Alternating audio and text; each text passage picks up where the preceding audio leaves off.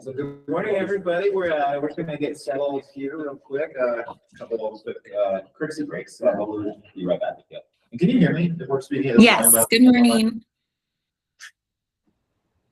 Morning, everybody.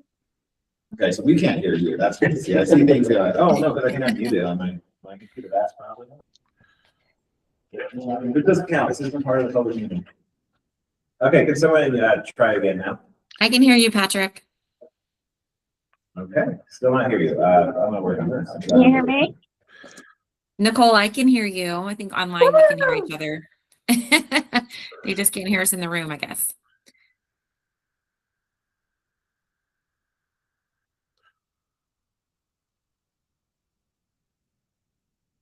Technology, always the stressor.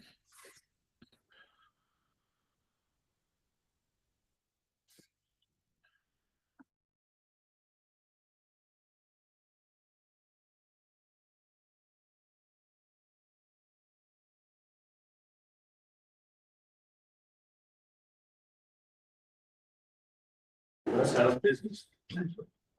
Well, somebody told me once you should say unbelievable.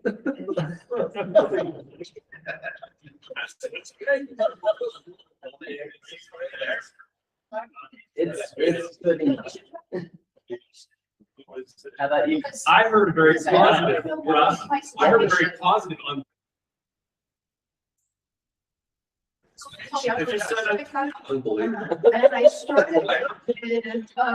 My wife tells me all the time, you need to be a little more positive.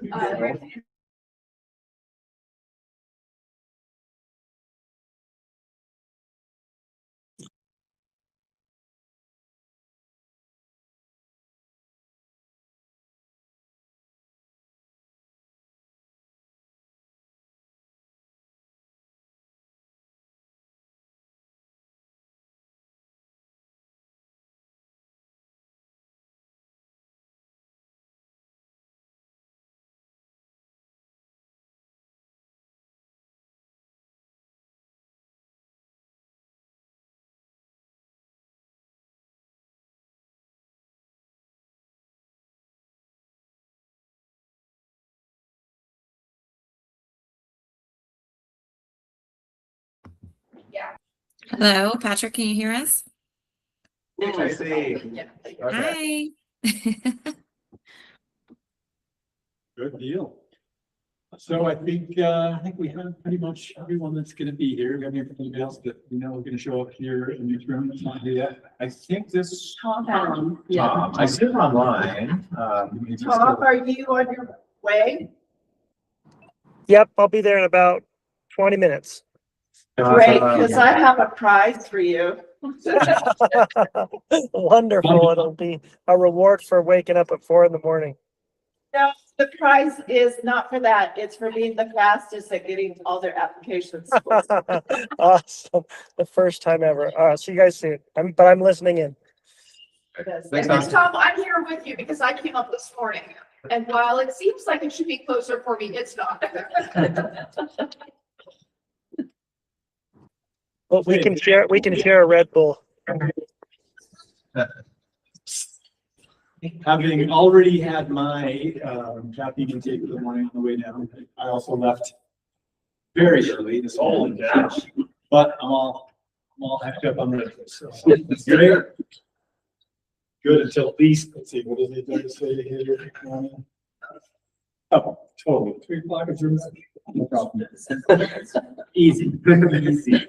Provided there is at least one Red Bull. I've been off them for a while and then I get back. They do sell these things over at the general store. Oh, yeah. No, I've bought my share over there. Well, I think that we'll go ahead and call the meeting to order. We definitely have a quorum. And to maybe help establish that fact, maybe we should go around the room real quick and your introductions. Jason Curry, Director of Division of Recreation and Chair of the Jason Advisory Council. Patrick Morrison, Program Director, and I'll be staffing with the division. Hi, everybody. I'm Jorge Vasquez. I'm just here to support and with the Division of Recreation. Good morning. I'm Scott Strong. I'm the Director of Utah's beautiful 46 state parks. Jake Gloria, Utah Conservation Board. Des Barker, Utah Tourism Industry, and it's an unbelievable morning. Betsy Bird, National Park Service for the Conservation. Morning, everyone. I'm Evan Wyman. I'm with the Bureau of Land Management. Michael Campbell, Southwest Denver, Southeastern Utah. Ryan, you touch. Well, I'm Lance Howard. It's a pleasure to have all you guys here in our backyard in our home. And, of course, I'm here. This is my day job. So somebody comes busting in and says, Lance, this just can't wait. So anyway, that might happen. But it's a pleasure to have you here. Beautiful guys came and I represent, I guess, kind of the hotel interest on this board. So thank you for coming.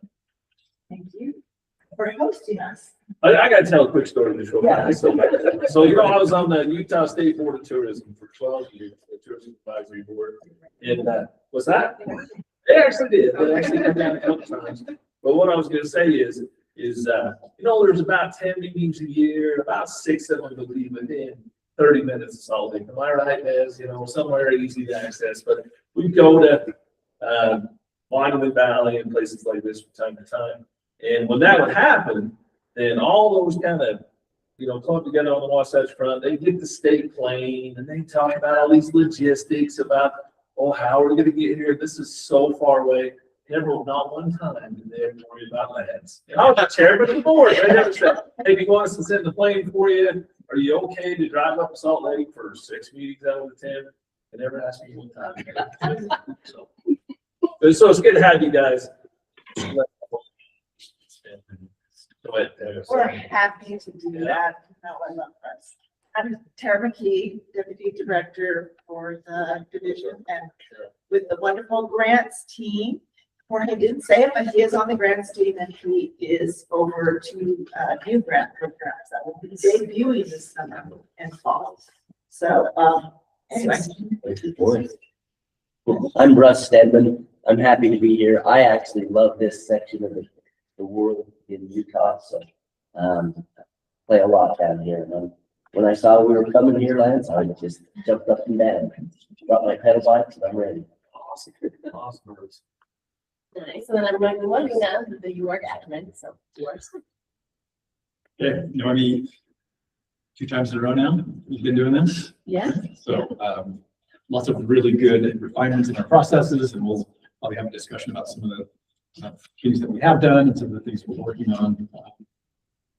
Let's go online real quick and see what we got there. Start with Dr. Rosenbluth. Yeah, hi, Jeff Rosenbluth, the University of Utah. Thank you. And Tracy? Hello, Tracy Meyer, Director of Programs for the National Ability Center. And Cameron?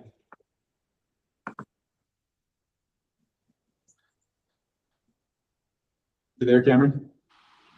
Yep, I'm here. I was just taking a second to unmute. Cameron Dale, the Executive Director of the Utah League of Cities and Towns. Okay. Tom, we'll hear from you again. Yep, Tom Adams, President of Pencil America, and probably more importantly, just a groupie of the division. So thanks for having me. Thanks, Tom.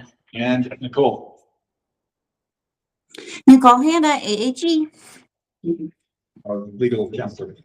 Okay, so everybody? Yeah, can I just ask, if, for the, is it Carmen at DNR, can we let Marie Casper in? She's a staff member. That is all.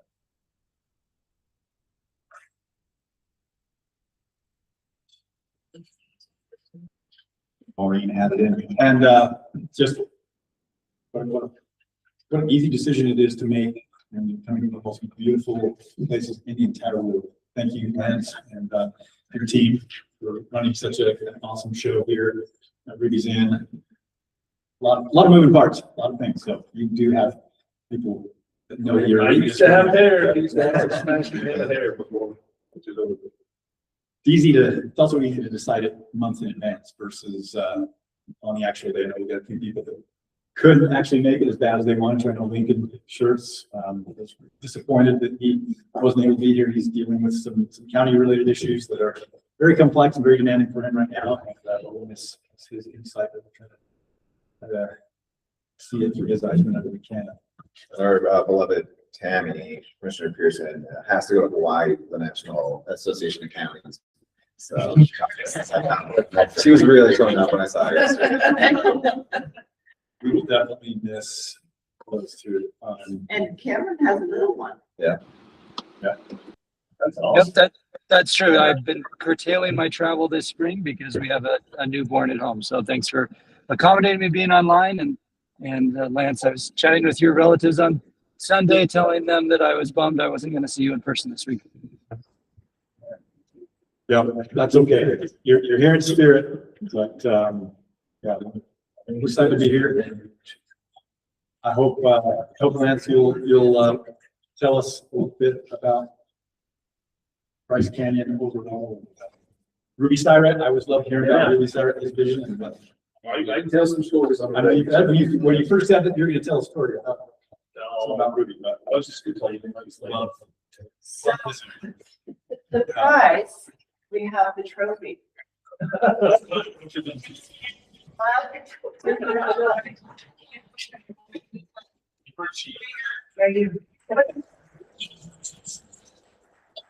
So you were the fastest. You didn't read any of that shit.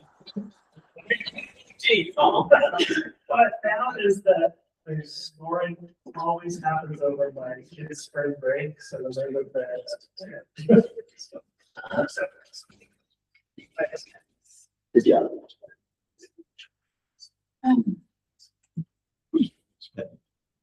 Well, I think we'll go ahead and start with the items on the agenda, which begins with the approval of our minutes from the preschool meeting.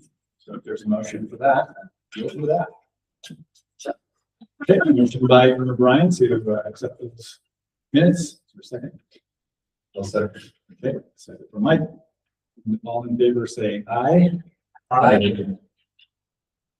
And are there any opposed? Okay, minutes are approved. So we will we'll move on, and if you're ready, and start in the scoring procedure and a bit of expectations and some instructions. Yeah, so kind of just the usual, just want to point out what we have here. So I kind of just have printed out the evaluator scores of this sheet that I have pulled up here. And then also by county is what we have printed off. And then if you've noticed the little pink highlight, that just means someone forgot to score high, medium, low. So that only has 2 of those. So that's what that is. And then of course we also have the block funding. You know, so we kind of just broke those down as far as like what the percentage is, how much funding is, if we just were to fund all highs, Also the top 2/3, the top half, and top 1/3. So this is kind of just a cheat sheet if you guys want to, kind of take a look at that. But yeah, any questions on the sheets? Kind of just a little rundown of what you have to do. All right, perfect.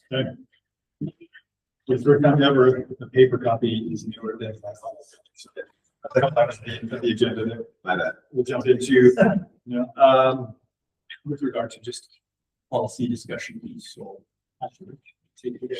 Yeah, thank you. So I think just to kind of help frame as we talk about this, first just thanks to a few of you kind of reached out and this evaluation, so to kind of talk about some of these things. But I think first I kind of wanted to have just a quick discussion on like AI, how you felt reviewing these. I know we certainly have at least one member from academia, and I think we could learn a lot from how academia is treating AI. And essentially it's just want to get your take. What did you feel? Did it feel like it was a big deterrent?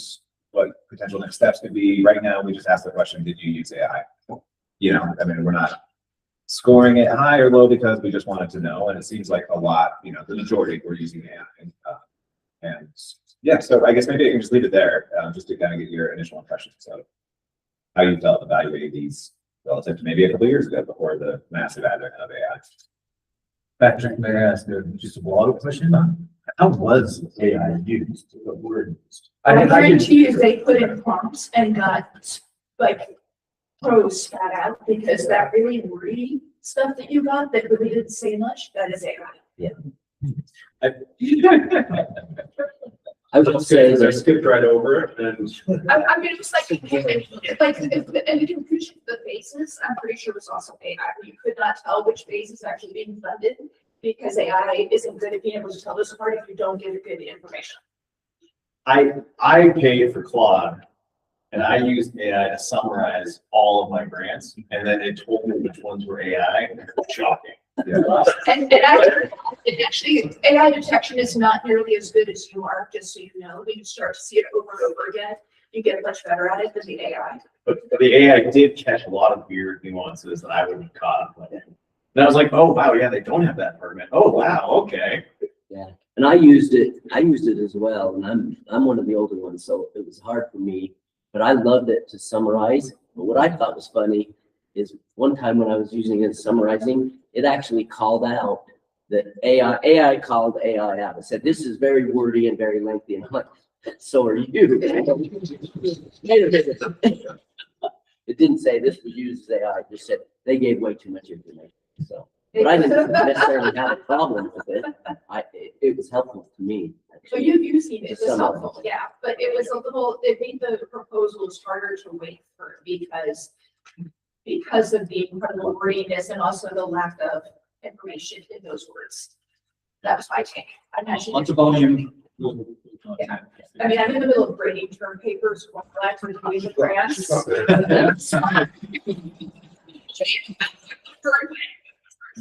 What I might suggest on this, because I don't think we're not gonna be able to stop AI, and there's something inherently wrong with AI, right? And so I think, we're, as this is something I want to talk to you all about regardless, but we're doing a learning lab kind of extended, like 4-hour workshop as part of our summit. One of the activities, we'd love to invite 1 or 2 of you to take part in a panel, just to advocates, as we get people in, but maybe do AI training. I don't have the expertise to train in AI, but there's an opportunity there. Word count limits. I mean, we can really start chopping down on word counts, but if there's any other ideas, what can we do just to help make the evaluation and what we're getting better? Even though it's frustrating, I spent some time looking, I was an RTP for 12 years before this one. The improvement in the overall quality, I haven't remember how bad some of the applications we used to. I mean, overall application quality has improved so much. I mean, if the AI is responsible for that, bring it on. And you can tell them, because they had to say, I never reviewed every answer, you can tell people who still have the skills to read it and say, okay, here's how I adjust this, and people who didn't. And so I think giving them the skills to kind of figure that out. Even though some more obviously AI, there's still some great applications. Sure. That we'll get. Sure. I also think the CPR maybe reducing the number of questions on community asset things. There's some of that just repeating the same. And I think it's I think we'll certainly be talking a lot about CPR, and I think you know, when I developed that application, I was trying to develop it for like what we were really going for, which could really answer a lot of this stuff, but I find the applications we're getting are maybe not at that level that we were hoping for, so they have trouble answering a few of those ones, but I still think there's some redundancy there. But, and then we have some online. Nicole. Nicole. Hey guys, I just wanted to let you know that actually we just did a whole bunch of AI training in the Attorney General's office on this exact topic about how to differentiate and stuff. And we've got some really great tools. So if you guys would have like to sit down and we can go through them, I think they might be helpful in some of these situations. Yeah, And they're free. We need more to come when it comes to the discussion on AI, not just from the applicant side, but also our side, and maybe formalizing what can we do to use AI to help prepare everything to quantify some of this stuff. I've been revisiting a book I read long ago called Thinking Fast and Slow and Income, and a lot about analysis too. It looks like you read it. There is great value in, well, in fact, it's funny. You use a numerical or an algorithmic type of analysis for things to rank and grade. And then you compare that to just knowledge-based, subjective, or objective analysis. There's value in both that are almost equal in terms of predicting the outcomes. But when you add them together and blend them, then you get the best of both. So it's going to need some benefits to come as we get more and more with AI at the state. We have Gemini, Google Gemini that we use. We get the premium level, sort of a lot of different things that I've used when I was scoring these grants. Overall quality, though, Mike, I think it's good to hear that perspective, especially with 3 years of experience. I think AI has played into that. I also think just the competitiveness, the greater sort of notoriety and knowledge people have of these good opportunities, the more money, mainly just the staff and the time that they're spending finding it. That's been our aim all along, is to refine our processes so that quality continues to grow. So it's been really good to see. As much as I am annoyed by AI and what AI produces, in many cases I think that it being visibly allowed to be used lowers barriers for some of our small towns and entities for producing proposals. I don't even ban with my students. It's how do we help them use it better. And I would add that a good prompt to give people to use is, can you look through what I wrote here and reduce any redundancy? That will stop some of the crazy stuff. I think where you're just reading the same thing over and over again. Well, I think of it at a level, like obviously, you know, to your point, it's a tool, and you know, I think maybe our best strategy is going to teach people how to use that tool, and then on our end, just try to maybe cut work down, try to find opportunities for us that's going to serve our needs. And if we need to take that extra step of doing additional training, you know, maybe we include it as part of our curriculum. It's like, hey, this is what we think best practice. And you know, if we're ready to move on a little bit, I think just a few of the other policy ones. Like, I mean, I do want to. This would be an all-day, 2-day thing, but this is kind of our discussion on CPR. I just kind of want you to be thinking about that. What we've seen, is it lining up with what our initial goals were for it? What are the improvements? We already talked about one. The application maybe needs to just be trimmed down a little bit, but you know, that one we'll just have that rolling discussion. You know, one thing I do want to bring attention to is that you know we have 29 million today. We have 20 million to give away today. And we're getting a lot of funding from the TRT as well as the Outdoor Venture Restricted Fund. So, you know, really awesome program. You know, roughly 20 million. Yeah, that's like 2/3 of the applications. When we closed the application cycle, though, we had 45 million or so. We were pretty aggressive this year in the standards that we would let go through. I think in previous years, when it was a smaller program, we had more time. We could work with people. You know, it's like, oh, you didn't have a budget. Let's work with you, get your budget submitted. This year, we were a little more strict. We tried to put in a lot of communication about that on the application. Very specifically, there was kind of the budget compliance checklist, you know, and so we did disqualify a good more than we ever have this year. 15 million ineligible. Yeah. Oh, so yeah. So how many applications do we filter out? I think what no, we had like 146 to start, and then we have like 126 in front. Yeah. So yeah, we ended up disqualifying 20, and it's I didn't love that, you know, but I think it's kind of it's a step that we have to take as we mature and as we have so many other things going on, and just like a higher level of quality. I think the expectations there, but, you know, I mean, maybe wanted to make you aware of that, but there was a good amount of disqualifications this year, for just lack of completed applications. And I think in previous years, we really would work. We would train, you know, we would, someone would apply to RI, should be you, or we would work with them, get it all transferred over.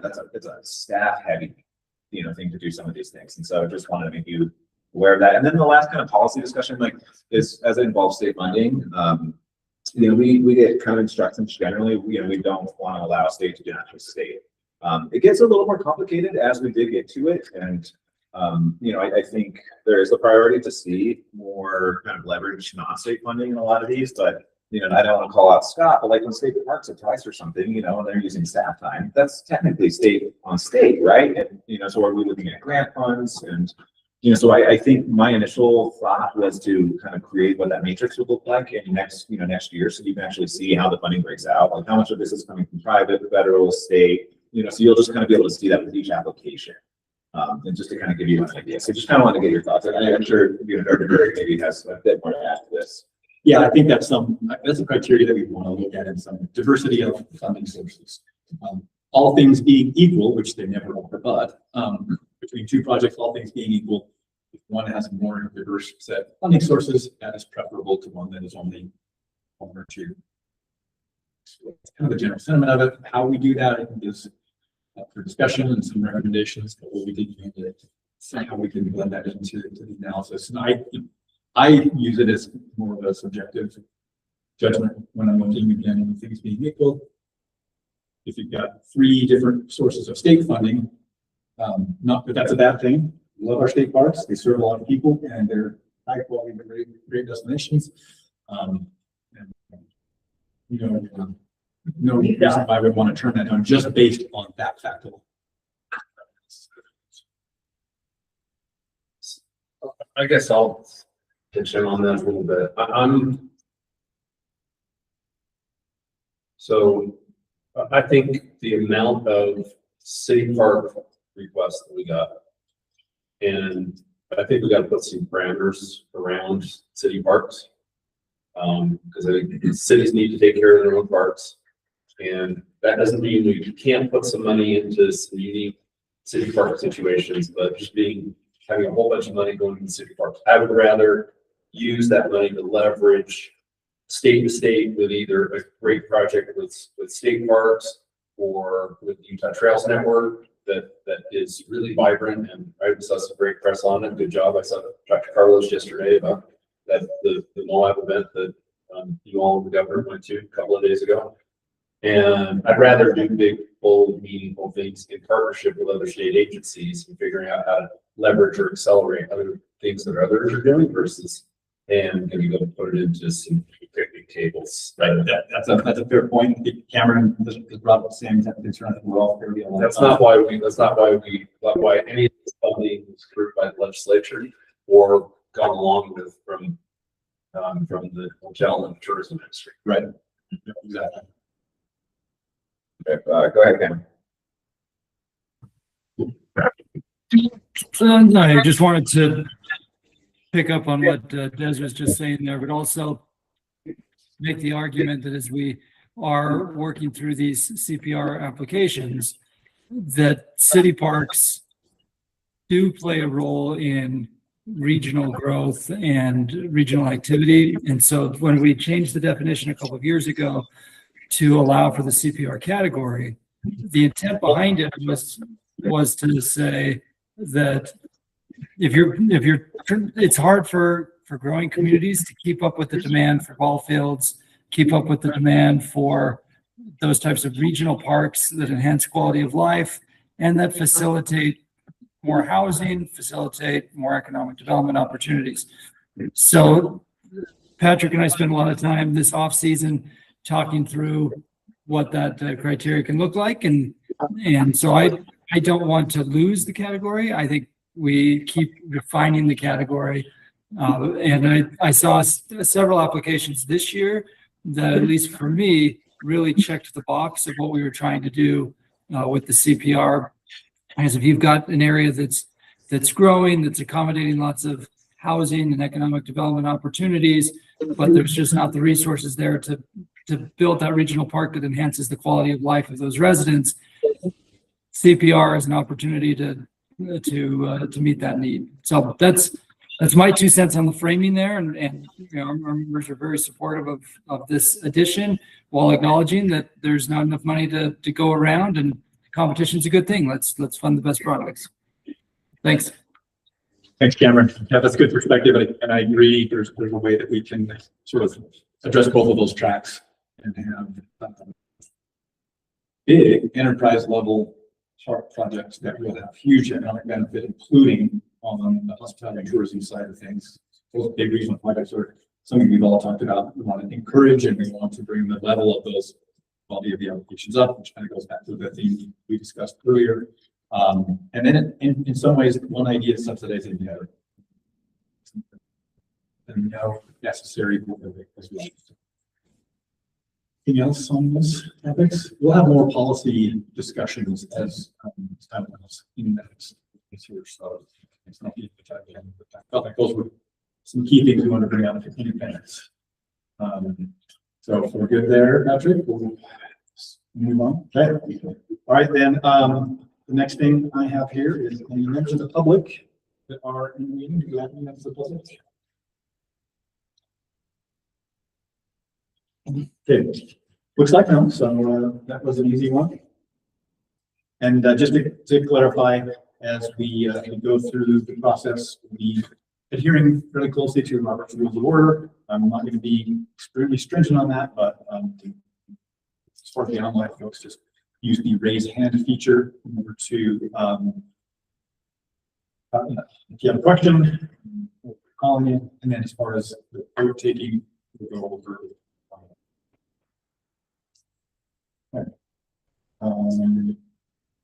Any questions before we dive in? Oh, there we go. I forgot mine. Who's going to present it? I'm happy to present for Tara. You go. Yeah, so if you remember last year, this committee authorized the use for $750,000 for the U4 program. So we wanted to request upping that to $850,000 for the U4 program.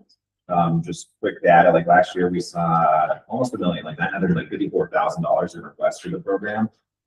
Caroline and Tara's like youth engagement team are doing a phenomenal job with that program. They're actually integrating it into schools more this year. They're kind of splitting into a separate outdoor classroom. There's a school track and a general public track.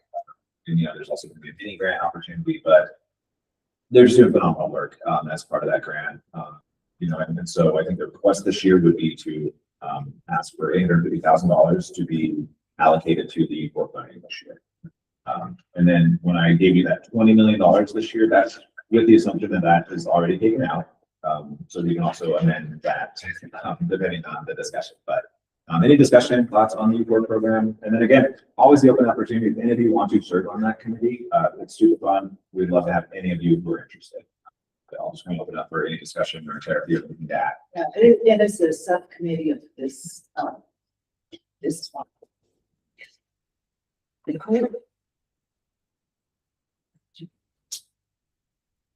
Did somebody raise their hand? There was Nicole. She said it's good to do like to not do roll call votes. That is okay as long as there's a record of each person's vote or abstention. Okay, thank you, Nicole. So, yeah, U4 provides a lot of really good pathways into the infrastructure. So it's been really successful. Eco has been a huge part. We've used basically U4 and the administration of U4 to fund Eco this year. We're trying to diversify that funding. Yeah, what I'd like to add is that, number one, I've got some handouts over there on, the benefits of outdoor recreation for children, and then kind of our screen time versus screen time issues. As well as the great Every Kid Outdoors passport that Rebecca on that team created, and these are not AI images. She actually she had that skill to create her own.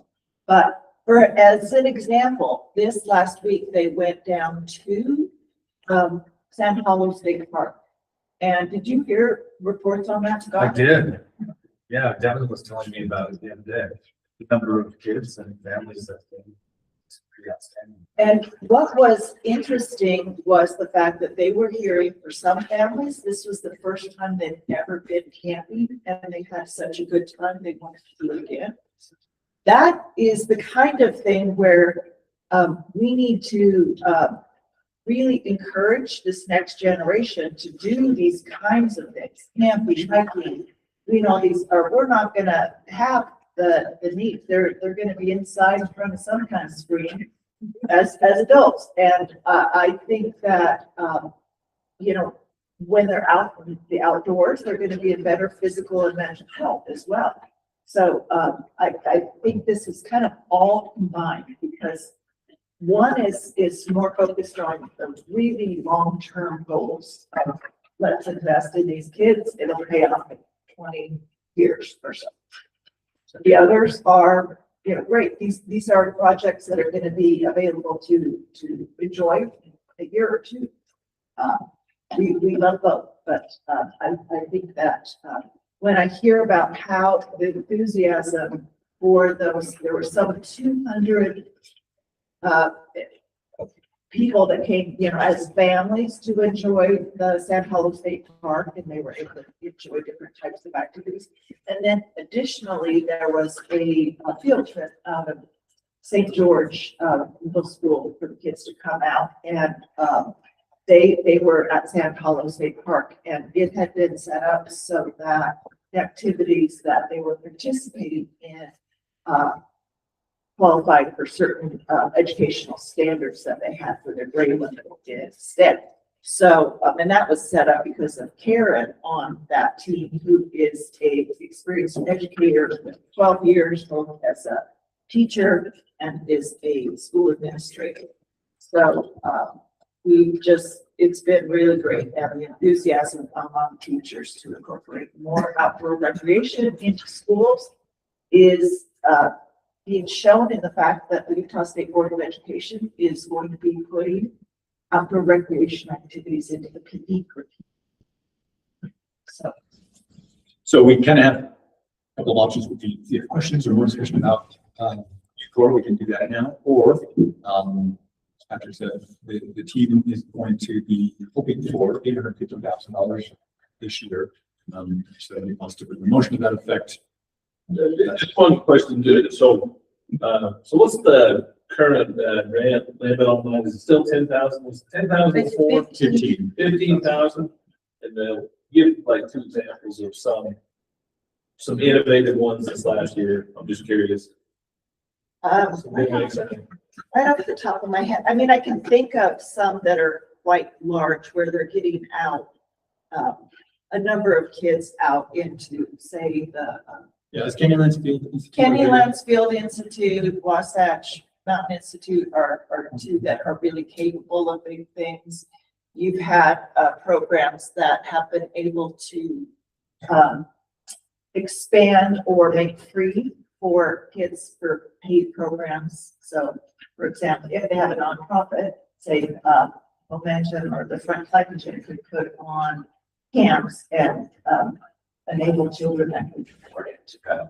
So this is, here's some examples from elementary schools. Looks like this is the outdoor classroom. So this isn't the same thing. Okay, so teens reaching youth, 4-H. And 4-H has been a big one at taking advantage of this. They have a breadth of activities from archery to shooting sports to hiking to equestrian stuff. So they've been really good about that program. It's enabled programs like an after-school program to be able to offer outdoor recreation, programming, buying equipment, or doing some of these others. You could see it's very diverse, as far as I wish we had a thing that would say what type of recreation activities were included in that. Well, there are a couple of answers to that, Vanessa, that I have immediately come to mind. Those that are building both that experience for their client base. There are also ones that are using their services to develop youth leaders or young leaders. in the process, and there's a few examples in here of that being done. And then the first timers introductory, especially kids that really some tribal, low income. There's a lot of groups that have had trouble getting into the outdoors, and several of these, that is their main. Hold on, I'm sorry, thank you. Yeah, there's one called Cowboy. So we go from 500 to 800, or we're adding 800 to 500? We were at 750. Okay, sorry. Yeah, they'd like to have 50 this year. I'll make that motion that we add $100,000 to the core allocation of the budget. Okay. Motion by Lance and a second by Tom to allocate 850,000 towards the equal grant. Any discussion? Questions? All right. If not, then all in favor of that motion, say aye. Aye. And are there any opposed? Okay, so that motion is unanimous. Thank you. And we'll move on. I'll be glad to hear that. A lot of good work. There are a lot of notes on the agenda, and so I'm going to hit on just a few of them. Talking about rural counties, making sure we have good balance, covering and prioritizing projects that are going to be meaningful for rural communities, especially if they're adding economic development or adding more tourism and draw to the community, and so just serving the residents and meeting the needs of city and county land management agencies. Patrick, do you want to hit on the dashboard a little bit? Yeah, so, there's no live scoring sheet. Hopefully everyone can see that. And I hope everybody online can see that. Just sharing the tab. This is everything we have in front of us. So there's currently 29.8 million in requests, over 127 applications across 27 counties, $87 million total project cost. It looks like 55.3, so 16 million of that is coming from rural counties, western urban counties. The large bulk, almost 50% of the requests are coming through those regional asset tiers, 45%, 26.6 coming from CPR, 18.9% coming from the tier 1 requests, 8% coming from RI, and then mini grant, a little sliver. If I can even get to that little sliver, it's like what, 5% or something. Yeah. There you go. Okay, 0.5%. If you can see here, like this is, if it were all funded, like Utah County came in really strong. They have $6.2 million in requests this year from Utah County, followed by Salt Lake. The urban counties are represented up top. Davis there. Washington now is a rural county again. What? Yeah, we have two years in which it was categorized as an urban, but it's back to being categorized as Thanks a to rural. legislative. Because it's just been slower. Yeah. So. That's really helpful for some of the poorer towns in our county. But yeah, and so as you know, with the live scoring sheet, I'll pull this up anytime you want. I have it all the grants. I have it broken down into programs. If you want to, like, hey, what happens if we fund these? Let me know. We can plug that in. We can take that snapshot. So Just out of curiosity. yeah. What are the two that work? Oh, I would have to do a spot check. Okay.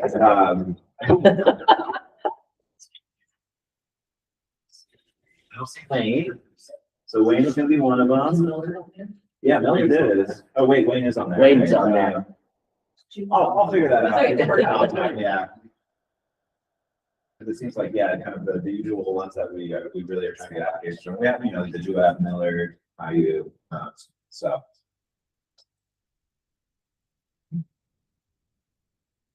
Okay, thank you. And we'll obviously we'll wipe the board on this and start. But just a couple of reminders. There are. I'll point out one of our administrative rules, and that is that, quote, all but the lowest ranked projects will receive a review during school year. So that's a little bit subjective, but that is the wording and rule. We can do just like we've done in past meetings where we have groupings, especially of those highest ranked groups. As Patrick said, we have enough to fund about 2/3 of the requests and of the application. So we can be really efficient on the front end and spend time as we get down the list into that midpoint, spend a bit more time. And a reminder on sort of the idea of cabling, not considering we don't have the ability to negatively exclude an application, but we can just leave it on the table. Anything, there's two categories. Either we put it on our list or we leave it on the applications that are open. So stays on the applications that are open. At the end of this process, when we sign documents, then they will at that time be excluded negatively. So, any questions on that? Can I add one thing? So again, thank you, Lance, for hosting us. We have a little e-bike ride after, but that means we're adjourning at 3 today. We also have more regional asset clears this year than we ever have, which means more regional asset clear presentations. This is all to go to say, the actual amount of time we have in this room to award is a bit condensed. So I think we will need to kind of try to practice efficiency, just to make sure we are making sure to get all of these reviewed correctly. So just kind of keep that in mind. I'll do my best to very politely be our timekeeper. Yeah, 126 applications, if we can get a lot of those done in groupings, but for the regional assets here, just a reminder, we'll vote to find and need to specify the amount of funding awarded to those projects. So any partial funding could delay projects. We'll clarify that and get those questions answered as the applicants are presenting. And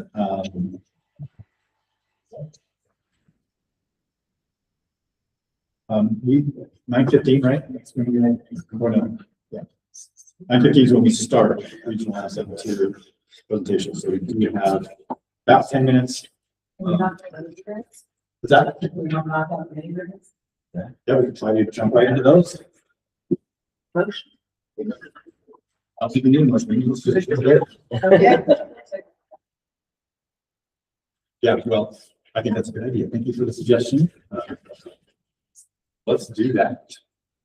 And this will probably be more important on some of the other ones because you're ones that do last years, but we did ask this year very specifically for partial funding members. We didn't honestly get a answer for every single application. We have those listed, so you can see the ones who actually identified what partial funding they would be comfortable with. Regional asset tiers, I think we do tend to award some partials here and there.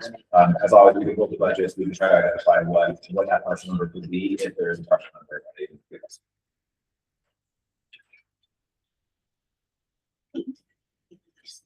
We got 6 of them, 6 mini grant applications to consider them. I'm gonna make a recommendation that we just, do an evaluation, some of the discussion. Right, we got one high, one medium, one low on one of them. Everybody else is either high or medium. Just curious what the difference there on that wonderful for shelters. Because I think maybe the motion, run motion. Other than that, one out fire.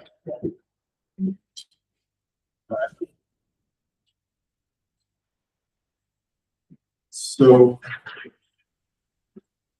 those bottom 2 then basically.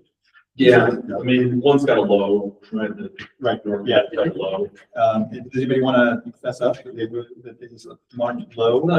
Yeah. Between Lance, Aaron, and Scott. I'm sure myself, I don't know this one. Opinions about the funding priority. But He said that I had reservations about lack of letters of support, and that their matching is dependent on another in-kind grant proposal that hasn't been funded yet. Those are my 2 reservations on it.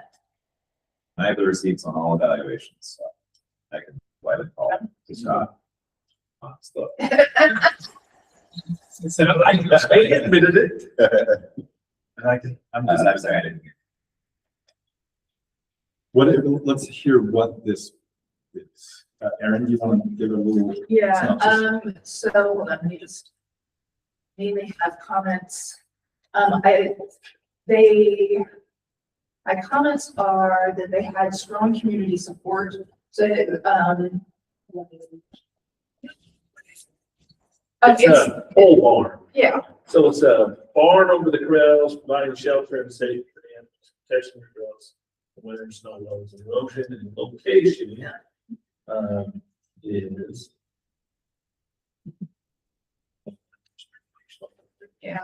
It's, Wasatch Front Backcountry Country Horseman of Utah. To Eden, To Eden, that's where it is. Eden. which is in the upper Ogden Valley there by Pine View. So, bunch of horse trails go out of there.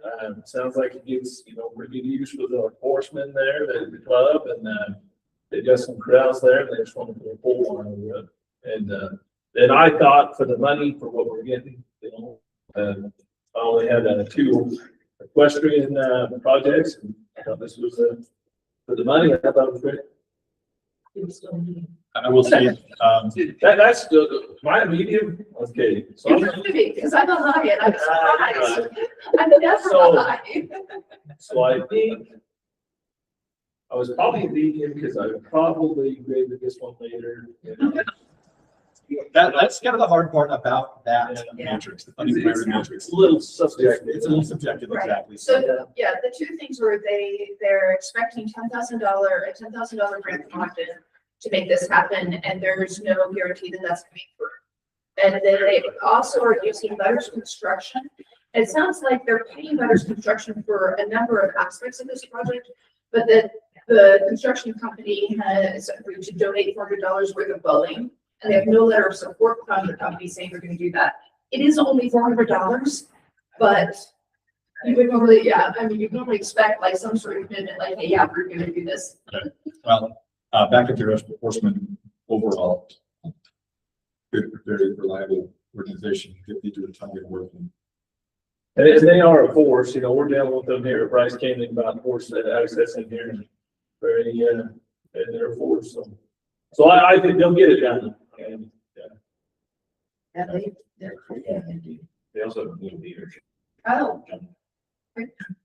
I'm taking on the difference is this is social what we're talking about. There's nothing really wrong with them, like, Yeah, if there are significant concerns, then Just that one grant is, we were having one Yeah. discussion. And nobody's confessing to me. oh, I can tell that. It was fun. It was fun.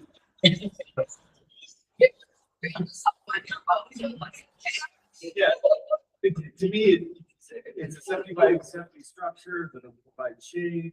It does snow load and corral areas, and things like that. It just seemed very specific to one user group, which I'm like Jason, not as familiar with. So Lance and Jason know a lot about the things they do. And to me, just based on what was written,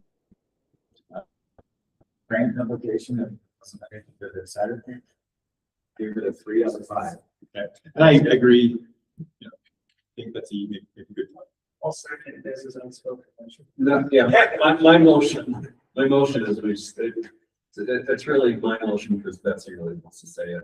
But all of the mini grants. Okay, the motion is that we will add all 6 of the applications mini grant onto our list for those that want to fund.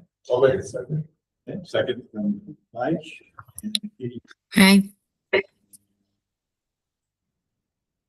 All right, and so all in favor, say aye. Aye. Anthony? Okay, it's unanimous. We will check the box for the mini grants. Oh,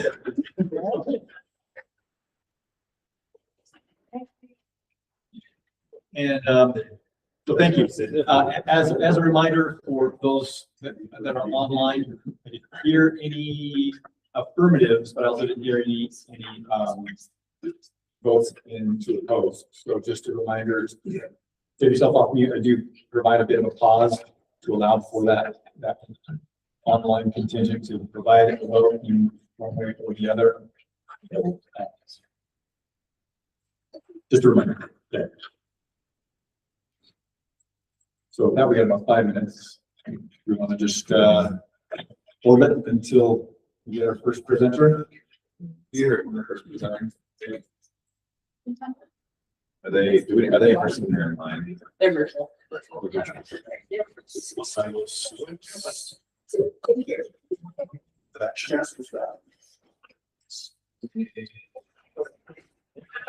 You know what contact? Yes, Joshua Down. Okay, so yeah, we'll just when it hits 9:15, watching them online. And if they're here, they'll start. If they're not, we'll wait for a few minutes. I think we'll give it 5 minutes to allow. We'll move on. Here. In the middle of number 2, if number 1 comes on, then we'll adjust. So, Sanjay. I keep asking, but it's hard.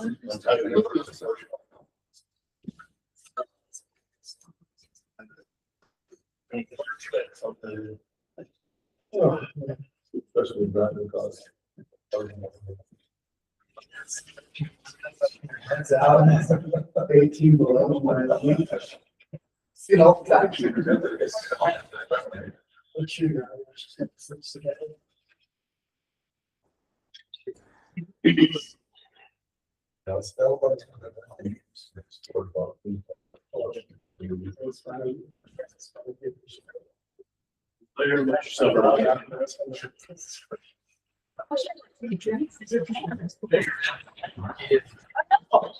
Oh, him or? I'm sort of, it's,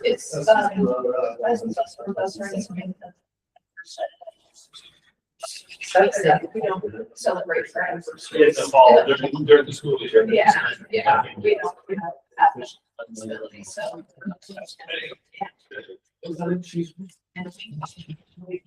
I see it before. Yeah.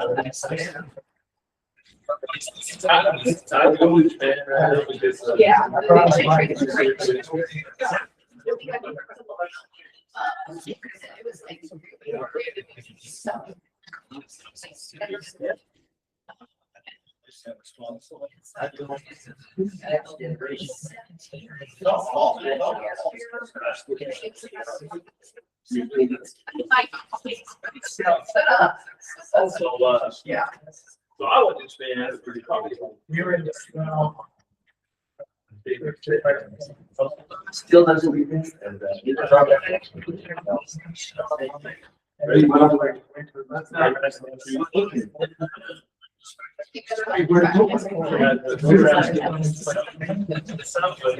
think that was what I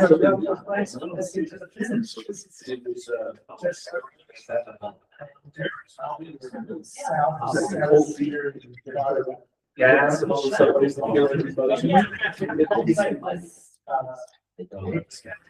And, yeah, the stuff. Yes. Asking. You got. That's what it costs. It's Funny, we make you so much shoes that they are. so,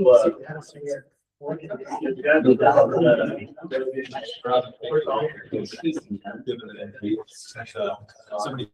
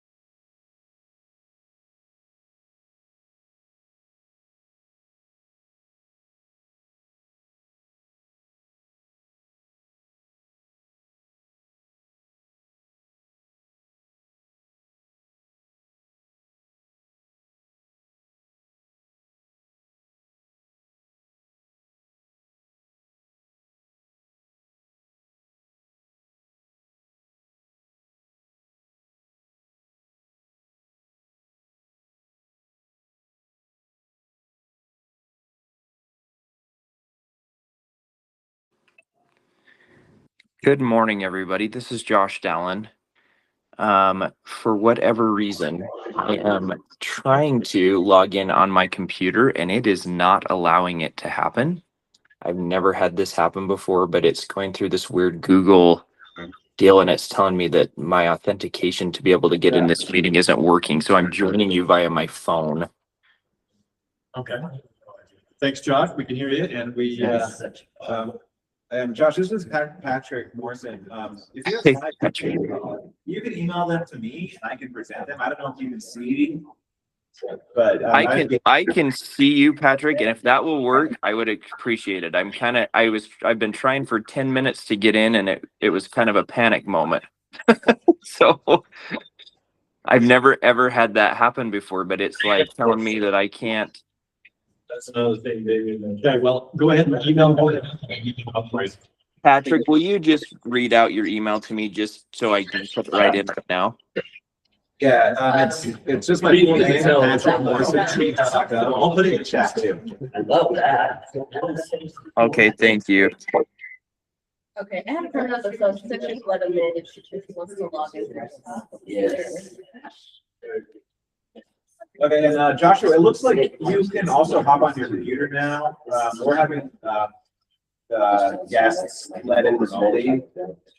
So I think there's Okay, and I actually think, Patrick, I think that it was more my, it was acting like it was my login, even though I went through all of the stuff. So I'm going to try it, but I'm also going to send you my, I'm going to send you these slides anyway. Okay, we'll go ahead and get started once we're ready. Okay, perfect. Yeah, because we'll just have people coming in for like the next 2 hours until 11. That will be done. Okay, perfect. Just another thing that says it's just like popping back and forth. I wish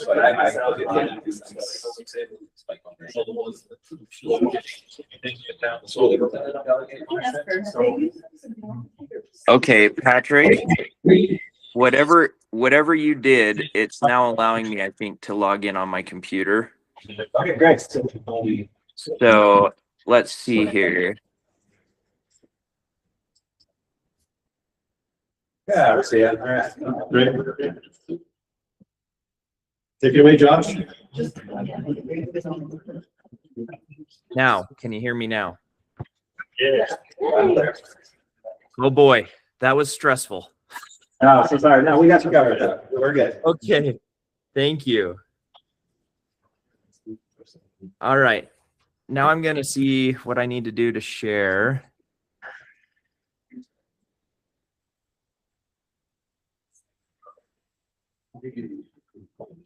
Yeah.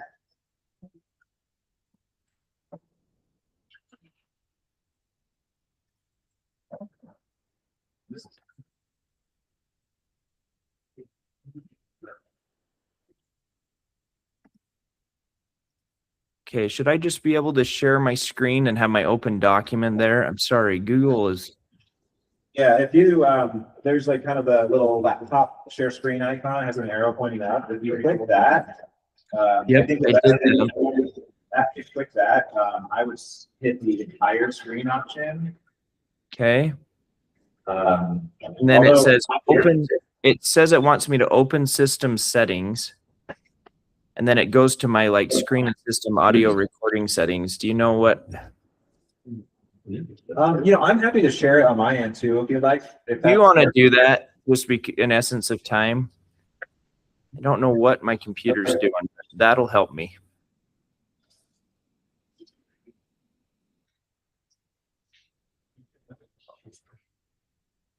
Thanks for being so savvy. I don't think I've ever had this many technological issues in one moment in a while.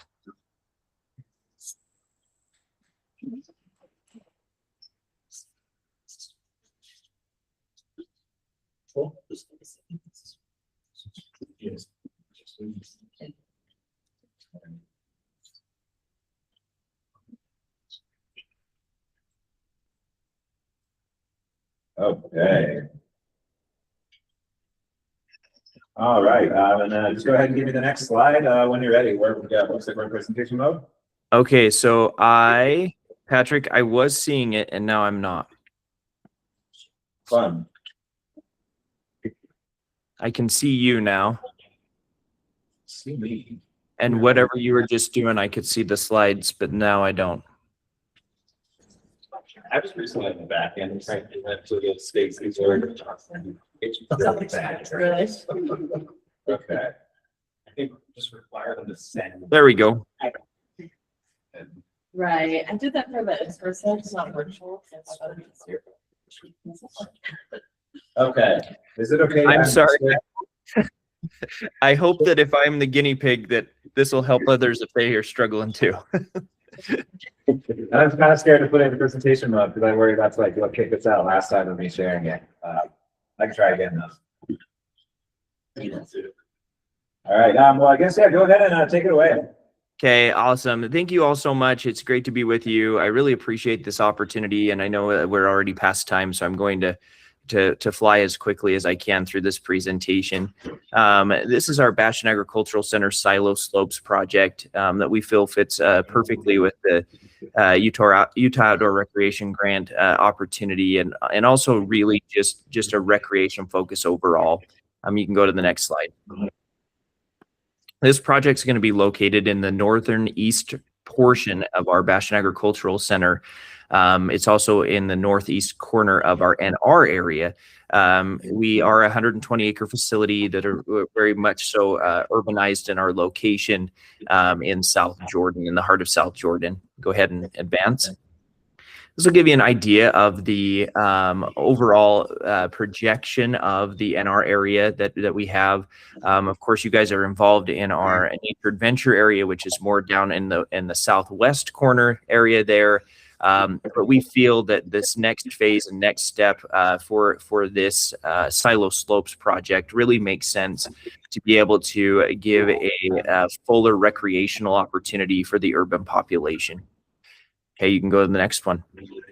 So Silo Slopes is a 4-acre multi-use bike and snow sports park. It's located in our natural resource area, Arboretum. It's designed for year-round recreation and learning. And I'm going to talk a lot about that year-round piece because I know in listening to some feedback from you all last year, there's a lot of concerns about access and when we could do things and whatnot. And so that year-round piece is really important. We've taken some time to take your feedback and go back into those things. Activities and we'll talk a little more in depth about these things, are going to include pump tracks, flow lines, jump lines, and skill courses with extra topography for our bikes pieces, and then skiing, snowboard, tubing, and terrain parks that again are going to be year round. And we'll talk about how that's possible here in just a second. Next slide. In our bike area, the key features are going to be a purpose-built progressive topography. And I think this is really important. What sets us apart from a lot of other areas is a 50-foot vertical rise, allowing true downhill flow experiences. This isn't going to be just a standard little bike park or a standard little trail. It's actually going to be berms and rollers and elevation changes. And I think that's extremely important to note. We're going to have separate zones for skill levels, beginner, intermediate, and advanced, so that the people can feel safe, try out new opportunities, and not feel like they're in the way or going to get run over, or what might happen if we have beginners and advanced mixed together. And so we've thought a lot about that, and we've designed that into the system. There's going to be terrain that mimics real trail systems. I think it's important that we recognize that we are Utah State University. 4-H is our youth program that we have, and we want to prepare riders for canyon riding. We want to tell them this is our incubator, that even though it'll be big enough and exciting enough, but we want to get them excited about going and riding on the trails that I know that you've been a part of that are throughout the state. And we want this to be the place where they get a taste of that. And the way that we're going to be able to do that is offering bike and safety equipment rentals and opportunities for those that may not otherwise have them, and get them excited through these unique opportunities in this bike area. Next slide. This will give you an idea of just the overall layout. That topography, as we talked about, that starting mound, it'll be on the south end, and we'll work toward, or excuse me, yes, and we'll work toward the north. You can see all the different lines that we've created as far as the advanced, intermediate, beginner skills course sets, pump tracks, and things that are going to be included in the area, as well as our artificial snow hill. Next slide. This gives you an idea of the thought that's been put in and the planning that's been put into place for these lines and what will be included in them.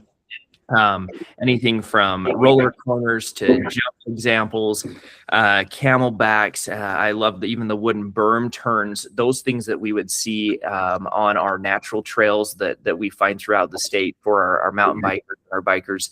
We're going to include them here so that folks can get a real feel and understanding and taste of what that is, and also to be able to enjoy it there on the silo slopes. Next slide. Now to talk about the snow. So we understand, especially after we got through this winter with minimal, if any snow at all, that we cannot rely on weather dependency. And yet we are Utah. We have the greatest snow on earth. We have people that come from all over the world, and we have people in our backyards that don't otherwise get to experience what winter sports is. And so we have secured a specialized synthetic snow and turf surface that actually enables year-round use. It can function in the summer for tubing, training, and recreation. In the winter, we can cover it with real snow, use artificial snow machines, and actually create an authentic experience with topography and different maneuvers for skiing and tubing. What this does, it eliminates seasonal downtime, eliminates that weather dependency, and it really will create Utah's only continuous use snow sports learning hill. Again, same with the bike situation. We want to have rental opportunities for those in our urban population that otherwise wouldn't have the opportunity, so they can do ski and snowboard rental opportunities year round to try out things in that discipline and see if it's something. Okay, next slide. This will give you an idea of what that will look like. We have summer and winter carpets to be able to get people up to that starting mound. You can see the summer skiing piece on that turf that's there and what that looks like. And then just like in the bike area, we will design partitions so that different skill levels aren't being combined, and those that are just starting out can feel safe, and those that have been there a few times can go and try some more advanced areas. Next slide. This is one of my favorite slides because it actually is a drawing and it shows you the design of the topography, the natural resource look that we hope will be brought to the silo slopes area to give people that feel and that understanding of the magnitude of 4 acres, but also the fact that we really are going to be conscientious that this really has that feel that our natural resource areas does throughout the state. Next slide. Again, some design work here to give you an idea of what that topography really looks like, and the thought that's went into some of these skill courses and areas, just to give you a little bit more of an understanding of what we're thinking and why we think it's important to help the future mountain bikers and snow sports people of the state. Next slide. This is designed for high volume use, and I think that's one of the important points that we need to bring out is we project 35,000 annual visits. It's designed to accommodate school groups. We actually have a separate section that's already in the works of design to bring in school buses, a pavilion, restrooms, so that they can experience these things, they can learn, and they can be taught. Again, I mentioned Utah State University. We have 4-H programs and experts that help us to teach and provide these opportunities for community events. We talked about the multiple zones so we can handle the high volume. There's different opportunities for people to go and experience each day. And then we're very conscientious about circulation design to minimize congestion and wait times and make it really scalable for large groups. Next slide. This gives you an idea of the location that we're at. Within 1 hour of us, we serve 2 million residents. And so this gives an opportunity as our only year-round snow and bike facility on the Wasatch Front to serve them. It's not going to be just a park. It's going to be a destination. We think it's important to note that it aligns with Salt Lake County's master plan for recreation. The people have spoken and they want more recreational opportunities, and we want to provide that with your support. We also acknowledge it will increase tourism and support the local businesses as the folks come to experience this. Next slide. Timeline and milestones. We are already getting into completion, final stages of our first phase, and so we want to move right in. and start the grading and materials pieces over on in the fall here in spring, getting that infrastructure prep and things really finalized. And then as we move through summer into the spring of 2028, really having the layout, the installations of the trails, the establishment of the vegetation, and getting all that completed and ready to launch by fall of 28. Our projected partners, we talked about USU Extension and 4-H, the Bastion Family Foundation, and Blue Line Designs, who's been integral in making sure that we really get all the right parts and pieces for functionality and excitement throughout the project. At this point, I'll take any questions that you might have, and I again appreciate your help with the technology pieces. Any questions? Rosenbluth, go ahead.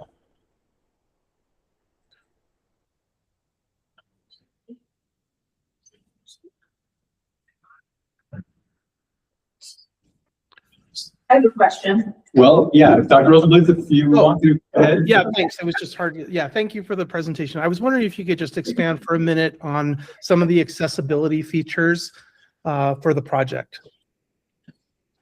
Yeah, can you be a little bit more clear on what you're are you talking about, like ADA accessibility? Yeah, just access for individuals with disabilities for the park in general, and then specifically the ski hill and the cycling area. Thank you. Yes, I'm so grateful that you brought that up. We definitely have thought about those types of things. We want accessibility to be there. One of my focuses is to make sure to work with individuals. There's a company in Logan that actually creates bikes and skiing equipment that helps folks with all abilities. And so we've actually talked about that, and we've actually put that into the budget, that we would be able to purchase that type of equipment and have it on hand. Design so that everyone, no matter what their ability may be, can experience the systems, both ski and bike, and have those in a safe manner. Of course, we would go through the process of being trained on the equipment, having staff members that can add extra help and assistance to make sure that they're there. But it is important for us to have that. The donor and Utah State University in our planning for this silo slopes we've talked in depth about those things, and we want to make sure that we provide them, and we think that's really important. So I appreciate you asking that. Yes, we will ensure that those things are available and rentable so that everyone can come. Thank you. Appreciate that. Thank you. So my question is actually about the entrance fee and the rentals. So you talk about having the rentals because of the barrier of buying equipment. What are you anticipating rental fees looking like? And do you have any programs to make the entrance fees and the rentals more accessible? Because frankly, if you're, adding $25 on for a rental, I'm not sure that actually is accessible to a lot of populations. No, I really appreciate that question. So our goal, because we are Utah State University, is to be very minimal in what that entrance fee would be. We do have plans in place to be able to give passes that we would put in local libraries within the county and surrounding cities, so that folks can go and check those out and bring them. So we've thought about those types of things. And we want to make sure that we are providing those opportunities, discounts, and things that free passes, workarounds that people can be able to come and take part of it.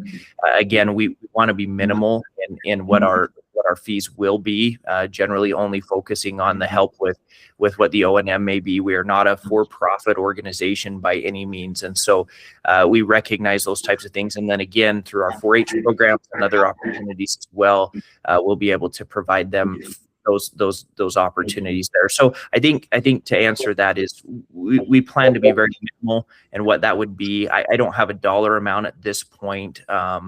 And as we get closer to completion, I think that would be more decided. But we do have plans in place to allow for those that are underserved or may not be able to afford a price at any point, right? To be able to have opportunities to obtain passes or be a part of programs that would be able to allow them to participate. Okay. Thank you. Any other questions? We are a little over time, so we'll jump right into the next one. Timpanogos Canal Diversion and Whitewater Enhancement. Shane Jones is online, ready to go. So anytime you're ready, Shane. Thank you, Joshua. Thank you guys. Appreciate you very much.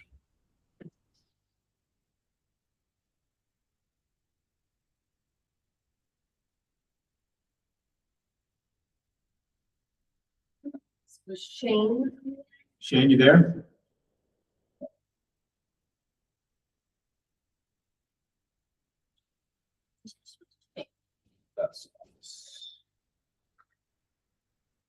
This is Locust Canal. I don't know if Shane's on. This is Mike Chambers. I'm the engineer helping them planning this project. Perfect. And I do have your slide deck pulled up, so you can start whenever you're ready. Okay. Yes. Go right ahead. Oh, yeah.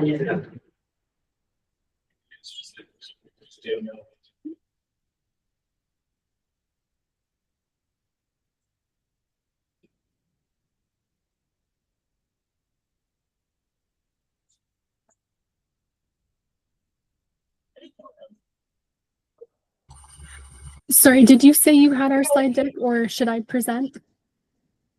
We are getting it. Okay. Okay. Sounds good. Thank you. You ready? Go ahead and introduce yourselves though. Sure. I'm Mike Chambers. I'm with Hansen Luce Engineers. And we've also got Catherine from Hansen Luce on. And I know, is Aaron on? Aaron Spencer is the design engineer designing the diversion structure for this. Yes, I'm on. Okay. And then I thought I saw Shane on earlier, but he's the Timpanogos Canal company representative that's kind of heading up this project. So this is presentation. It's in front of us, so yeah, go ahead. Okay. So this is the existing diversion. You can see this is on the Provo River at the mouth of Provo Canyon, right below the, if you know where the power plant is, it brings water down the steep slope there. This is where the Timpanogos Canal Company takes water. Their diversion is that kind of walkway concrete structure to the left. This picture doesn't show it very well, but there's about an 11-foot drop over this dam that's across the river right now. You can see their gate's a little bit damaged, but yeah, so that's kind of the existing structure. And if you go to the next slide, so this is kind of the purposes. The project will replace that diversion. We'll talk about that, moving it upstream, making it a little more safer. Also, we'll be creating a whitewater kind of kayak, not a real expert level whitewater, but opportunities for tubing and kayaks and things to float through this area. Right now, it's kind of blocked by that diversion. It'll also include a fish passage, so we can allow fish to go up and upstream, downstream, kind of improve the fishery in this area. And it's also, like I said, it's at the mouth of Provo Canyon, and so it's there's a trail. It used to be the old railroad trail that goes through this area up to parks and up through the canyon. And then there's parking right at the mouth of the canyon there. It's a public parking area. Okay, next slide. Okay, so like I was saying, this older version, it's old. It's kind of being held together with bale wires, they say. It's not very safe. It blocks fish passage, so that's one of the things we're trying to improve there. Make it more of an access for recreational users and then the fish and more access to the site there to make it a little. It'll also make the diversion structure a little more low maintenance. We're proposing a Coanda type screen, which the water flows over and keeps it clean. Doesn't back things into the channel. So, okay, next slide. So this is, I believe this was the Ogden. Was that right, Catherine? This picture here. That's up in Ogden. Yeah. So it will be something similar to this. We'll have several steps. I'll show you a slide in a minute that shows the overall look, kind of idea. We're teamed with a company called Caliber Engineering. They're out of Denver. They've designed lots of these types of structures, and they've designed whitewater things for like the Olympics. So they're very knowledgeable in this kind of a thing. They'll be our teaming partner to develop the kayak part of this project. All right, next slide. Okay, we're going to try to make this, more accessible to lots of users. There's by the parking lot. We're probably looking at designing a ramp that will go down to the river and come back up to the parking area. And if we can make that handicap accessible, it'll be accessible because it's very close to the public area there, right at the mouth of the canyon. So we'll get lots of diverse users. We'll get fishermen, lots of things like that. So that's kind of the benefits and impacts. It's kind of in line with Provo's. Can't remember what the plan is called, but they have a plan to help kind of this kind of recreation throughout the canyon and throughout their city and along the river. Okay, next slide. Okay, so that's the bridge. That's the path, that the trail that goes up the canyon. The diversion is you can kind of see that in the bottom left corner. There's a gate, and then the diversion right there next to it, the dam that's going across the river. And so our project will move that diversion further upstream. And so will allow fish passage and boating through this area here. We've worked at several meetings with several other entities, Central Utah, Trout Unlimited, river water users, the state Fish and Wildlife, all helping or committing to help fund the project. And so that's why we're looking for a little more assistance here to help fund the funding gap that we have. Okay, go to the next slide. Oh, we don't have the picture here. Sorry, we had another slide. I guess we added it. We didn't send that to you. There was a plan view of the project, but there, if you're familiar, there's a Murdoch diversion, which is upstream about a mile. And so that with this project, we'll be able to have boaters, rafters, whatever, from below that diversion all the way down to the mouth of the canyon. Once the project's completed, and there's a park there, so there's access already available at that site. And then we'll just construct access to take people out right before the bridge at the mouth of the canyon. And then we'll just have several steps that will gently bring the water back down from the elevation of the diversion back to the normal river channel. This just kind of outlines kind of the overall project costs that we're looking at. And so I think that's it. I was going fast. I didn't want to take up too much time, but if you have any questions, I can answer. Yeah, appreciate that. And any questions on this? So in the proposal, it did mention that the seasonality of the water. So I believe the Timpanogos diversion, there's water that's paid for, like just passage and such. How many months of the year would the recreational aspect, the whitewater park would have water in it. It's Shane, you might want to chime in here, but it'll be most of the time. It'll be just it could get low flows during late summer. But there are some other projects going on which may increase the flows at that time. You know, Provo City is constructing a new water treatment plant, which is going to start bringing more water from their storage through the area down the river to their plant, which is downstream. So we're hoping to keep the flow up a little bit, but it'll mostly be high spring runoff to July, August, and then again in the fall. I might have missed this in the presentation. Thank you for the presentation. Is there going to be a put in and take out structure? Is it just going to be walking through dirt? We were looking at a takeout structure down at the mouth of the canyon.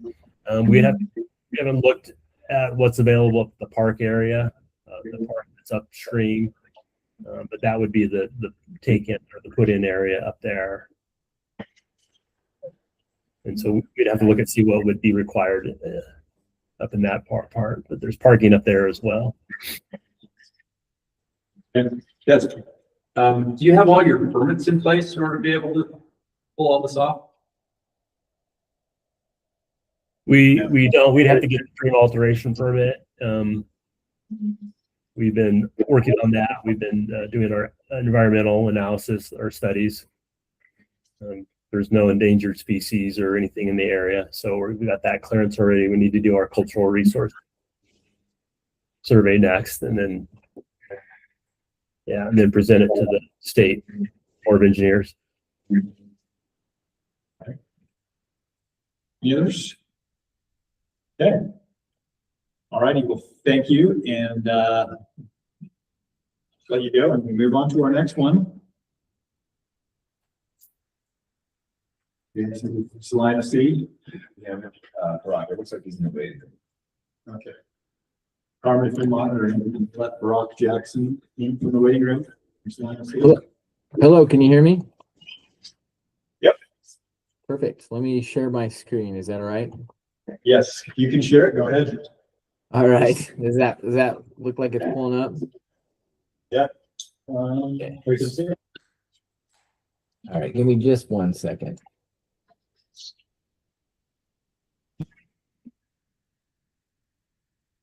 Perfect. All right. So, well, pleasure to be with you this morning. I appreciate the invitation to present on Salina City's project for the proposed motocross track.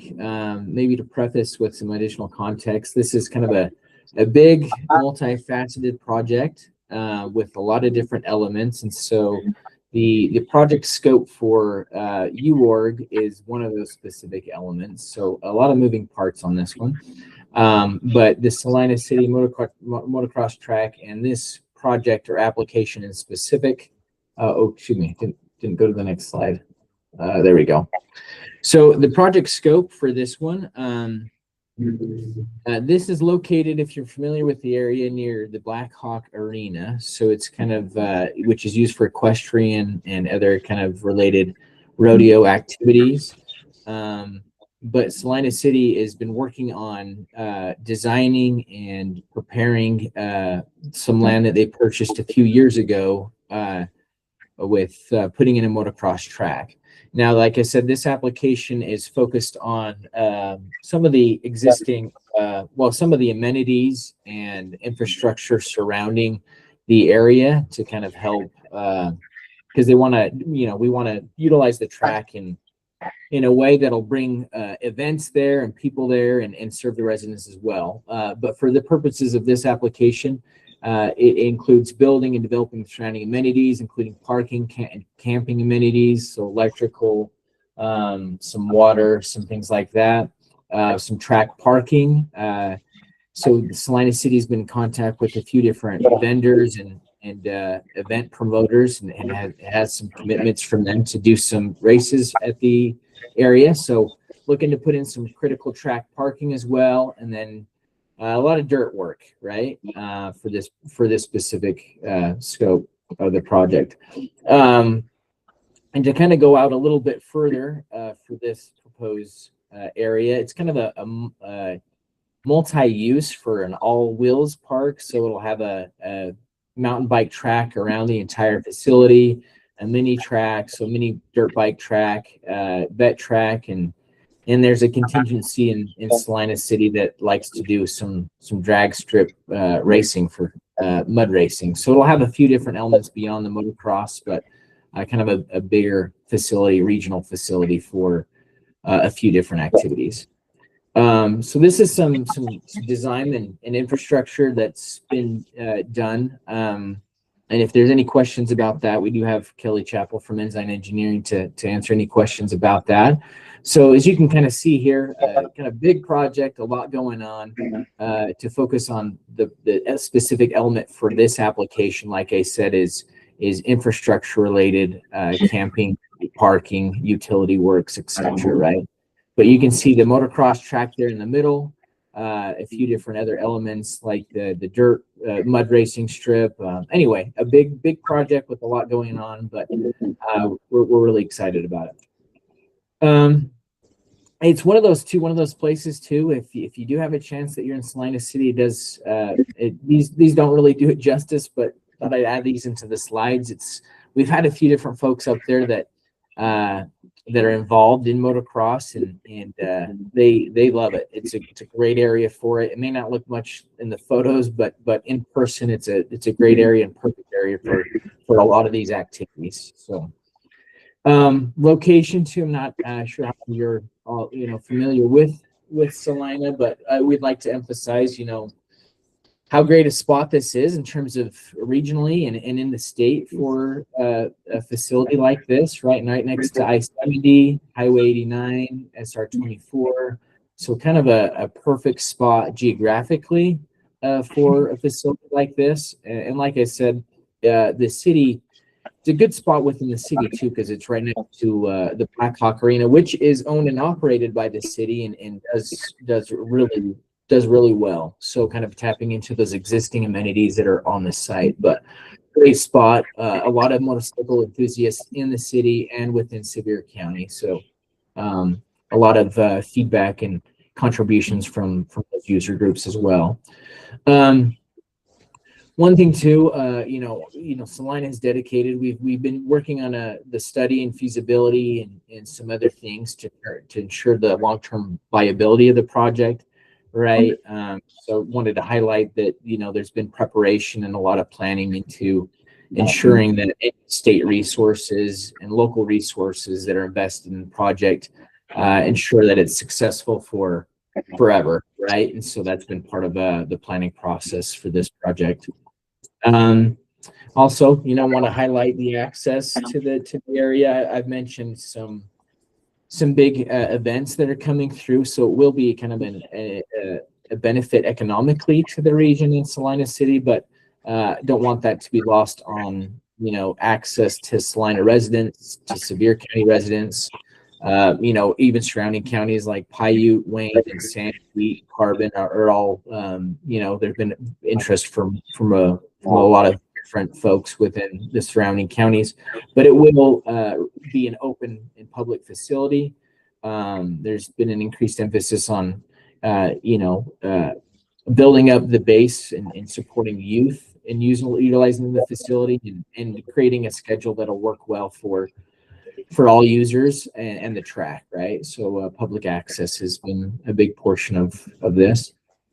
And there's also been a lot of work going towards, it isn't a good location. However, we are working with making sure that there's, not minimal impact to surrounding private property owners. There's not a lot, but there is a little bit of that. So we're working with surrounding property owners to ensure that, it's situated and designed well with minimal impact to their property. And like I said, there's been a lot of support for this project, both from the county itself, from those event promoters that I've talked about a few times, Chamber of Commerce for North Severe. We have support from Utah Mountain Bike League, but a lot of support across the region and statewide for the project. And I know I didn't get too many into the details of the scope, but like I said, the primary purpose for this project or element for this portion of the overall site is to build, some parking, camping, and some utility work. Not the most appealing application, right? But it is important for the overall success of the motocross park and surrounding and other uses that'll be coming down the pipeline on this. So I kind of flew through that, talked really quickly, but maybe we could open up to more specific questions. Okay. Yeah, Brock, I have a question for you. Operating these tracks, are you going to charge a fee for open riding? And how often do you anticipate the track to be open? Yeah, that's a good question. We're thinking of more of to answer that, maybe the latter part of a fixed schedule, so kind of replicating something that Price does with their track, where it's, I think they close it Monday, Tuesday, but something similar where we have it open, certain days of the week, and then obviously closing down for maintenance, right? We do want it to be open, obviously to the public, but there will be, certain hours of operation, right? So there won't be a fee for practice and things like that, but the intent is to build a track that both novice riders can utilize and experienced riders, so kind of those design elements in it. But we obviously don't have a defined schedule at this point, but it will be open with the caveat that it will have to be closed during certain hours for maintenance and upkeep and just from some resources from the city. But the plan is to have it open to folks without a fee for those, but obviously with not every hour of every day kind of thing. Gotcha. Did you say there was going to be a fee? No. I'm curious, if there isn't going to be a fee, how often are you going to groom the tracks, and how are you going to pay for the grooming of the tracks? Yeah, that's a good question. Well, the city has talked about organizing a club, right? A group of users that can volunteer some time with that. But the more realistic approach, and we've talked about this, hiring a part-time employee to groom the track. There's also been discussion, like I said, that there's a lot of work that goes into that Black Hawk arena, just making sure the arena is prepared. So utilizing some of those same resources. So basically dedicating financial resources via staffing and equipment from the city's, budget to groom and prepare the track. Right. And the intent, like I said, is to get some big events on the weekends throughout the year and to maybe help offset some of those costs. But there is a realization that there will be a dedication of, public resources from Salina's standpoint for the operations and maintenance of the track. Do you know what the Salina City's operation budget is going to be for the track? Yeah, so I mean, we've pulled some similars from other tracks, and it was, I think, 50 to 100 in one slide, right? Is kind of what that feasibility analysis projected. So that's kind of what we're shooting for. Okay. And then you mentioned that camping is also part of this. Is there going to be a fee for camping? If so, how much is the camping going to be? That's a good question. Yeah, there will likely be a fee for the camping portion, and that's mostly, for these big regional events, right? So if we get grassroots MX in there, for participants and things, there will be, some things there. But obviously for residents, there won't be a need for camping or some other things. But I'm not sure as far as how much the camping will be. It may depend on the event and how much it costs to put on the event, kind of thing, right? So that's still be kind of work that's being worked through. One more question. You mentioned that there's a NICA course. Is that a NICA approved course? And I ask because the Richfield course is so close and has been a pretty popular venue. Yeah, that's a good question. We have been working with the NICA folks on that. Obviously that's yet to be built, but you know, we've even kind of gone at length to purchase additional property to ensure that it has the length that NICA prefers. And we do realize, you know, there are other tracks, right? We just want to, and that isn't just an added benefit to the area.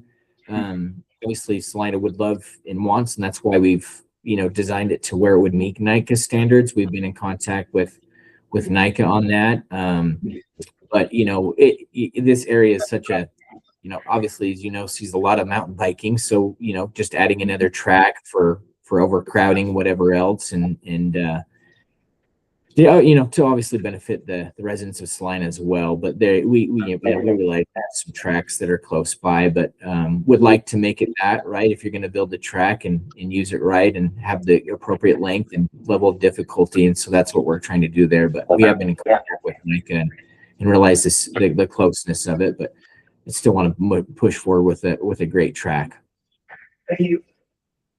Just a quick question on land ownership. You want to give us a little detail on the land ownership and disposition of any permitting you might need from that perspective? Yeah. So the land was purchased. It's been a few years now it was the trust lands, and Salina was awarded a grant through the LWCF to purchase approximately 80 acres from the trust lands. And through that, you know, there's some cultural studies and some environmental studies done for the land. But yeah, it was purchased from the trust lands by Salina City through some LWCF funds there. So there's been some, like I said, cultural clearance, some environmental stuff as well as part of that transaction. But it's kind of been on the radar. Like I said, Salina's been thinking about purchasing that land for a long time, but was finally able to kind of find the resources to do that. But so it's, Salina purchased it a few years ago from trust lands. Right. Excellent. Thanks. Thank you. Yeah. And with that, we're ready to move to the next one. We've got Farmington City All Wheels Park. Lyle, or anybody else from Farmington? Okay, we're here. Let's see if I can figure out how to share our screen. It's bottom middle with the finger and the arrows. We'll share button. Okay.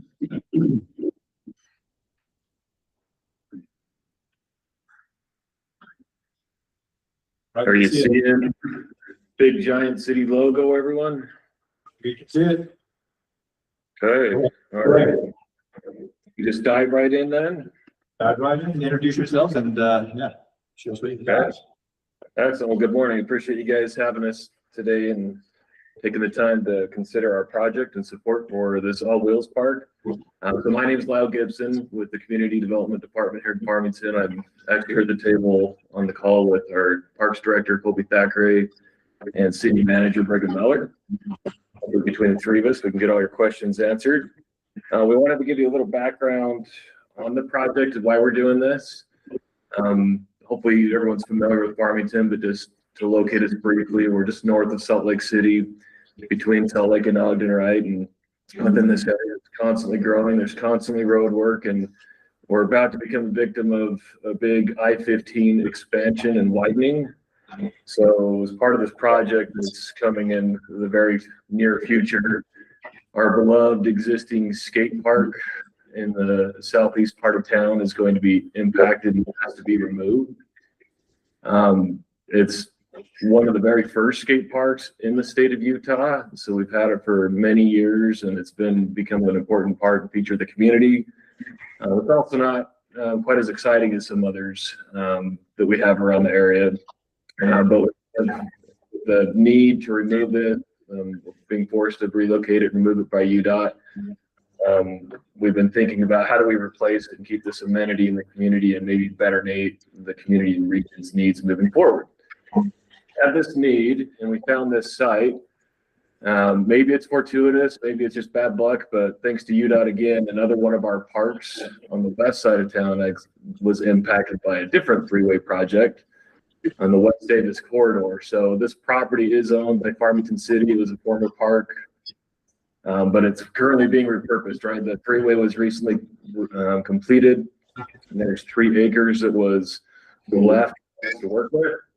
And we think it's really a great site actually to relocate this facility to continue this use of amenity within town. So we own the land, we've got great access, just again, better proximity. It's right off the West Davis corridor and trail. We've got great visibility. It has a major paved trail system that goes right up to it. So not only can you drive there 5 minutes, whether you're heading north or south on I-15, within 5 minutes of the interchange, you're here at the park.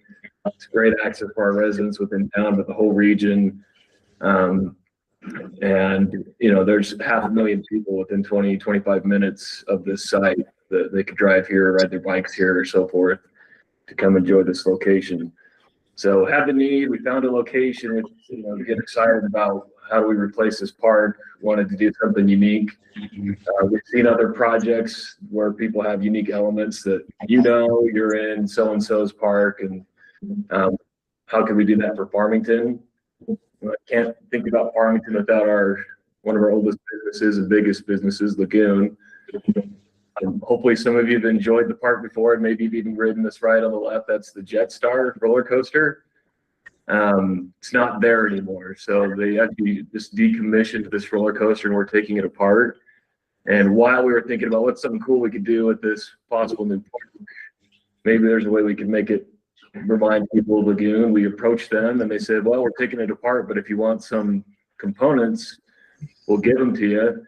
So the picture on the right is sections of the roller coaster that they gave us. We've got all that stored on some of our property, and we found some ways to repurpose it. So we got excited, and as we're starting to create the vision for what we want to build, we've got our community excited. We've done open houses with the community. We've done focus groups with school students and others. We've met with the school district, which is one of the adjacent property owners and surrounding neighbors. And with all that input and excitement and support, we've been formulating a vision. So if you haven't already seen the spoilers for our application, here's the Jetstar Hills Park as we're currently theming it. So we've got this exciting 3-acre park. Here's kind of a bigger picture of it, where we've got some amenities for all ages, all abilities, whether you're on a stroller, skateboard, rollerblades, mountain bike, wheelchair, you name it, you can come here, hang out. There's a bit for everyone.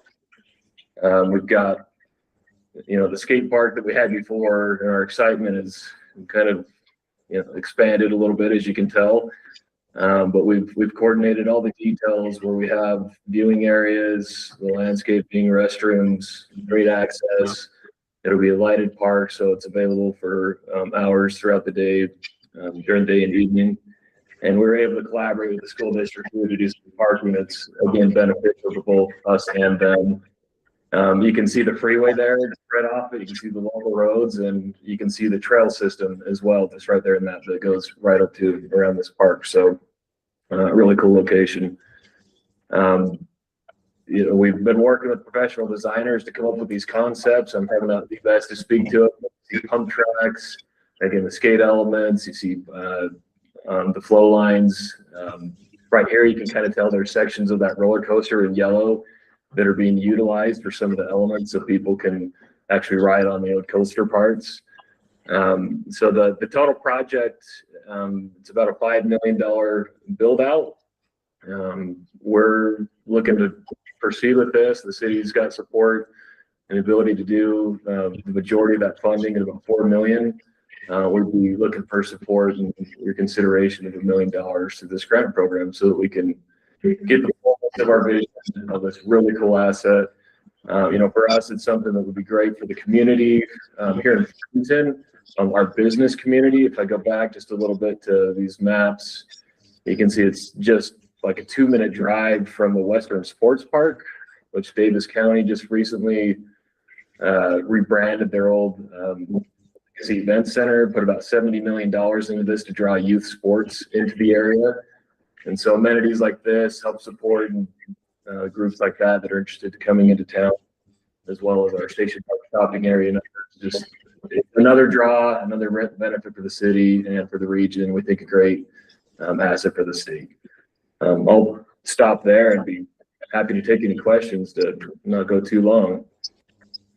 Thank you. So, do we have questions in the room or online? Question.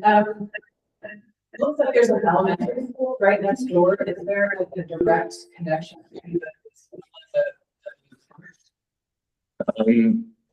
Yeah, hopefully I get the question right. Please ask even if I missed it. So the elementary school is adjacent. We've been coordinating with the school district and the school principal. So we've actually, when we did the design work, sorry, I put in all kinds of imagery, I've been in collaboration with them on how the parking and things would work. They have asked us to install some fencing for security and to work with their kids during recess and that. So we're to accommodate that. That's figured into our project scope. So it both kind of separates it, but also there's a little collaboration element. Thanks. Let's see, Nicole, do you have something? Yeah, I'm just curious, what's the actual relationship with Lagoon and the owners of Lagoon? How does that play out with this? And how close is this? I can't really tell from the map, but it looks like it's pretty close to that zoo at Lagoon. Yeah, so the real tie to the park is just that they have donated us this roller coaster stuff. So it's just our image as a community. People think of Farmington, they think of Lagoon. So they've given us these components that we can integrate and build into the park. So that's the tie there. And from here, you can see it's about a tiny bit longer drive, but it's kind of right next to that I-15 symbol on this map. Right. That's where it's actually located. Okay, so no one from Lagoon is like going to be staffing or doing any kind of volunteer work or anything? None of the employees? Okay, thank you. It's just by our parks department, yeah. Good. Thanks, Nicole. Any other questions on this one? Okay. Awesome. Well, thanks, Farmington City, and move to the next one. Also, Davis County North Davis Monroe Shoreline Trail and Bridges Project. And Joanna, if you're on, the next one. Hi there. Can you let's see, let me share the screen here. We can hear you, and you can just share. Yeah. Let me see here.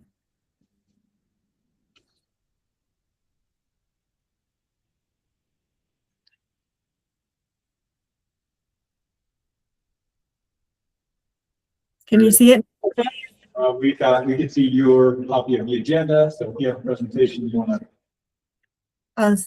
Okay, I'm so sorry.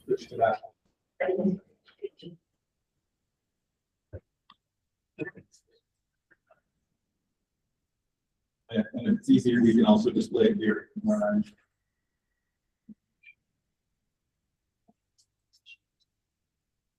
Best thing to do is share and then select the entire screen and then navigate to your presentations.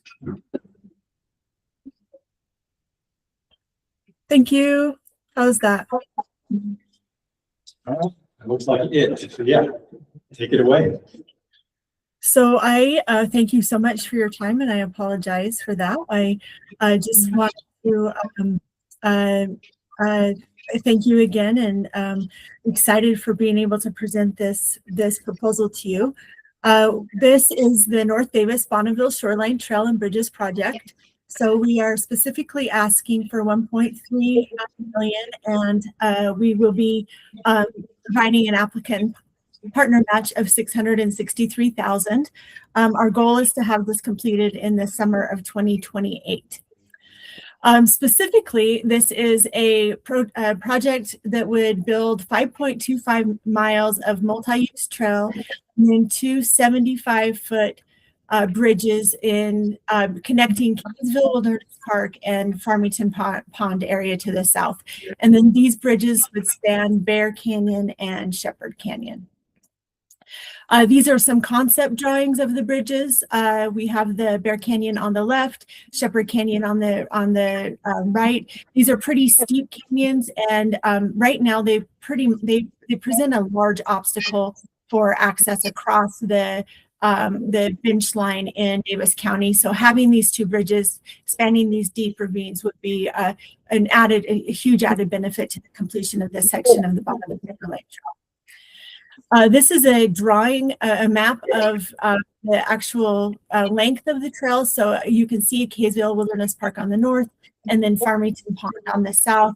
And then those two bridges are located midpoint. There are also trailhead access at both Bear Creek and at Shepherd Creek. So there's 4 trailhead accesses along this section of the Shoreline Trail. This trail would be accessible to hikers, runners, bikers, equestrians, winter enthusiasts, and visitors of all ages. The bridges are being built to 6-foot width, and so they would be able to have multi-directional traffic on the bridges.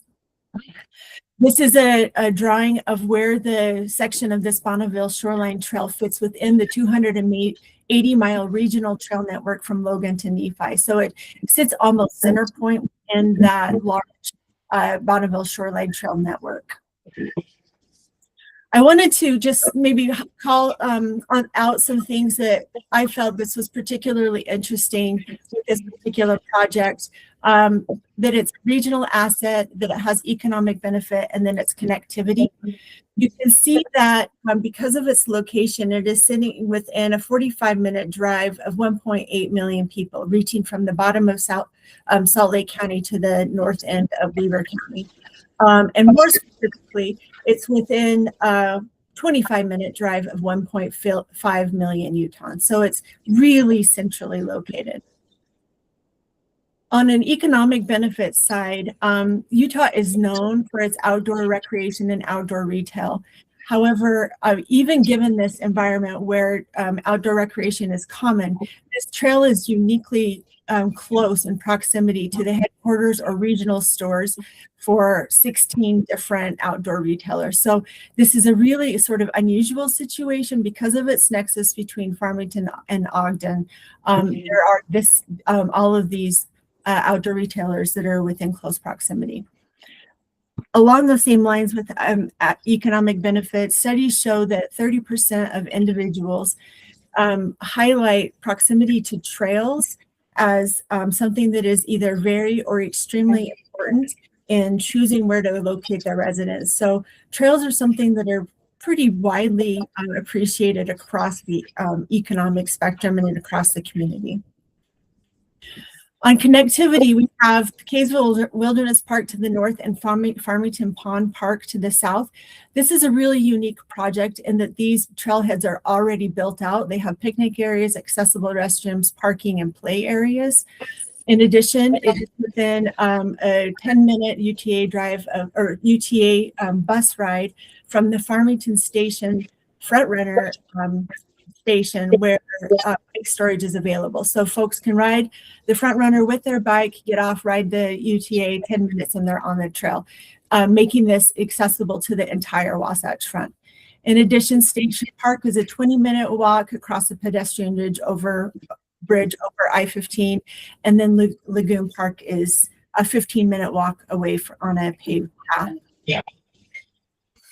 This project also addresses underserved communities. The areas of around Hill Air Force Base have a particularly high BIPOC and Hispanic identifying community.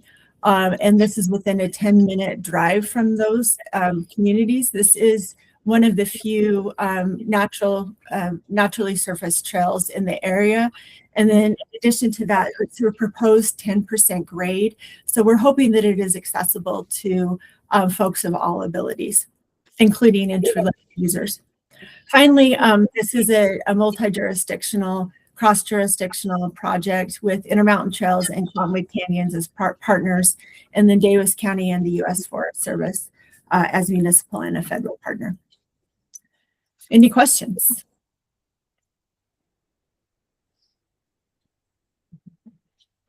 Actually, I have two, and maybe you can help me. I don't have a lot of experience with amending or modifying the NEPAs after the fact. And so I know you did NEPA, but then you have to change the location, and it's not by a big distance, but you know, can you walk me through whether this is something that might up? I mean, is this something that's going to be rubber stamped? Is it something you hope will be rubber stamped, or can you explain it a little bit more? For sure. So the location of the Shepherd Creek Trail was moved by 100 feet further to the west down the creek. No, because it was still along the same creek line, they didn't require an additional botany or wildlife survey. The only clearance that needed to take place was the cultural clearance. That review has been done. We have been told it's been approved, that the letter to the file is being produced, and we should have it any day.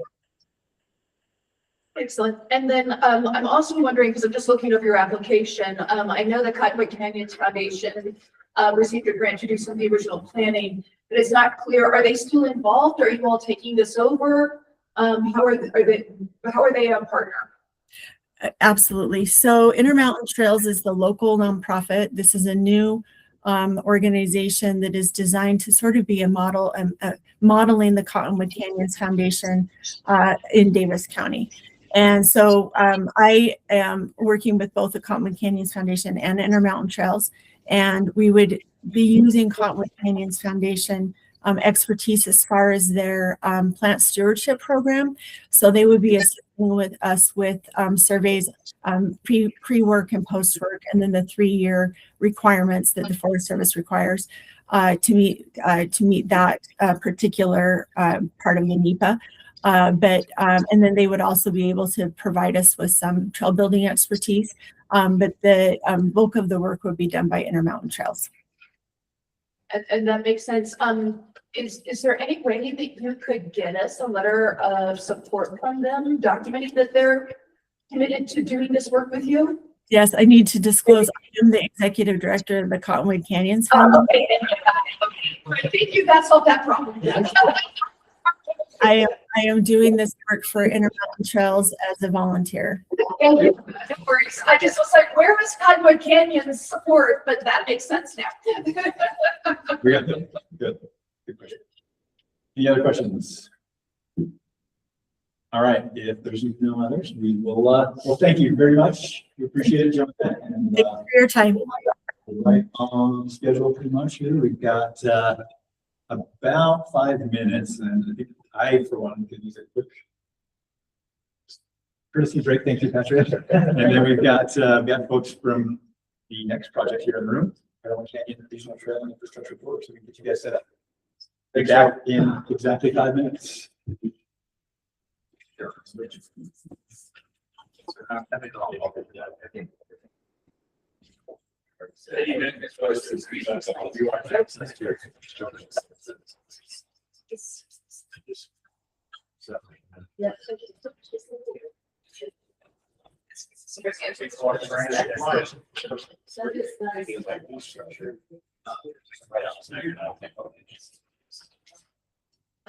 Yeah.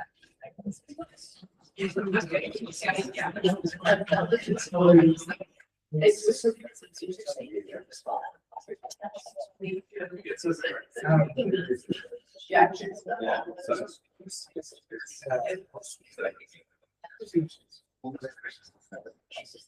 Okay.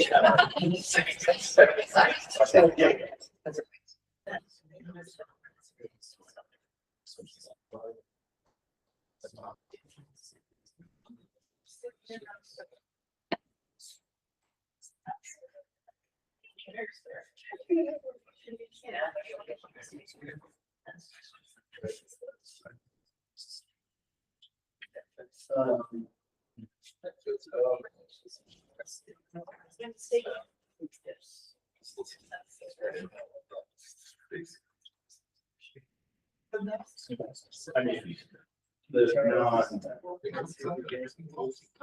Yeah. Yeah, I take my professional on that side. It's really big. Who's on the agenda? This is gonna be so sweet.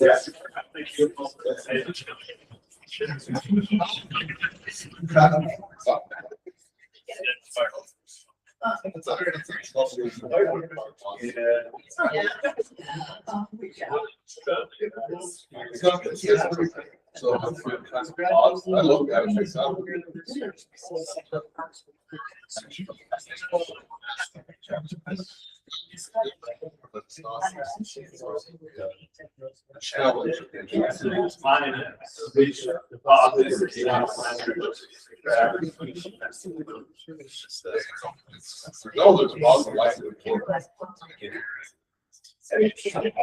So what's the, what is that?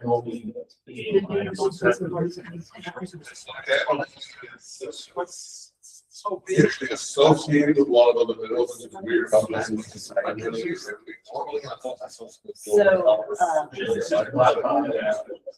it's used as. oh, this is so it's. Biggest use by far is timers.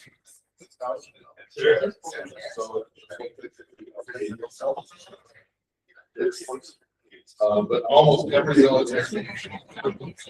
Imagine. Explosives. Example is those applications. It's a metal, but they can actually it's also added.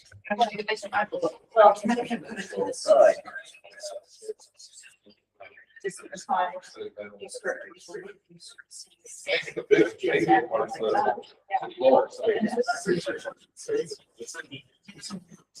Because that's what they originally. That's why it's actually on. It's subsidized.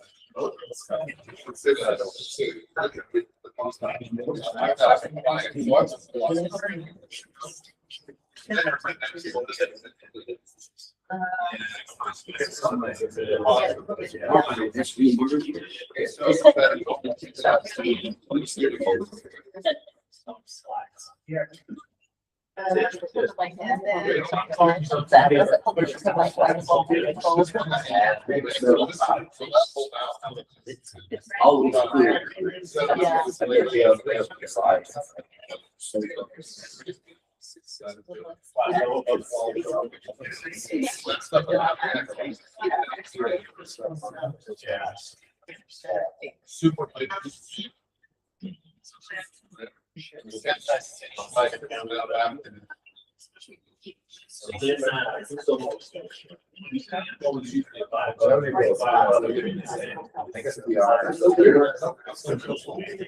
That's from the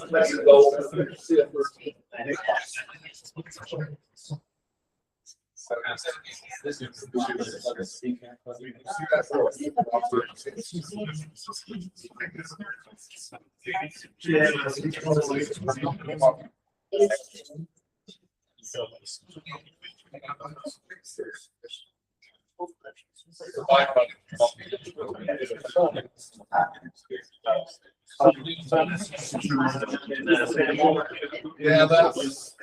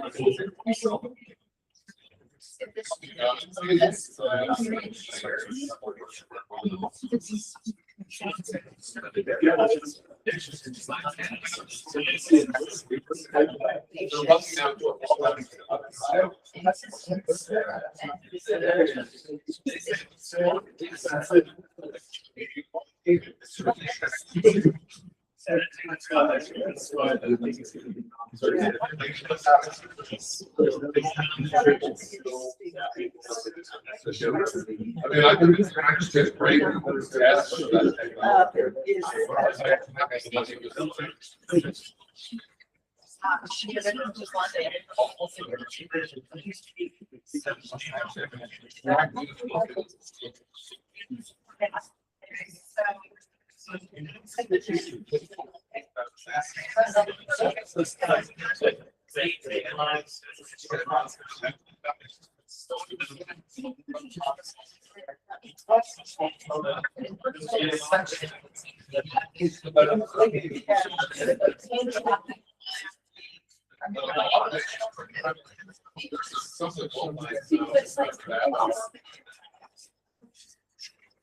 Okay, people, let's start.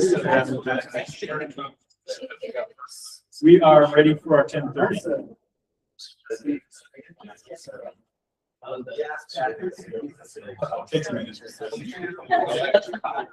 For Wiley Bunch.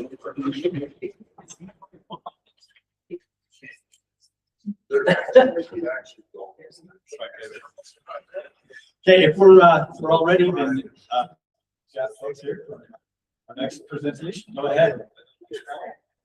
As a citizen, I'm from Parowan City. I make this all of the Aussie and the public works directors for Parowan City. I appreciate the board's time and what you guys do across the state. And a different role with Brian Headcount, I've built a handful of trails funded by you guys, so I appreciate it. I'm more comfortable building the trails than standing in front of you presenting. I just as soon have a hard hat on than a tie. But here we go. What this trail is a regional trail infrastructure corridor up Parowan Canyon. What brought this on is we have a spring pipeline project that we are doing down from one of our spring sites, about 8,530 feet of spring line. And we're going in, it's on an existing easement that we've had there. Parowan was built at such a time that we were able to usually be able to go in there. We don't have a lot of documentation on our easements. Even the Forest Service doesn't have stuff, but we have existing infrastructure. And we're working to bring those easements back up into, so they're current. So we have the easement, we just have to jump through the hoops at the end, so they have the paperwork current on the projects. So this project, the drinking water side is funded through the Division of Drinking Water, and that's this $2.2 million match. So we're requesting a $1 million grant from Utah Rec for the trail portion of this project, because we're already creating work. So it brings us to 3.2, so it's a little project. And why this corridor? So we're starting up in here is where our spring site is. Typically you start from the town out, but the project's up the canyon. So we're starting from our spring sites, and that red line is the first phase. And so that line is gonna go down to where our spring treatment site will be. We'll also have a parking lot right at that location and a restroom location. So all these projects are just layering on one on top of the other. We're all going to use the same resources. This is a 3-phase project for future stuff. I'll be coming back to you guys with more partnership stuff as these next phases go on down the canyon. The pipeline itself won't continue down because we have good pipe from that section, but there is other infrastructure work that is going on that will try to match this project to that infrastructure as we go down through the canyon. And I apologize there again, I'm more used to being in the field. This number should be over there. So, but like I say, so we've got what the recreation side is the trails, the bridges, the pavilion. We're working with Iron County Tourism Bureau. They have also handed us $100,000 for part of the stuff down around the fishing pond that will get a little bit closer to. So this just kind of unlocks the project. So $1 million unlocks the 3.2 and for investment. There again, with our matching stuff, why is this efficient public spending? Because we're stacking projects on top of projects in the same way. So bills, so we talked about the pig trail. So we do have to build some water in and out. And of course, the spring line, the 2 trailhead parking lots, the middle parking lot. For future phases, that's going to be paved. This upper will just the parking lot only for this upper section. There is further up the canyon. I don't know if you guys have been in Parowan Canyon, but there's a hidden haven, another trail that's up there with the waterfall and stuff. And I'm hoping to connect the dirt trail from our middle parking lot, excuse me, our upper parking lot up to that trail. And so that would give us even another up. So this is the forebay. So this is where we're going to be coming down. The parking lot and the restroom will be behind those trees in another section. But it's an existing irrigation pond that the reservoir company and Parowan City has used for years and years. It is stocked with DWR, so it is a little fishing location. One of the pavilions that will go up on the other side over there, and another pavilion that is down on the storm section where phase 2 of this trail will take off. So the middle parking lot, like I discussed, is we have our water treatment site that's going to be here. The trailhead parking here. If you go up this way, you have what's called the Yankee Meadow Reservoir, and another 5-mile campground site that Iron County runs through this area. It does look like a West Canyon, so you should go take a look up there. Way less people, but still beautiful. And this would be the proposed western location also. Brian Head Town has a lot of mountain bikes trails that come down through here. One of them is second left hand, which is further up the canyon, but this is their pickup location at this time for some of their ships. And so they will be able to use our restroom plus it's the rest of the use of it. What's already on the ground, like I said, it's an existing corridor. Some of the corridors don't look this nice just because it's old. We're following existing utility corridors. We've got 4-way pond already in place. Another picture of the pond. This would be more in phase 2 as you come down the canyon. In phase 2, we get into our frisbee golf areas, some more mountain bike areas, and also they're going to be bringing an ATV down through there on phase 2. But that's just an example of what the bridges look like because we've already got them. So our funding is coming back to be $1 million back. That's for you guys. The 2.1 is that spring portion of that project that funded through the drinking water. And then $100,000 through the Iron County source. We are focusing on Parowan residents first. They use it, but the regional visitors are right there coming behind. And so we're really trying to open this canyon up for rec use. Parowan right there, you got Brian Head, you've got a lot of people going up and down this canyon. Why not have them stop and utilize it? So just my fishing thing, and the canyon experience worth building. I'm just quite proud of that statement. I thought it was going to bring over nicely. But that's pretty much what we've got through the multi-partnership with Parowan City, Iron County. Hopefully you guys can deliver. Yeah. Thanks, Aldo. You got questions? Thank you. This has come through some of what has been the Parowan Gap, right? Yeah. Okay. That's the other side. That is connected to, yeah, okay. The other side of the mountain. Is Brian Head involved at all? Community or developer or anything above you? As part of this project, they are not. They are part of. So they've always wanted to have a connection between Parowan and Brian Head. And so where I used to work with Brian Head, I told Brett, I came halfway. Now it's your turn to come on down. I took the easier route, and then easier. But no, Brian Head is in support of this, and in the application there is a support of that in front of them. They're just not financially involved. You had conversations with UDOT and the Utah Trails Network. I know it's on the map. This is on the map as one of the priority pieces, and I know talking to Victoria Twitchell, that's Iron County Tourism. There's this vision of coming up there, and I don't know where the point actually after you go to Brian Head, where the vision is to then. She talked about whether or not that's coming back down into Cedar City or being able to connect coming back up into Panguitch, right? Sort of it's sort of in the middle of a bunch of things, and that's where I think for me to get my head wrapped around, find the middle piece before some of the other pieces start to come together. We've talked about that, and we've been in talk with UDOT. We've done different projects with UDOT. And so that I say this is kind of the starting piece up of Parowan Canyon of that. I know that project is on the maps, but as far as how it connects through there, I think we're still trying to work through that out.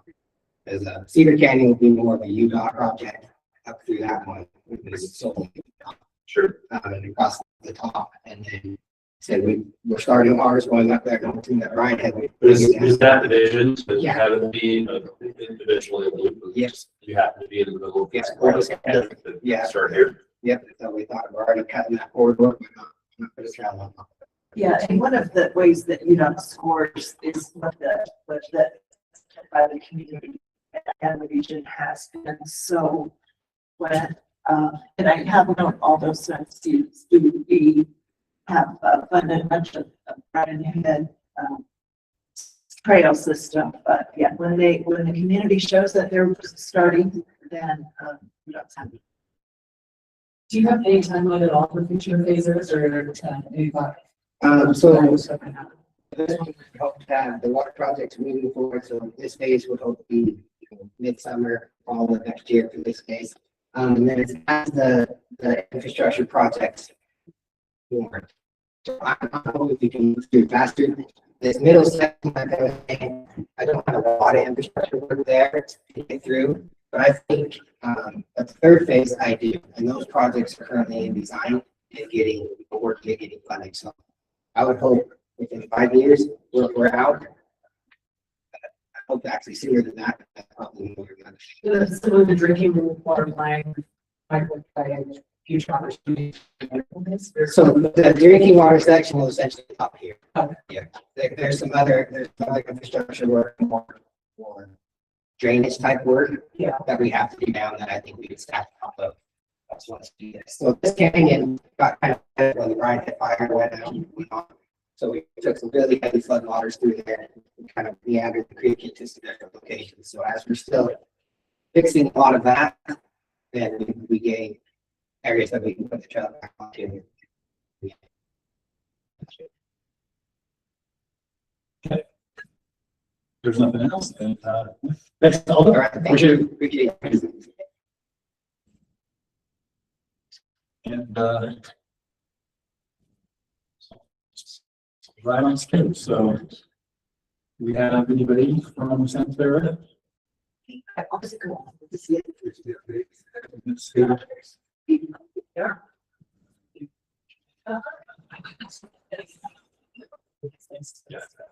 Let's see. Good.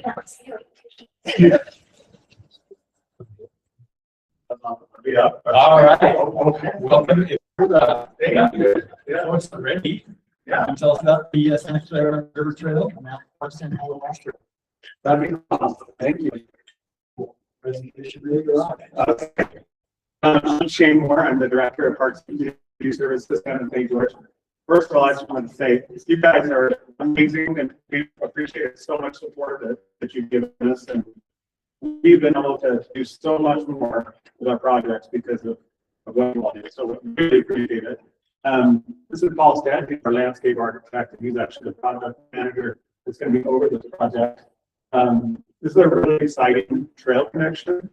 This trail connection that we're talking about right here is truly the missing link between the Shipwood City Reservation and Washington City's trail system, the very edge. When we get this trail connection connected, you'll be able to ride pretty much from the edge of Items all the way to Washington without crossing the road. So it's really incredible.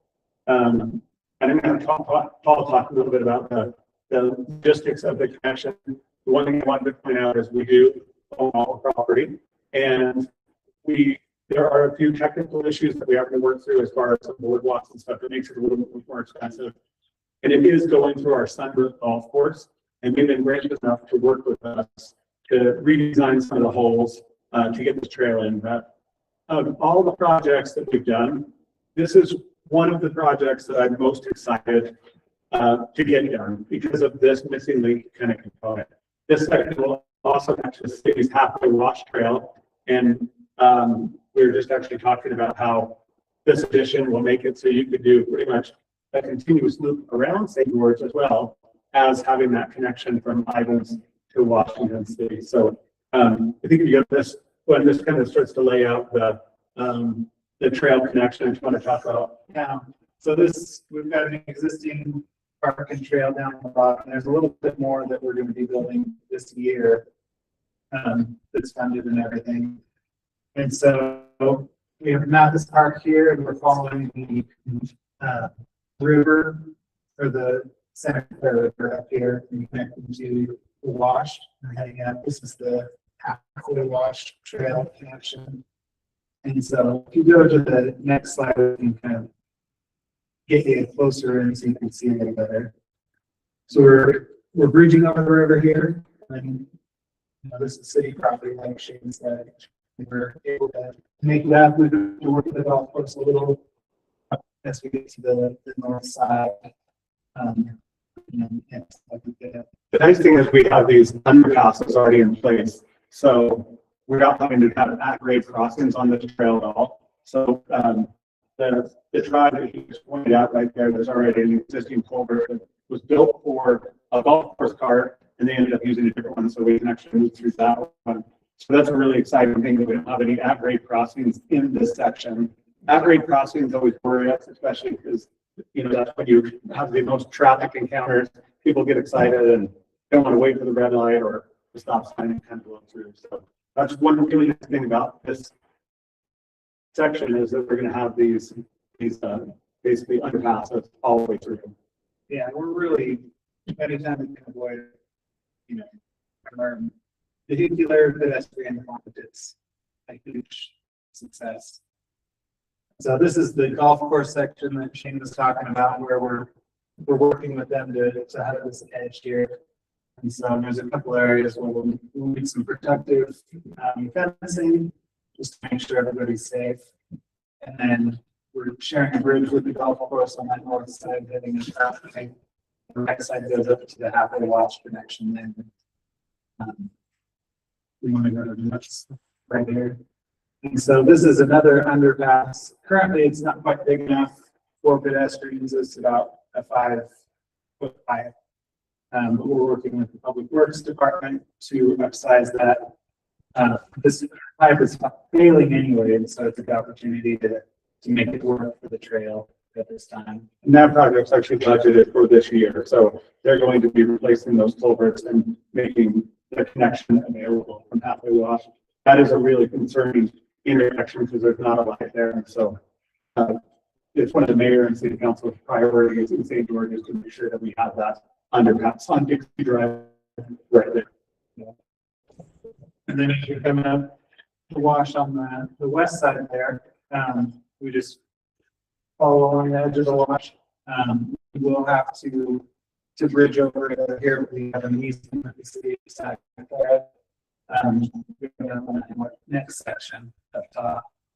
There's one more slide that shows that next one. Oh, sorry, I had myself to bridge into the parts right here. So we're in our property here, and then the easement we have Santa Clara, and then one more underpass that's already in place and sized. That goes under Sunset Boulevard, which is a very wide street.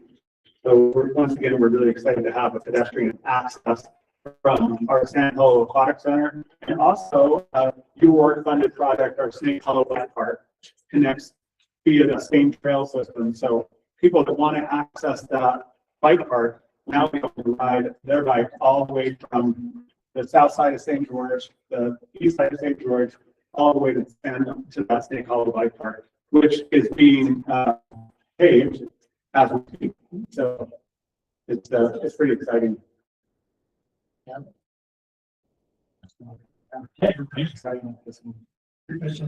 Sorry, because but right down about the Cottonwood Cove Park, Cove and ends of the community. Is that where you're starting this? So this year's project, the city's already funded, and we already are glad we actually purchased the bridge, is going to continue the trail from Cottonwood Cove Park to Mathis Park. So we already have that. That project's actually underway right now. This section is from Mathis Park to that halfway wash. And if you have ridden down there, you know how perilous it is to ride on Dixie Drive.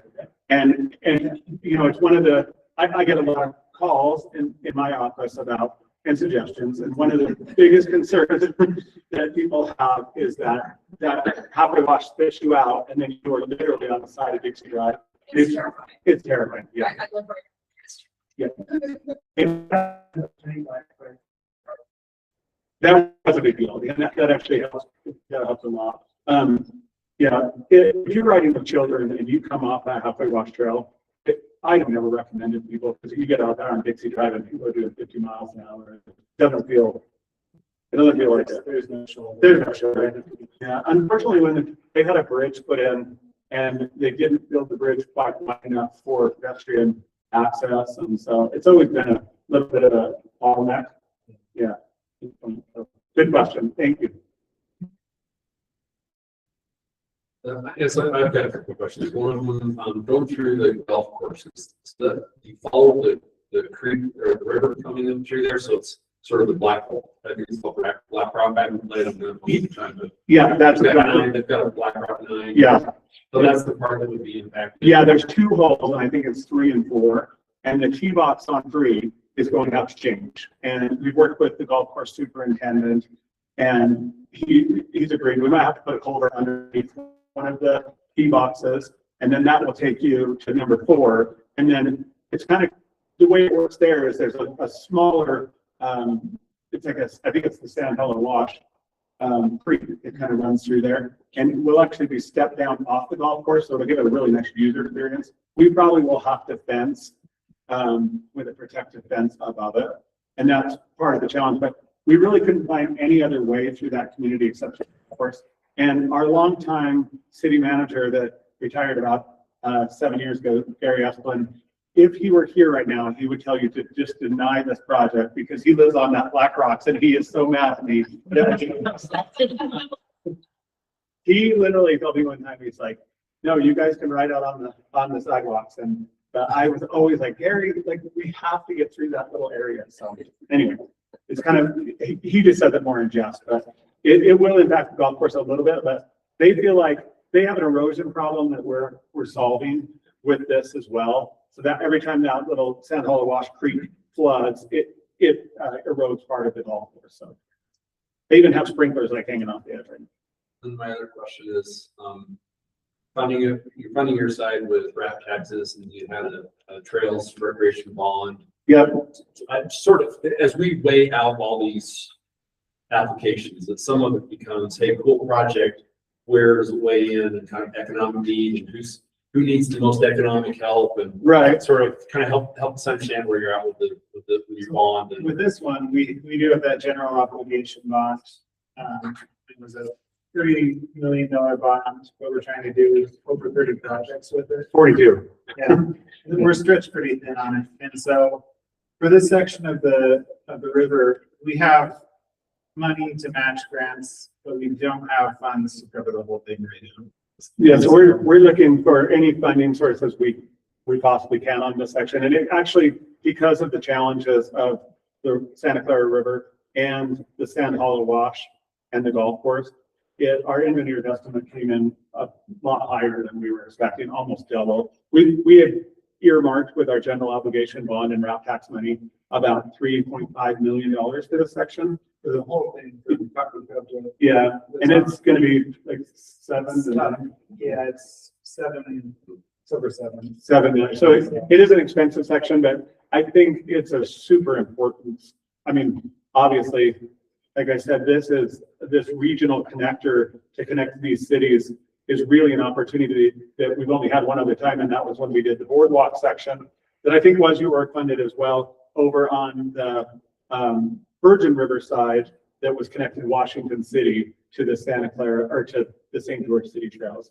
And we did that about 10 years ago. So I know that this has been a while in the making, because I know that the former mayor of Santa Clara actually met with your office to talk about the likelihood of applying and getting this part of Santa Clara worked on in Concord. yeah, Mayor Rosenberg has been a huge supporter, and he actually didn't actually run again. So he's got that. We've been talking about this, and Santa Clara is great to work with. Actually, Ivans is really excited to work with. One thing in Washington County we enjoy is a really cooperative county where the cities work really well together. And even our county is really working hard to have this connected trail all the way to Zion National Park. So it's a pretty exciting thing. And this section is part of that connection. All right. Any questions? Okay. Well, thank you. Well, thanks for the consideration and thanks for all the work you guys do. It's amazing. We really appreciate it. Hey, have a good day.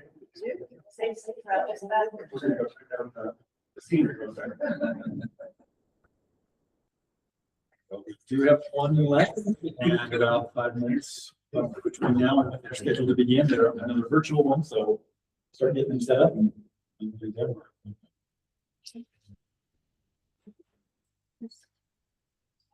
The next one is Riverstone Park and Fishery. I think that's the one more. Yeah.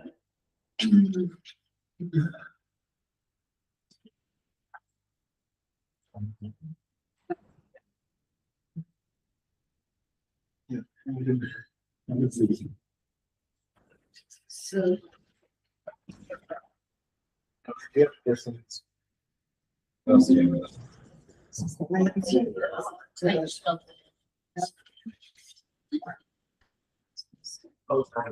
Regional here. Yeah.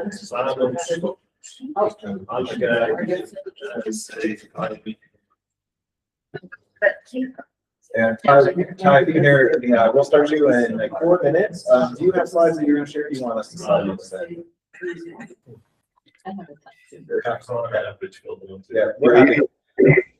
Yeah, you have I emailed the slides. That's probably just easier. Yeah, I'll just stay tuned then, so.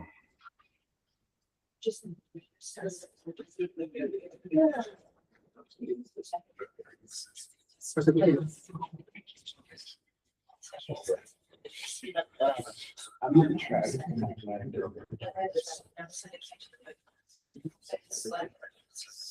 Yes.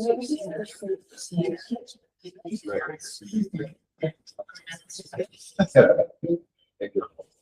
I'm really good.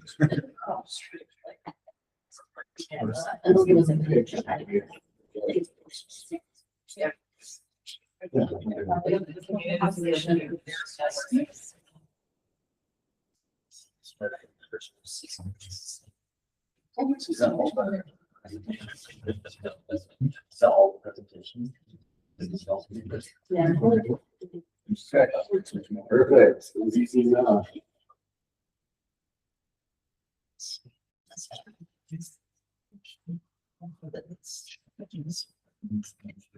Yeah, no problem at all. Glad to hit him. Geez,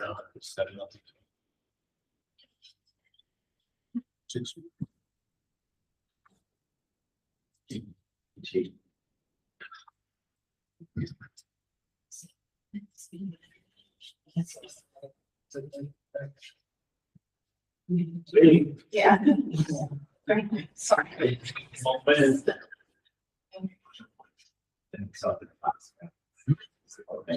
Yeah, there's the service. 8,000 feet.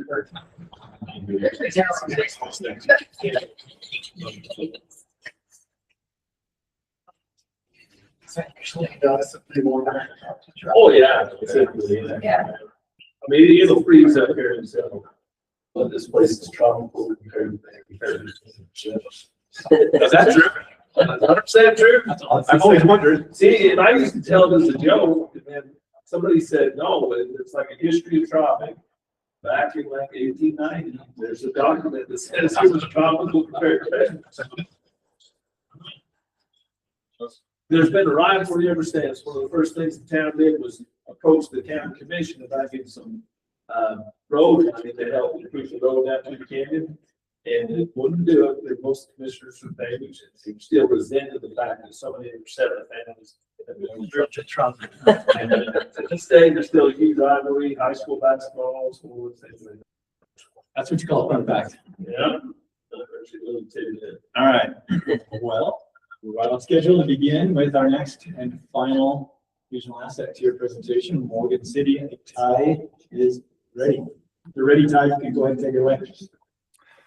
Okay, I just saved the best for last, just, well, at least for today, just kidding.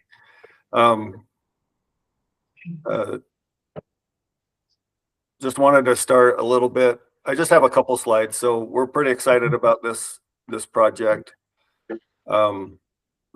It's a community fishery, so that's just the easiest way to put it. And if you can just advance the slide there. Let's just talk about Morgan City for a little bit. So Morgan City is a rural city of 4,500 people, and Morgan County is 15,000 people, and we're the only incorporated city in the county.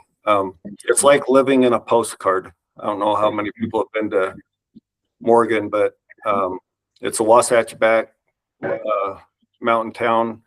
The only problem is it's surrounded by natural beauty that you really can't touch.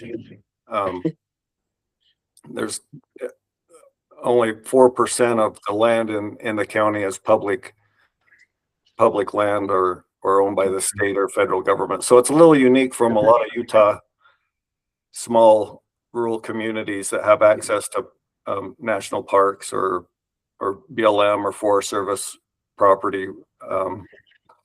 The public land that we do have available, only about half of it is accessible because it's surrounded by public or private property. So we have a big wildlife management area that is part of that 4%, but you can't really access it or use it for any outdoor recreation. So that's a little bit about Morgan City. So next slide.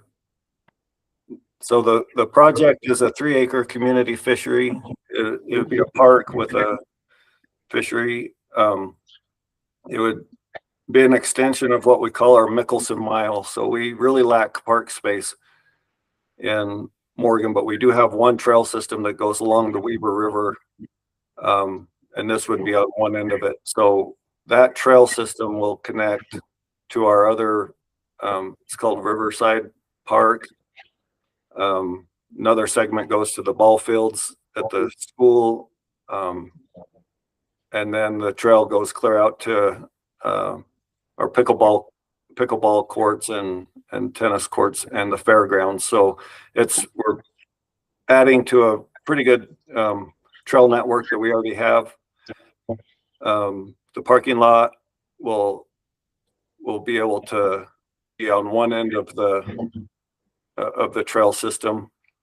The fishery will have a restrooms with an ADA compliant dock, so it's all abilities. And we've been working with the wildlife resources, and they're pretty excited about having a community fishery up here, and that they've agreed to stock and manage the fishery portion of it. And so our designs will be all in consideration of the fish habitat, the depths and water flows, and all of that will be geared towards the fish. The project will improve access to outdoor recreation and increase tourism. So as one of the studies that Department of Natural Resources did was called the Wasatch Front Community Fisheries Creel Survey, and they found that community fisheries get 1,100 fishing hours per acre, which is the most fishing per acre outside of the UNA lakes that are all roadside lakes. But it's bank fishing, and it's super accessible, and communities really enjoy having that option to fish within their community. And then there's secondary uses that paddleboarders and kayakers. And then here we have pretty good winters, so we'll also be able to allow people to ice skate winter, so year-round benefit. Next slide is just a picture or a rendering of what the park would look like. It's hard to see on this picture, but it's right on State Street So it's really close to our downtown. It's right next to 98 Townhome Complex, and then right next to Tractor Supply, which is part of our commercial district. So we think that the economic benefits, people will be at the gas stations, the grocery store, which are all just a half mile from where this is located. Then the next slide, just a couple of other renderings, so you can kind of get a idea what it would look like. And then the last slide is just our budget. So we've been working on this for 7 years. We bought the property in 2020. We've been saving up the impact fees for parks. And then we just got a local donation of $500,000 from a donor advisory fund that makes up the rest of our match. So the whole project's just 2.1 million. Our match would be 1.1 million, or 53%. And of our 1.1 million, like I said, 500,000 came from a local contribution. We have 400,000 in park impact fees, and the remaining 215 is coming out of our general fund. And so this is a big deal to us. We've been working on it for 7 years. It's part of our capital improvement project list. It's in our general plan. It's in the priority in our rural economic blueprint from our economic development board. It's part of our tourism tax advisory board. Did a strategy, and outdoor recreation is a part of their plan too. So it just has a lot of momentum and a lot of collaboration behind it. And that's pretty much all I have. If there's any questions. Okay, thanks, Ty. Questions? I have one. Thanks for the presentation and nice work saving up for those projects. That's pretty timely. There's another project in another group for the Morgan pickleball courts, and it's a 1,900 linear foot trail. Is that part of the same trail system?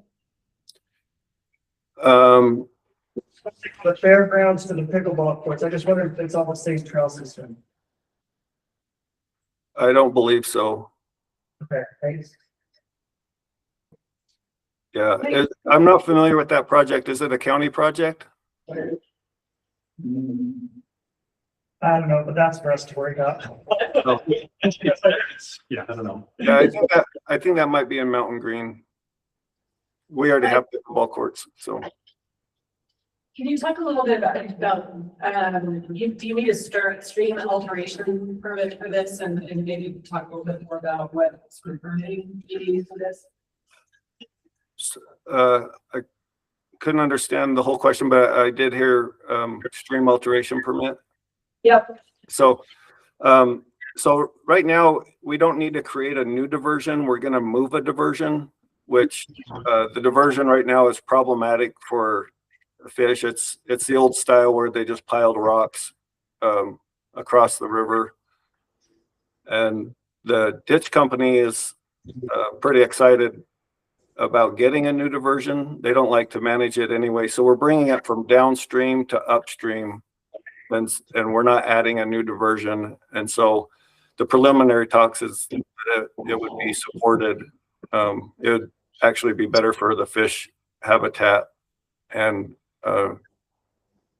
the ditch would take the water on the bottom side of the pond. So we would move the inlet to the upper side of the pond, and then they would get their water from the back side of the pond. And the pond would release back into the Weber River. So we're right next to the Weber River. And so it's just an easy take in and then return the water back to the river. Do you still have to do that permitting process? Yeah, yeah.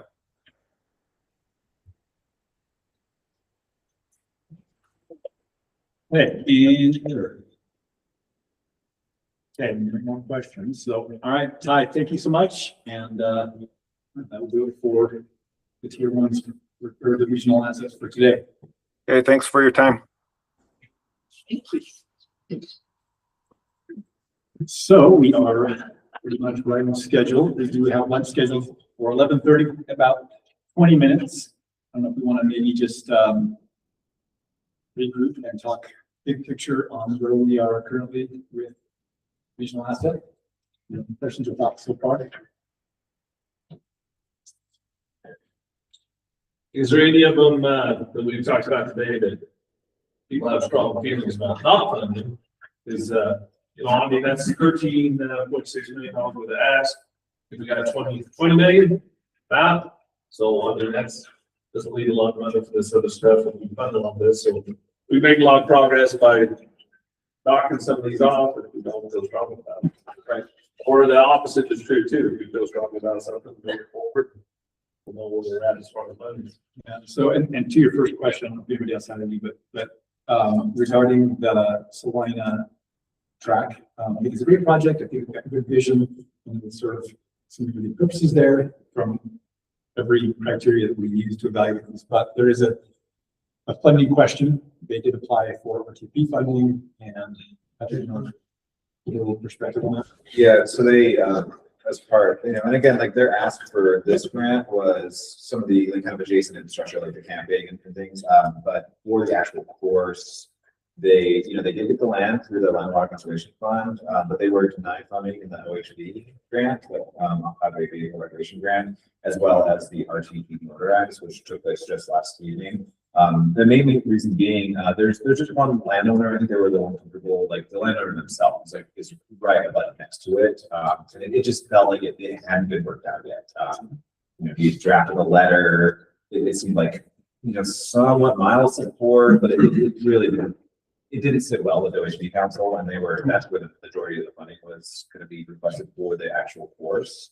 And that's the same council that runs the RTP motorized, so they probably just carry that over. But a lot of hesitations just with one particular landowner just right next to it. It just didn't. The vibes were. I don't know what more articulate to say. It's the noisy motorcycles. That's Yeah. what it is. I've dealt with it my whole life. I like this project, but we have one in Tulare County. There's a lot of costs involved, and he said they had some funding for that. But if they're not going to charge the users, and we talk about not charging in here, but that's one of those things that, you charge $10 a day and it's only open 2 days a week. I'd love to see it there, but I just. Well, my concern was, they kind of implied that there was funding, but there was no numbers. There was no, we've got this letter from the town that said, we are 100% going to fund this every single year, the maintenance and stuff like that. So without the lack of a revenue source, and I just felt that the cake wasn't a big deal on this one. I feel like maybe they regroup with some feedback and come back next year, apply again. So At our evaluation meeting for the OHV grant, the landowner was there. They view this as a favorable project. Not quite big is, I think, where they go with. I think obviously the city is very committed to it. The landowner is committed to finding out if they can. They just want to make really, really sure that all of their interests are adequately protected. So there's a bit of due diligence. They did write a letter that was generally supportive, but that they just had some concerns they wanted to make sure were addressed in terms of dust abatement, noise, intrusion off and on for their property. But overall, feels like there is likely a path, but details are yet to be revealed. Did you talk about the history of Buick and the Bastion Agricultural Center? I mean, that's the same thing. Last year. Yeah. And I think that's a good question. I think it's good to talk about it. To preface it a little bit, I'll put a plug in for extension and 4-H overall. They have, I was in 4-H when I was a kid for a couple of years, cow and horses, and they are 4-H and extension really trying to broaden their realm to include outdoor adventure and outdoor recreation. There are just by nature of who we are as a culture, not as much opportunity for the ag focused side of what they do. So this is something they are really committed to. They're looking for ways to broaden what 4-H means for people. And, you know, some of the early times they came to this committee for funding, this was very borderline outdoor recreation. This is pretty small in the outdoor recreation. How do we fund it? I think we have. For basket? The same stuff was proposed last year. I think we funded several projects, Right. several big projects. I think we have.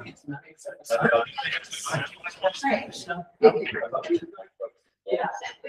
I think, last year we denied, the year before, I feel like we funded, I feel like it's been kind of nervous. Well, I think last year was the ski slope. The year before that was the track around and the equestrian side.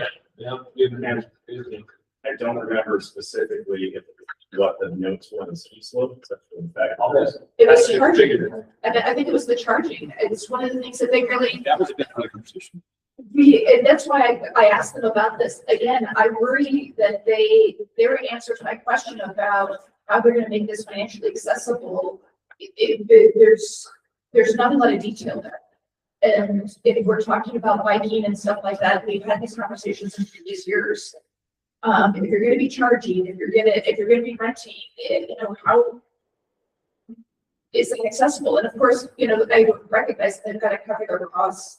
They've got to cover staffing and things like that. That's a, you know, sustainability issue, but, you know, and they're not profit. It's not like I'm arguing that they're making money off of this. It's just, Yeah, it's the access that we Yeah. have to guarantee. Yeah. and I think that it was this key one last year was the issue. And I asked questions about that again this year, but it is outdoorsy. Yeah, for sure. I think there's no question there. But this is the summary of their applications.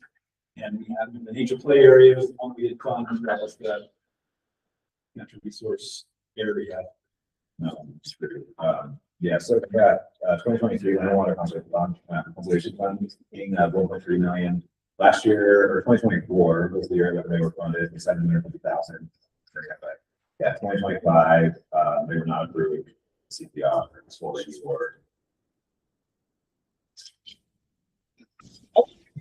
some of these, I would really love to get more eyes on, just firsthand. Generally speaking to, just as a note overall, Terra team are working on a new position, kind of an auditing position, but I would also just challenge you if you're maybe create a list of maybe a handful of projects you want to see on the ground, and if you happen to be in the area and a little side trip and go and see. So from perspective, that's one thing I'm going to focus on this year is visiting some of these sites and being more on the ground perspective.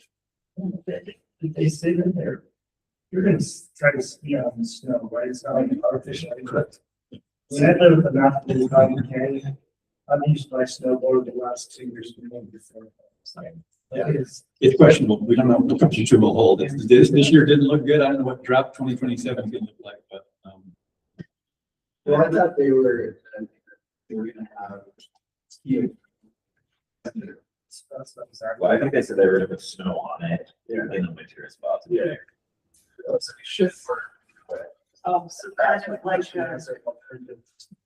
kind of like a gateway eat kind of a mall, excuse me. Yeah, because we brought that issue up last year because most of the budget was things still making. Everyone's ski on it. And then they. Yeah. Would that help us if we figured out? That was me. And I didn't even realize you could approve it because there's so many checks and stuff like that. So I dismissed it. And be honest, I'd probably put it in medium. But my scores were accurate, you know, you can see that kind of wrong.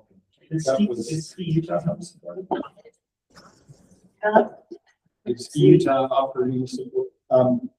That's a good. Well, this is mostly the bike project, by, and Patrick doesn't love how aggressive American Ramp Company is. with trying to get, I think overall, not just American Rams, but overall, I think it's a good thing for us to evaluate some of these projects based on the finances and how thorough they've been to find good resources. For example, some of these, they're doing that asphalt ramp building in-house with their own resources. So there's definitely some experience there. They are providing a lot of assistance, I'll call it, to communities. We have several on the list. It is part of the concern. It's just because it is the most economical way to do projects. Can I ask, how, someone remind me how we're phrasing our motions? It is on the, that's not final approval, but it's. We would say, for example, a motion to include project A on our list of those that we're going to. Okay, I'm gonna make a motion that we include those that we considered today.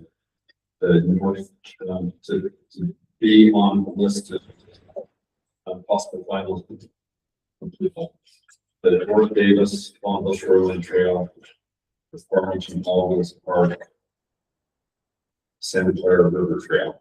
That's pretty much everything above 84 that we scored 84 and had no negative votes in the funding priority. But three of those that we heard, like I don't know the others. Right. And yeah, we will look here more tomorrow, right? So I just want to start ticking off, getting some on there. Yeah. Let's get something rolling. I would second that. so anything scoring higher than 84, is that your? Those Let's three, see. those three first, those scoring higher than 84. So again, recap, the Santa Clara River one. Yep. The North Davis Bonneville Shoreline Trail and the Farmington Wheels Park. Yep. I would like to second that motion. Okay, and so I motion just said. by, yeah, that's good. That's okay.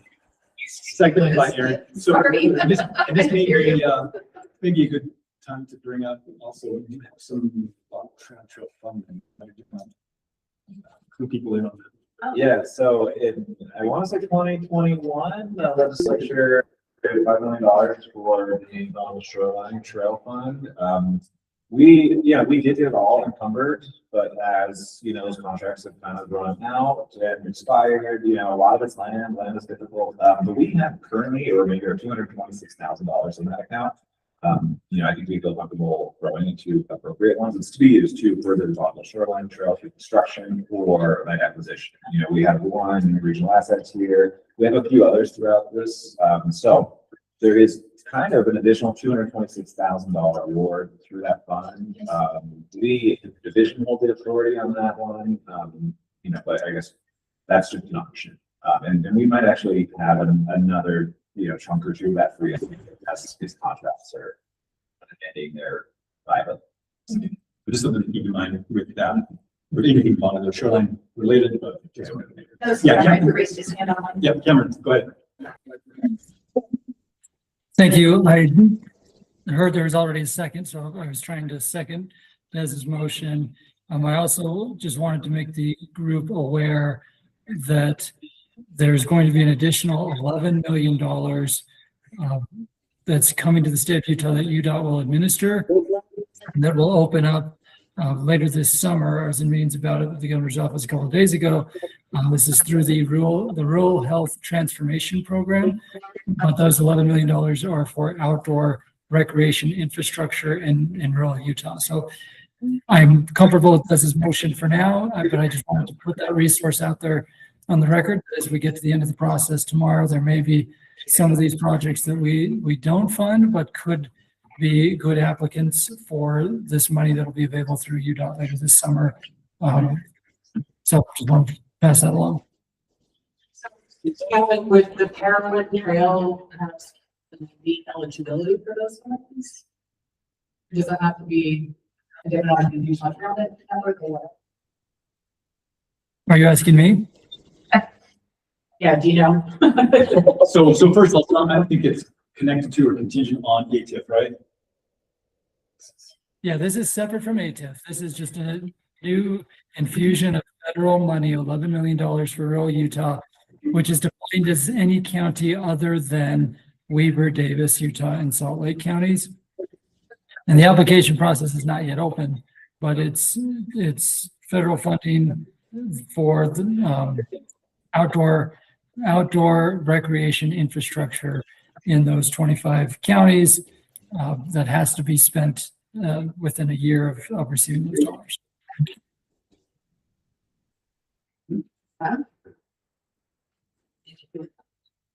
Thanks for, and who decides that, where it's UDOT does? Okay.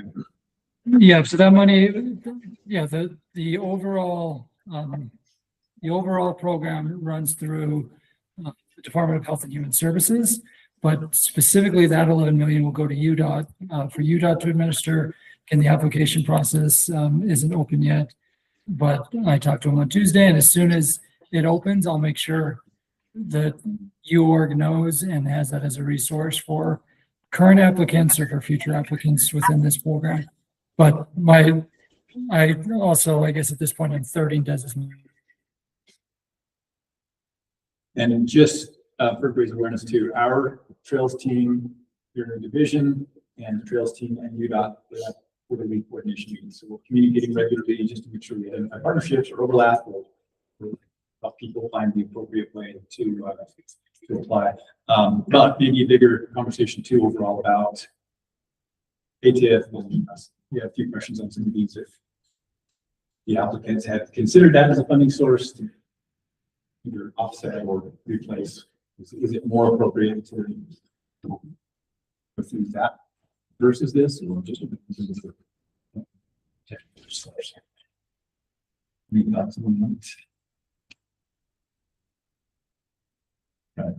there are it's direct, but any other questions or thoughts? I just called the question. Oh, yeah, so we do have a motion on the table. Thank you. So any other, no other questions or comments on that motion to advance those three on the list of those that we want to have on the list of approvals? All in favor, say aye. Aye. And are there any opposed? Okay, so that would pass unanimously. We will put those three on our list. And with that, we're at lunch. What's the plan for lunch? Are we going? They're gonna do right here. They're bringing in here, okay, so. Pretty much. Work lunch or just the. Yes, question preferences. We love everybody. Work well, and eat, just keep going. Yeah. Sure, Yeah. let's get it done. All right, like it. Then what we want to set regional asset aside and move on to another. I think I'd like to, once we start working, we can talk about some of those lines. I started doing that with it. For a few after I heard them or thought about them, but I was involved in exploring it. Or just listen to their response and change my opinion on it a little bit. You want any specific ones that you want to ask What questions about the about? kayaking one? Is that one, Well, the diversion? I want to hear Jake. Jake's got Jake and I have insights here on communicated on this. this one. No, I do, because I have the concept of that. Sounds fantastic. Right, listening to some of the things that Jake dug into, was like, well, maybe it's not what's ready to go. Did we have issues was there problems with the one up in Ogden? Is that in my memory that they had a flood out or something? They washed out and then they returned. And then, back to- did they come back with more money? I know it's been a big hit, right? I mean, I've never been up there. Very popular, but My issues with the diversion canal project, aside from it not being flushed out, is and know all the budget items that are all pending. When you Google the name, what comes up is the water rights that are being paid for by Trout Unlimited, but there's no letter of support by Trout Unlimited. And there's no real participation. The public comment period for that project went through pretty quickly. And it seems like they're at the beginning of like the feeling stage. The project itself is fantastic. It's like pulled off ethically, and also I guess it was telling for me that Provo City is probably like the big pusher for this, and was not on call. It was the engineering company that's trying to for the funds. Good points. I like it. It sounds like a really cool concept. It felt very reminiscent, like really two kind of pricing on phases. Really less. Like Eric was really good about. Having a there and when there was a cool discussion.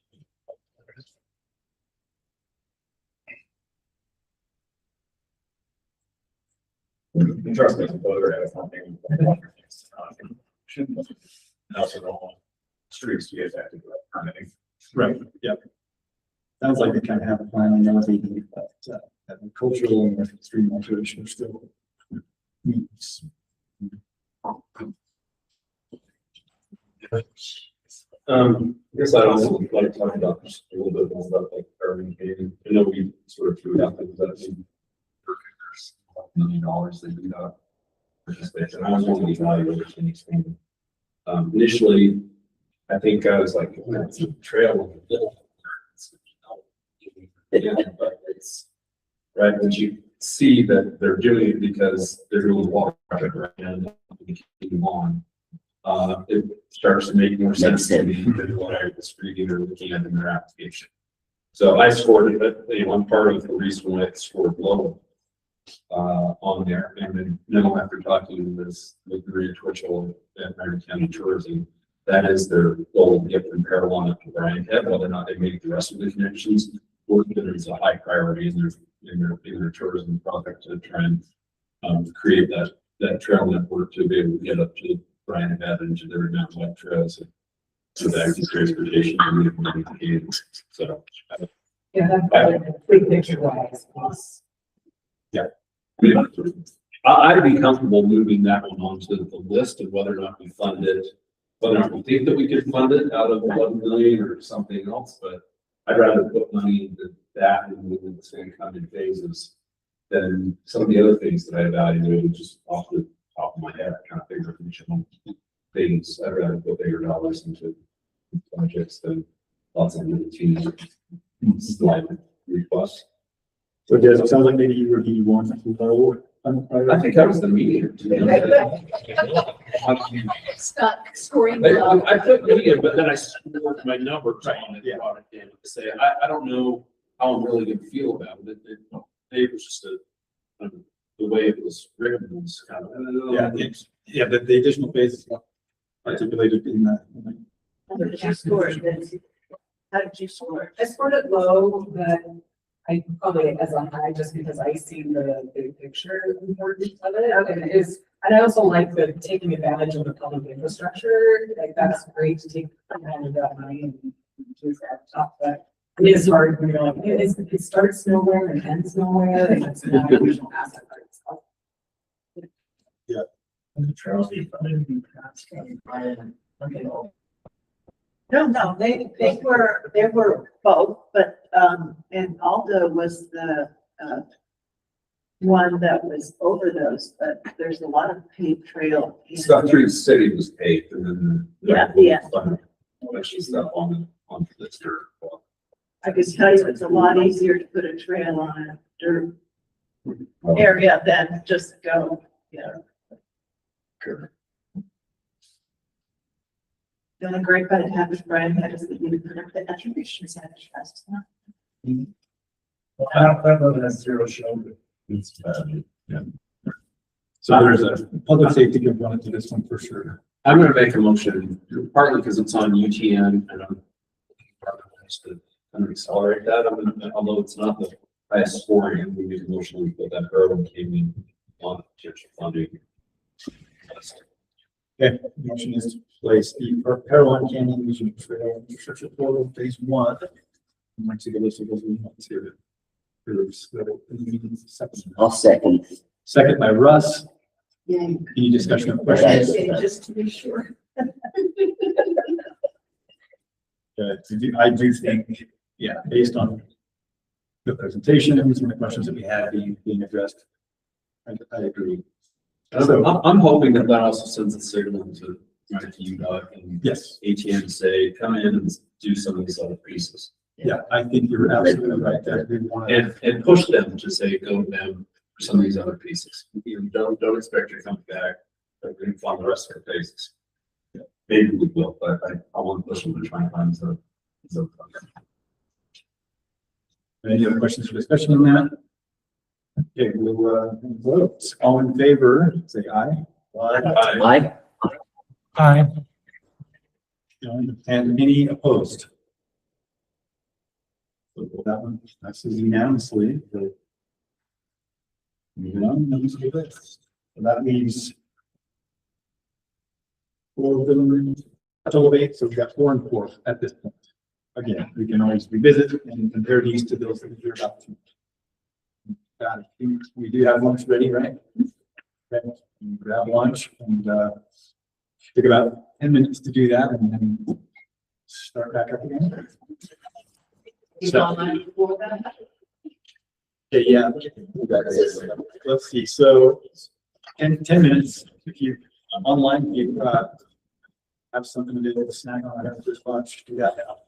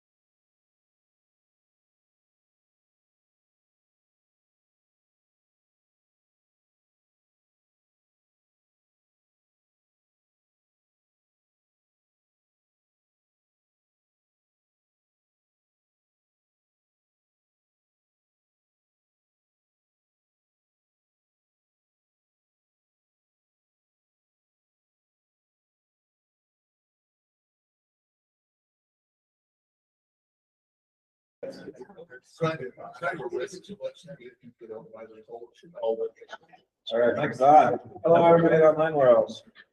Welcome back from online.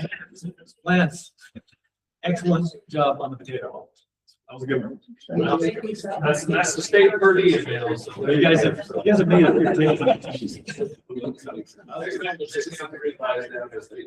I thought it was excellent. So as we resume, maybe look at this sheet that Noemi has prepared. It's the one that's portrait. It gives different breakdowns, average and above average, all high, top thirds, top half, top 1/3, a few different scenarios to look at with the different categories, and especially with CPR. I mean, 61 applications that we have as eligible, and the different breakdowns if we want to. Above average for CPR would be 28 of them to the tune of 3.2 million. All of them that rank high would be 11 of them for 1 million. Top 2/3 would be 41 for 5.4, and then for the top half, top 50% of them would be 31 of the 61 to the tune of 3.7 million, and then the one that is your top 1/3, 20 out of the 61 to the tune of 2 million. So look at all of them and maybe offer any perspective or thoughts you have.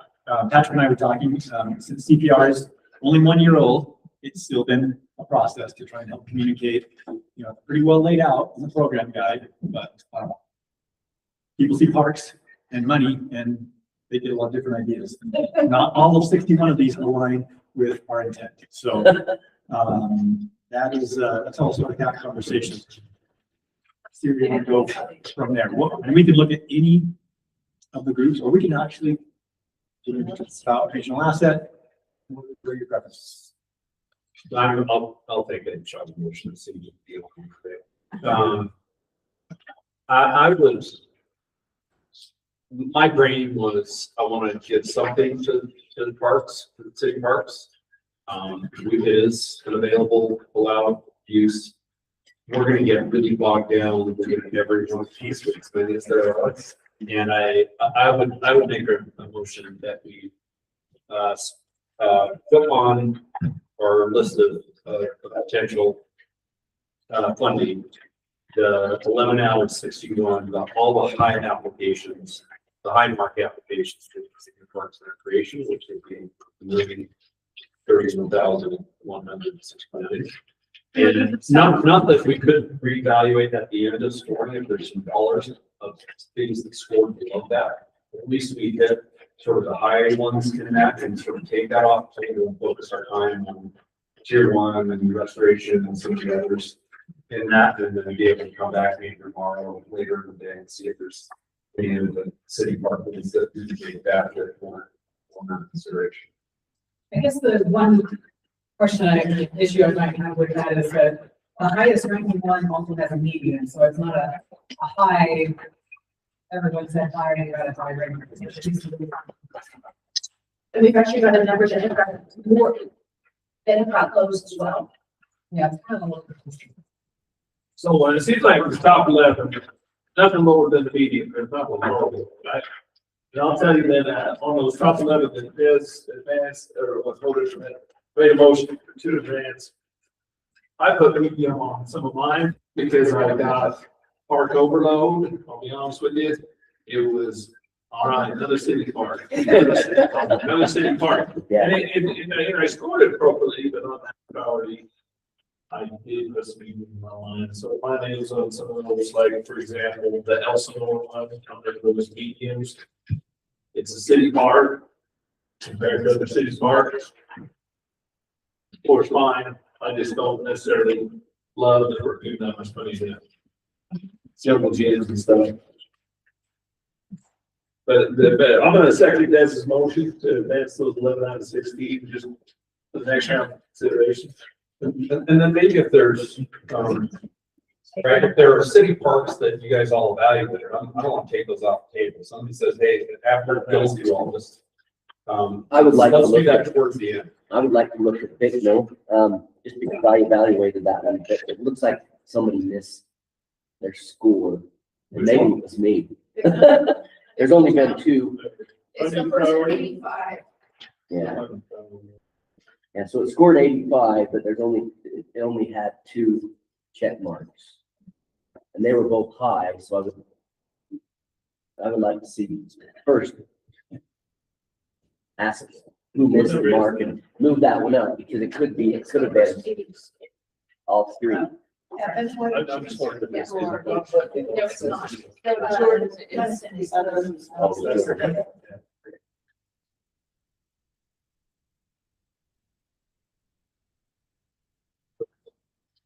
That's just outside of where you were talking, right? Right, Des?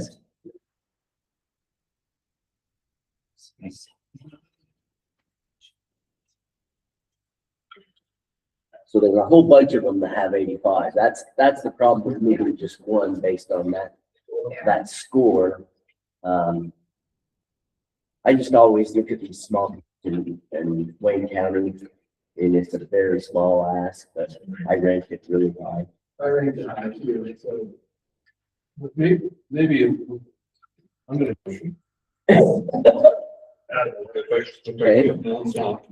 Well, I haven't been, yeah, I haven't been. So I'm gonna amend that nothing has a low score until you get to that 83.33 dagger.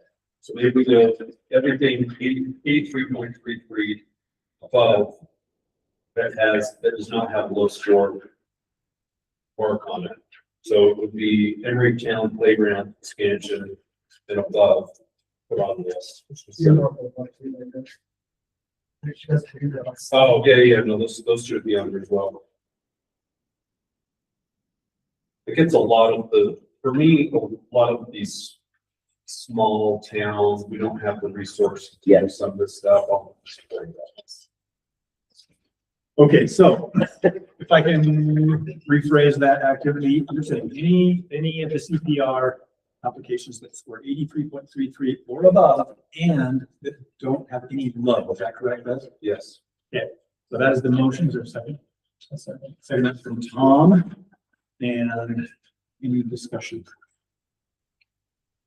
Moving those forward, not saying. Yeah, just moving those on to the list. Yeah. to approve. Okay, so that's basically Hatch Park pickleball courts and above, but not including. Got it? Yeah. Okay. You could do that. Talk about it. I don't know. I would kind of say those are these are big discussions for later, because I don't want to get much. Yeah. It's good. All right, so any other discussion or questions to that motion? Patrick, does that give us like $1.5 million or something? I'm okay. Okay, let's give just a minute or two. I'll do some circling here. That's when you're ready.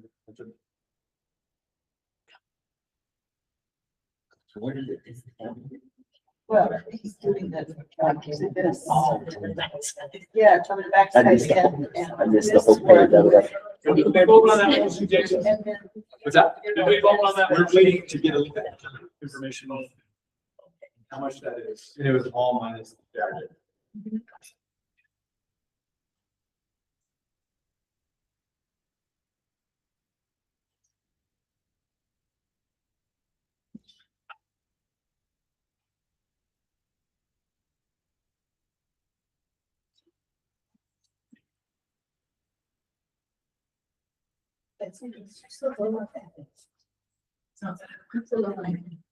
See, I read that one hard too, so I would like to. The target one is tough because you want to support that. Yeah. And I think this is the answer.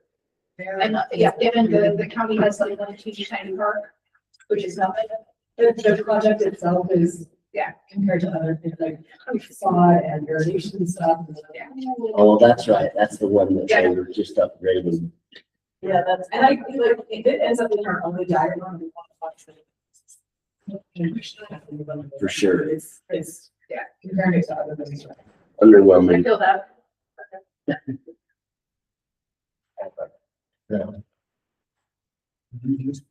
What else? would you-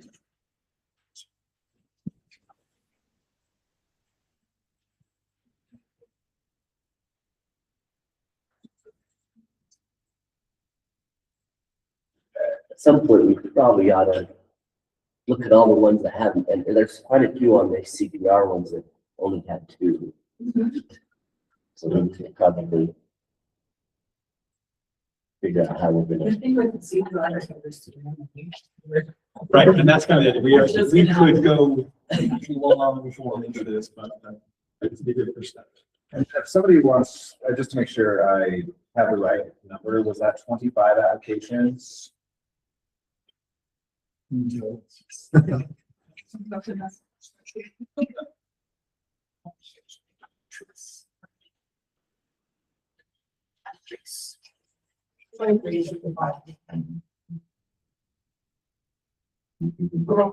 Yeah. So that, with that motion, which was everything 83.33 and above that does not have a low priority score, that would be 25 applications for 2.8 million approved, with 67% on. Yeah, I don't know if we ever made a motion or discuss exactly how much we wanted to put this, last year we did 2 million. Yeah, that's a lot more than I was thinking. So I was thinking like a million and a half. So it's 1.7. So if you want to go to 85 then, instead of 833. Yeah. I like 8667. Which we say is, we've done this in the past.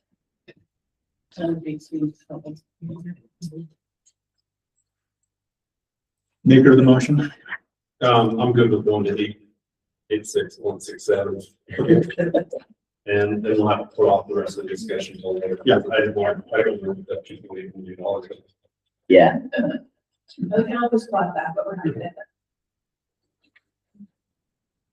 how was your original? That's 13. Should have just stayed with your original.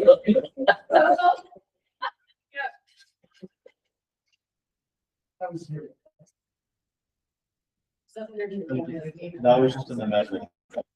Yes. Yeah, he's amending his motion to be, instead of 83.3, 86.67.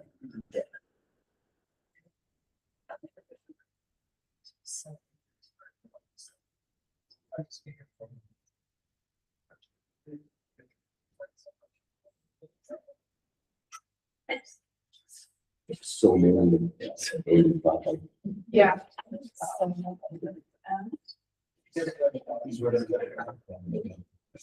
It's good about doing them priority passes.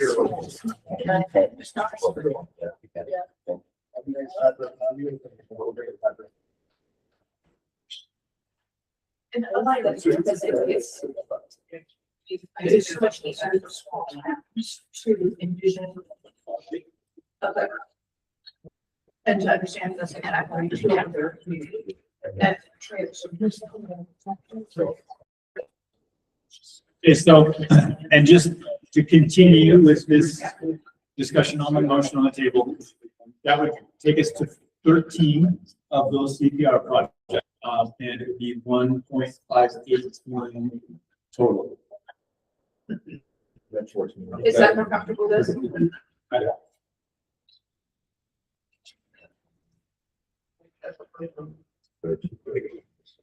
I've got one.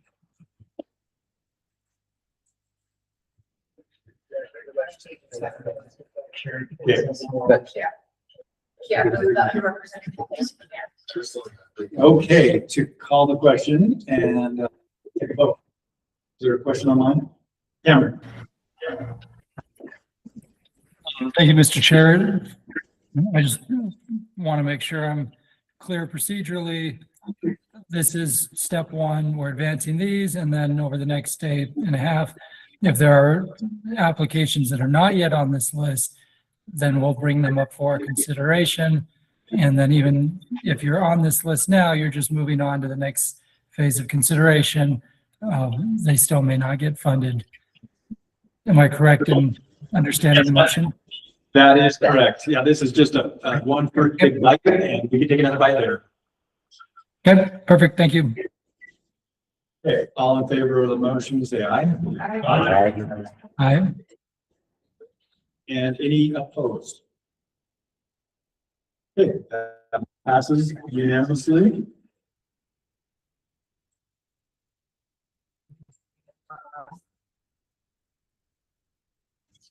Is that? Yeah.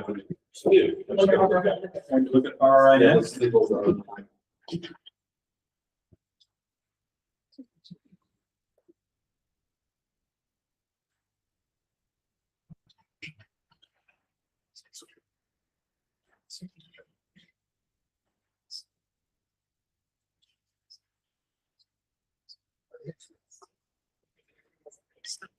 Sorry, I'm thinking of some. This is the way my desk is.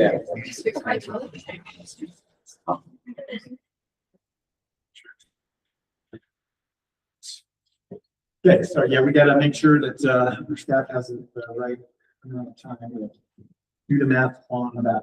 So, pretty good. Go into RI.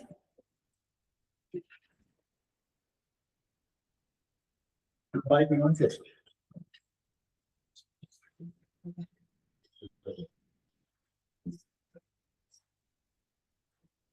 Just for discussion, so we can kind of get a break there. So, Strawberry Visitor Center and Fish Trap Boardwalk has a low. I'm curious to hear that everything kind of anomaly. It's because of the scores. It's a little tight. Is there a marina, involved in this? So this was just in general, I can't remember what this was about. Yeah, you remember this one? Sorry, which one are you talking about? It's the Strawberry Visitor Center and Fish Trap Boardwalk. I know it's on. It's a low on it. Otherwise, it would make, you know, the probating everything in 6.67 above. There's some ambiguity on that AC, maybe 6.672, somebody then.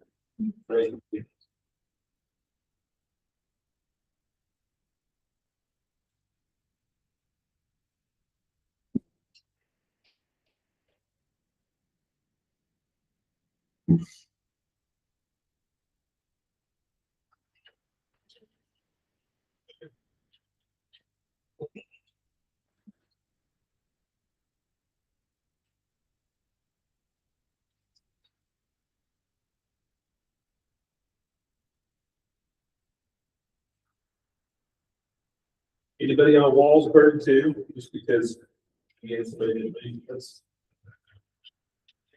Jason, Jake, Jordan. You remember that one? Jason.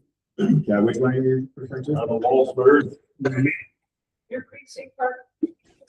Because it would make sense to approve everything in the 6.67 above. But that's just Just check, my period was quick, but yeah, it's a small ass, it's not, it's a small ass. on the Wallsburg. Yeah. It's a 90 ass.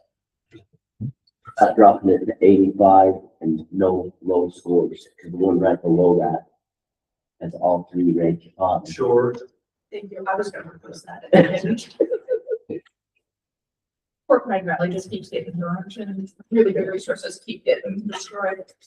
Well, I hate to pull one that's got all three of them high, just off of the edge. And I like where you're going there. Yeah, I missed the funding priority on that one, but certainly not below. That's the Wallsburg. Yeah. I. Okay. It's good restoration.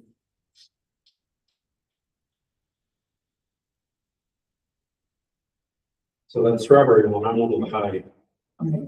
Yeah, in general, the challenging part I have, and maybe this is a good question for Scott, when I think about state parks and how well run they are, this made me feel like, why wasn't there a maintenance plan and funding set aside to rebuild something that's so popular? And why should we fund things that have an interest fee, which should have to pay for it? And I know if that's easier said than done, because I know.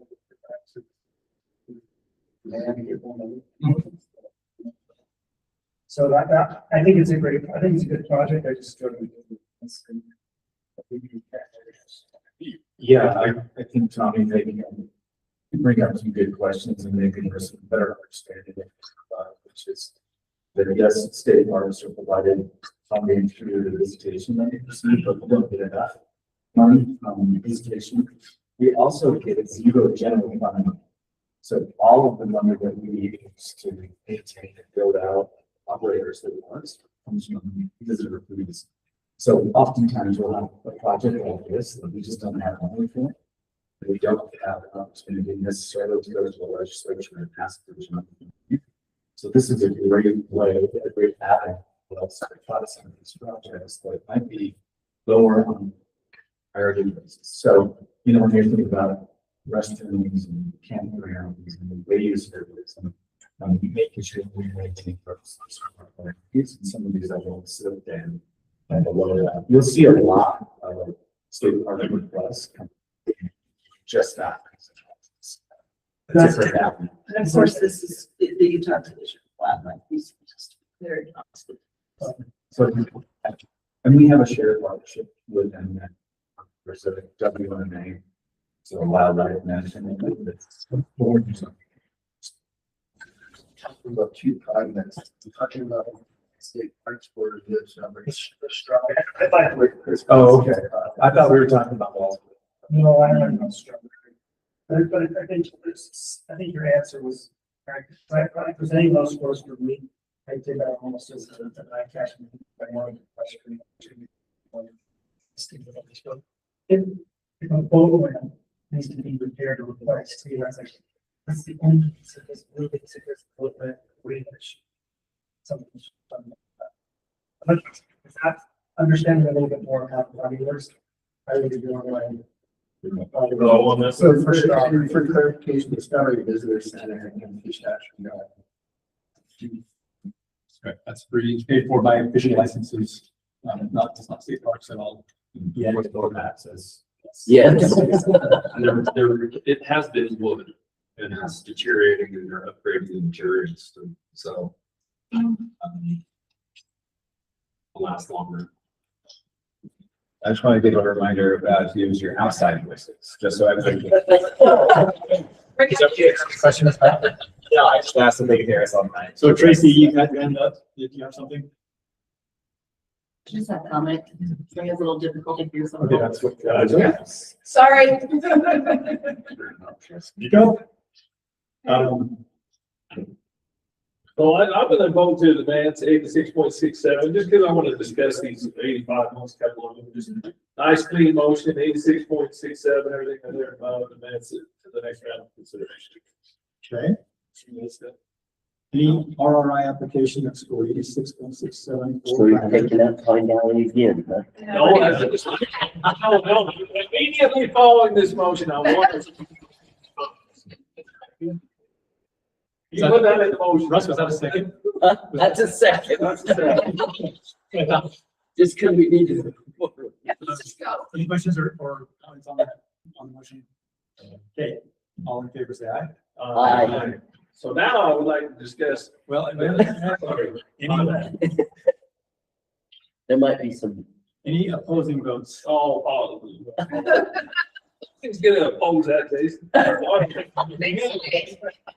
So I'm just curious, because again, I agree with Russ, those 85s, you know, they scored based on the merits, they're all 85 points, but there are a couple of low ones. Just be curious to kind of flush those out.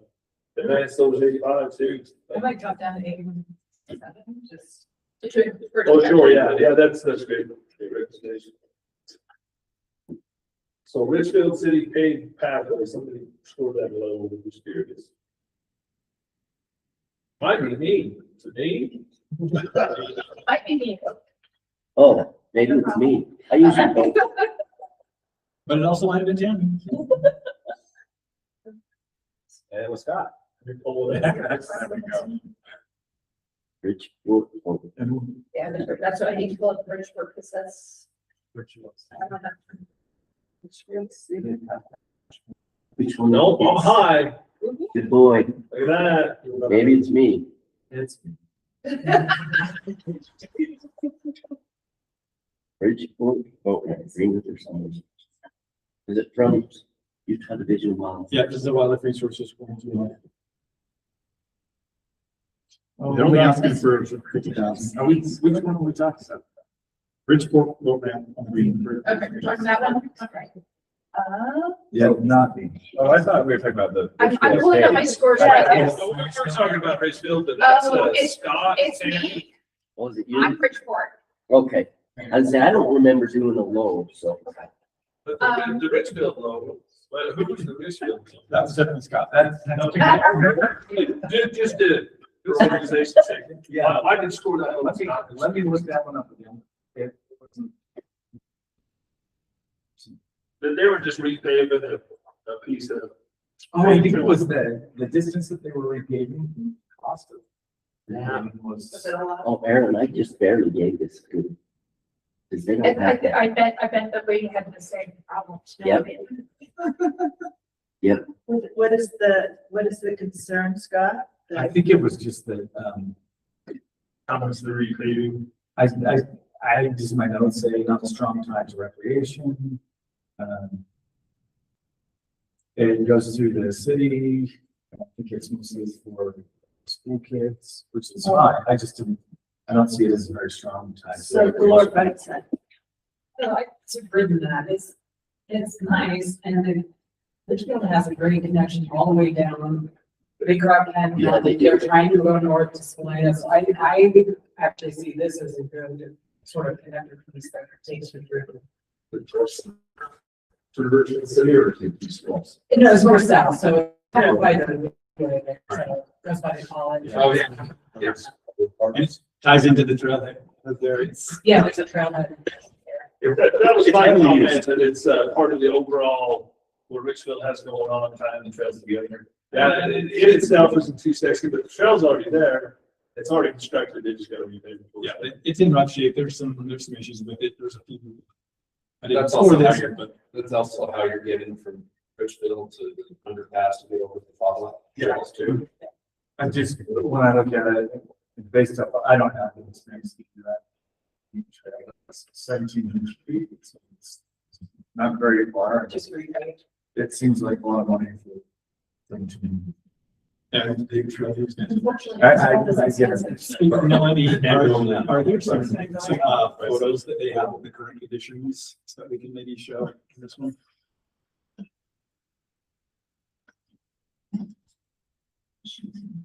My actual.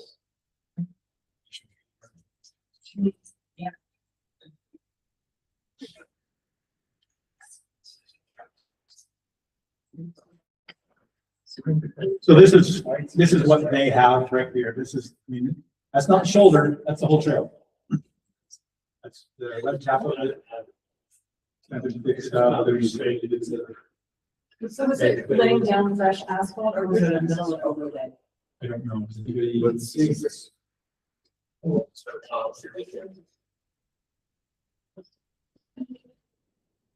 Like asphalt. It is asphalt, but we're not sure what.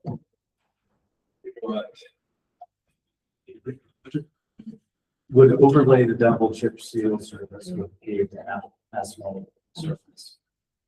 So that's a double chip seal and then it was. It was asphalt, which that's probably why it's on the. They wanna pave it, stripe it. It was done 20 years ago. It's another thing.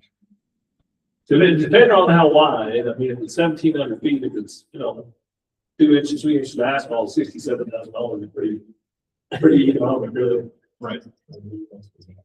I agree with you. Yeah, right.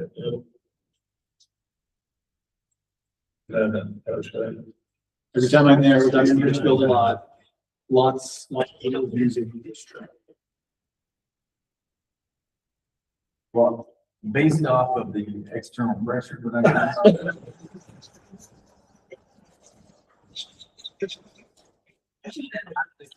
Increase the squirrel. What do you know? Well, I think the score fine. I mean, it's in the money as far as the score. It's just that low priority. I think she's just trying to find out if there's What's major. low doesn't mean no. Yeah, exactly. It just means that So it's not that big a priority. So what I'm hearing is that there's no significant concerns now with that project to warrant that. I don't know. So get them.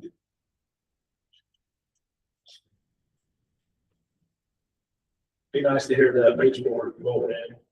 Yeah, So I'm the low. and I should have done medium now that I'm reading my notes. So, really, this just doesn't quite seem ready, is my problem. They've got many levels of permits that they still need to acquire. They've got some additional grants that they're applying for, so they don't have matching secured. And there's this kind of an odd approach to ADA, the ADA question as well, which kind of, you know, they're like, we won't do it here. It's basically what they said. Yeah, I put in my notes, they explicitly state that if they don't get if the DNR sources don't come through, they will not follow through. Yeah, yeah. They wrote that in. Yeah. So that's one of my, Yeah. that was one of There's my. a lot of uncertainty to this. It's not that, I mean, if it all lines up, then maybe, but even with that, I mean, yeah, it seems like something that is it's a heavily used resource, but you know, their ADA question answer was it does not fully conform to ADA considerations. It's because of the cost.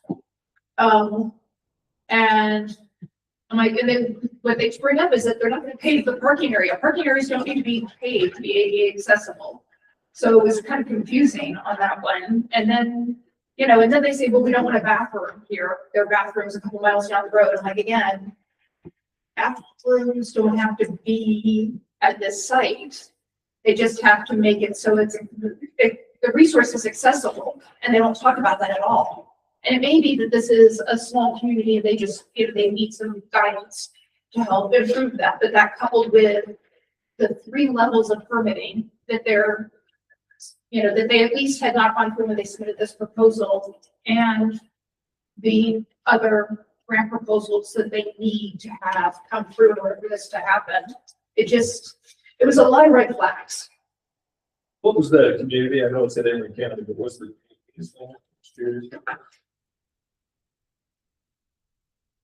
You know, Mike? Yeah. A lot of our resources Yeah. side. Yeah. It's kind of a little bit of an odd. Okay, because who normally manages the river there, yeah. He said it's the 5th most popular fishery in Utah. Well, that was one of the positives that I saw Yeah, there. So that 100%, a heavily used resource. It is huge. I could be talked out of this if people think that this, like the problems I've raised that we are putting, I mean, obviously, if they don't get permits, they can't do it anyways. They don't get the grants, they can't do it anyways. But are we committing money to something where it's maybe a coin toss whether it's gonna get used, or could we put it towards a project where we know it will get used? I was the medium, and most of that was like one of the few mediums I gave. So for me to give a medium, I know some of you like to go on the low end. Optimist guy, because everything's wonderful and rosy. So for me to give it a medium, I'm not going to copy it here. Yeah, I don't know. Copy anybody.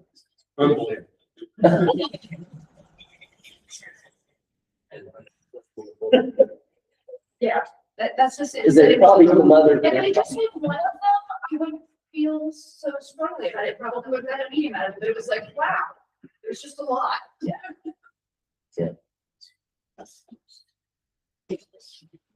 There's probably other projects. Well, I that tend are to right be the there. negative Nancy here. I'm always much, you know, I have strong opinions held lightly.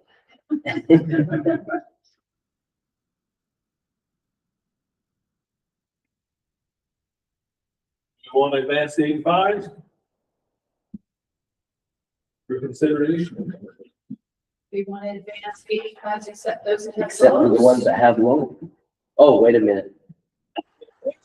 You're feeling Scott was handed. Oh, yeah, he changed it. So I can't order the. he repented after peer pressure. Wow, yeah. Additional information. Yeah, you're saying that it's all. You're saying that that's all now 81.67. 81.67. Oh, I got that's right. That captures Bridgeport. I mean, Bridgeport got 85.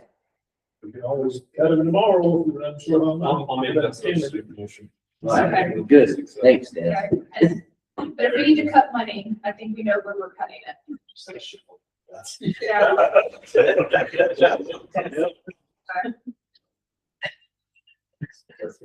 You get a second on that, Dan? I'll second. Awesome. I'll shield for Betsy too. Chair, that's a good idea. Okay. So we did 81.67 at about. 81.7. Just need a vote. Just a All of second. I'm gonna try and get a number attached to what that's. Very, I'm not really much like that. I did out of 21, we need 143. Add that. Okay, so that's 1.4 million. If we do that. That included 81. Yes. Yes. Okay, that was all I wanted to work out. So the motion is to add all of those that are 1.67 through 85. So that is 6 additional to our list of projects that we want to approve. To bring the total of our RI to 1.4 million. Seconded again. I did. Second by Lance. Any discussion questions? All in favor, say aye. Aye. And any opposed? So that passes unanimously. With a chunk. Do you want to do a little live scoring update? It's just a category. I can show all combined and. We're looking, come on, and see where we're at. All total. 34.1%. 15 counties.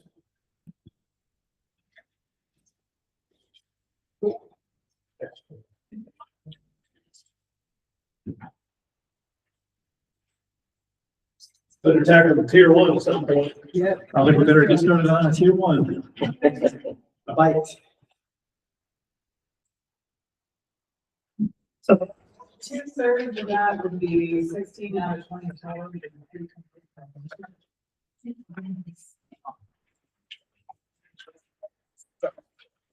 That's good. Yeah. Yeah. I just keep messing myself up. You're utilizing those sides, and I think kind of. So for tier 1. It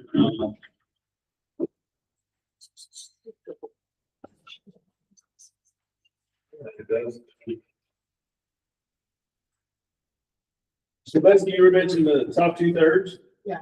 So that is, This is down to about the 77. That'd be 16 projects and about 3.8 million deal. 76. 76. 376.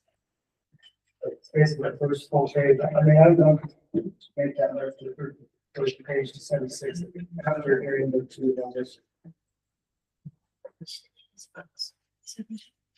I like that. I'll say it.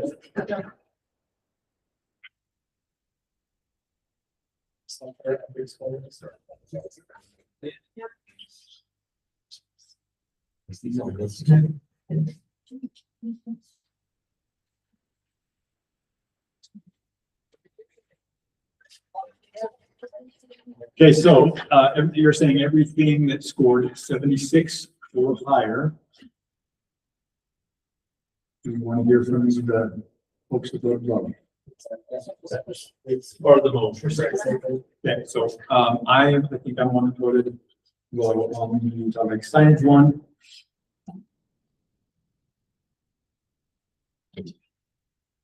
I think for the most part on this one, I just felt a little bit cart before the horse. There's not a real firm plan yet of how we'll put it all on the ground. Who's going to do it? I don't know. That's sort of low on my priority. Let's see.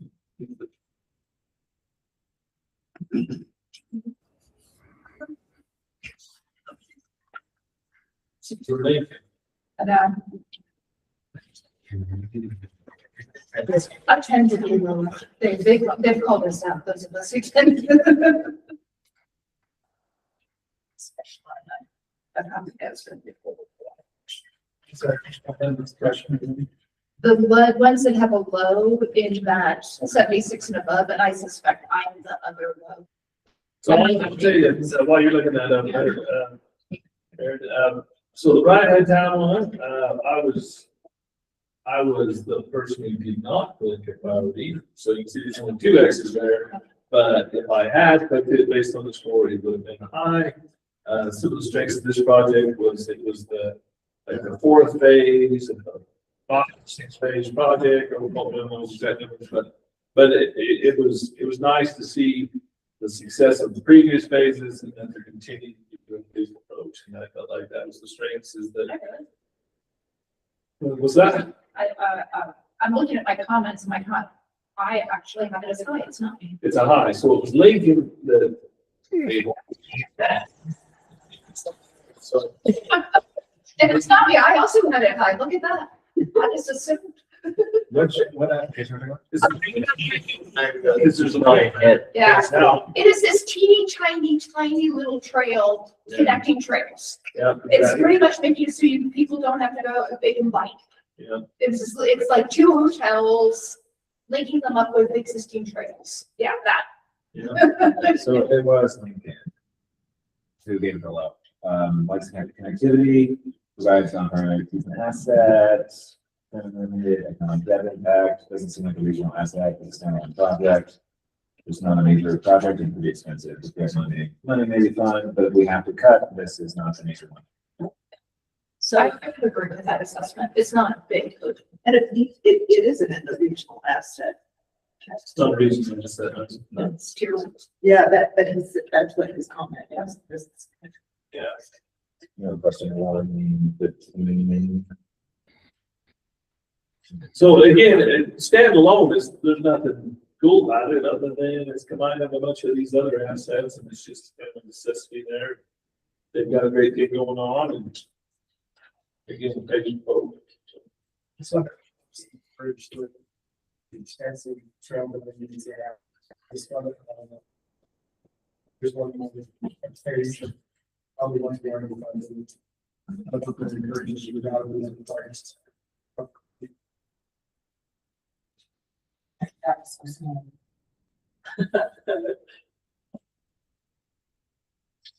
I looked at my notes on the utility size, but the reason I scored low is just lack of diversity in sources. It's almost all state. And that's so not a significant concern, but relative to the others. Well, no major objections.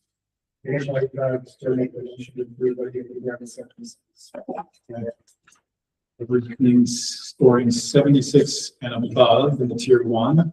I'll second that. 75. Yeah. Yep. Any questions or discussion? All in favor, say aye. Aye.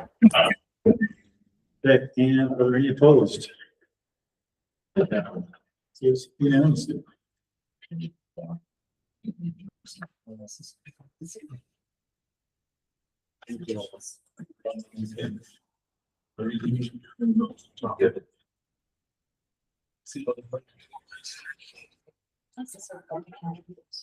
So that was 18 applications for that.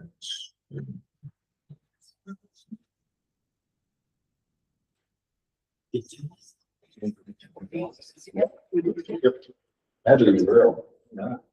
Oh, That's. that's That's because Washington's rural, man. Yeah. We had set like, we set goals every year, like with the legislature, it was like, yeah, 50% rural, and then Washington. And it's like, oh no, and we still got it. Changed. Once they came back, they're like, maybe 70. There's not a lot of Washington County up there. There's none. Okay, well, look at us. Not a single Washington County in here.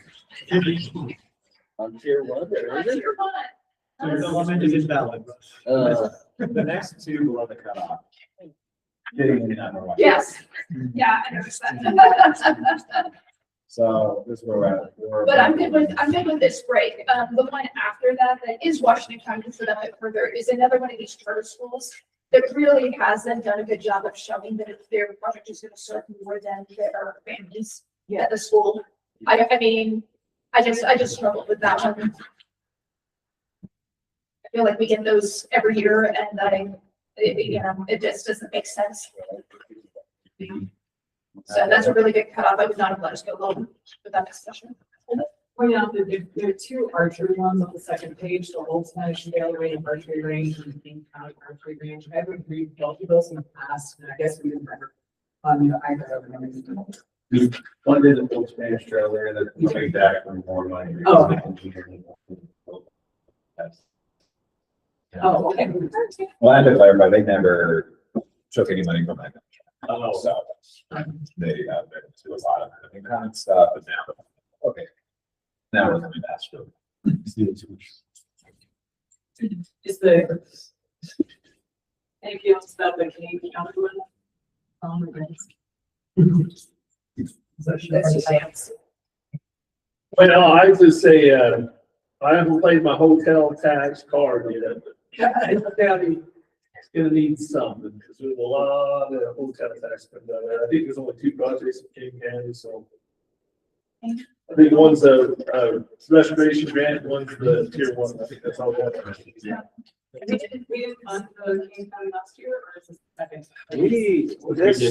This specific project, maybe 2 or 3 years ago was funded, but they, I think, ultimately had to find a new location because they were working it out as one of the adjacent neighborhoods. And so I think this, so both archery here, essentially, they have been funded in the past for numerous reasons. They turned it back? They've turned back, and so now they're kind of reapplying that they're up to date.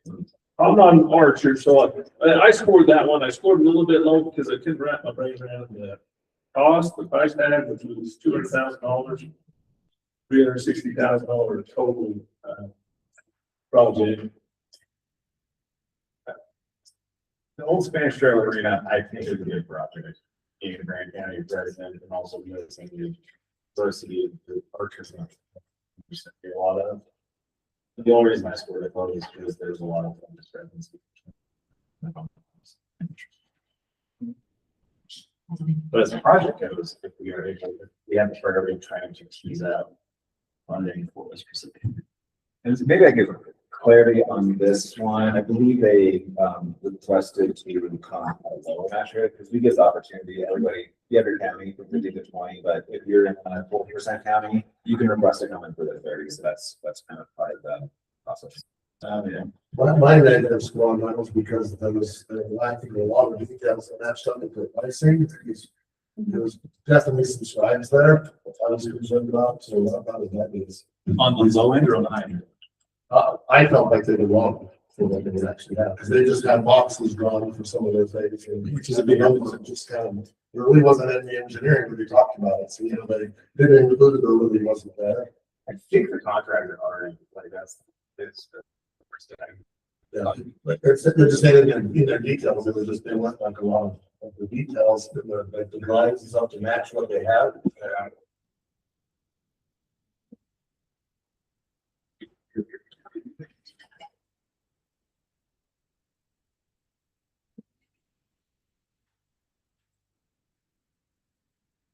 I called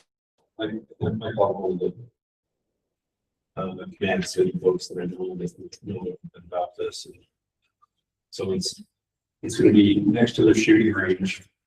They're going to compliance with parking and have a base. And it wasn't the most exciting thing. I guess I forgot, but I didn't know that they couldn't pull off the last go around and then move into the same site. This was a possibility.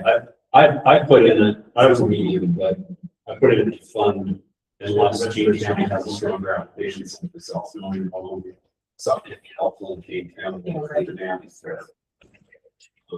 So, what's the other King County one?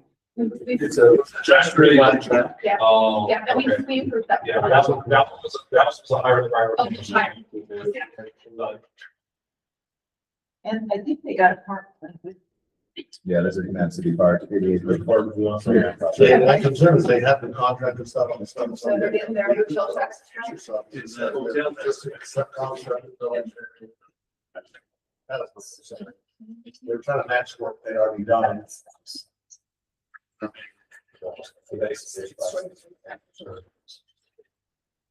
We'll sort of kind of be in this conversation about how many backyard archery sites there are in the canal. It's like, well, okay, are those gonna go away if we actually put this in, or is that still gonna be there? Nope, probably not.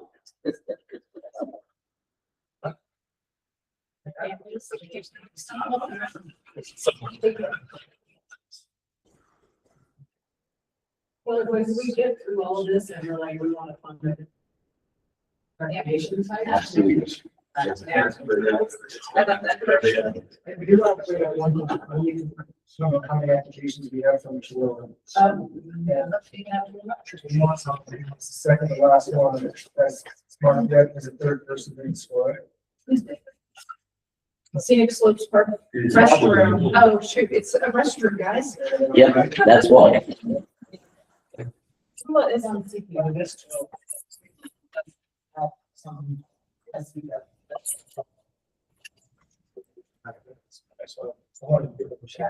Okay, Cameron, you got something?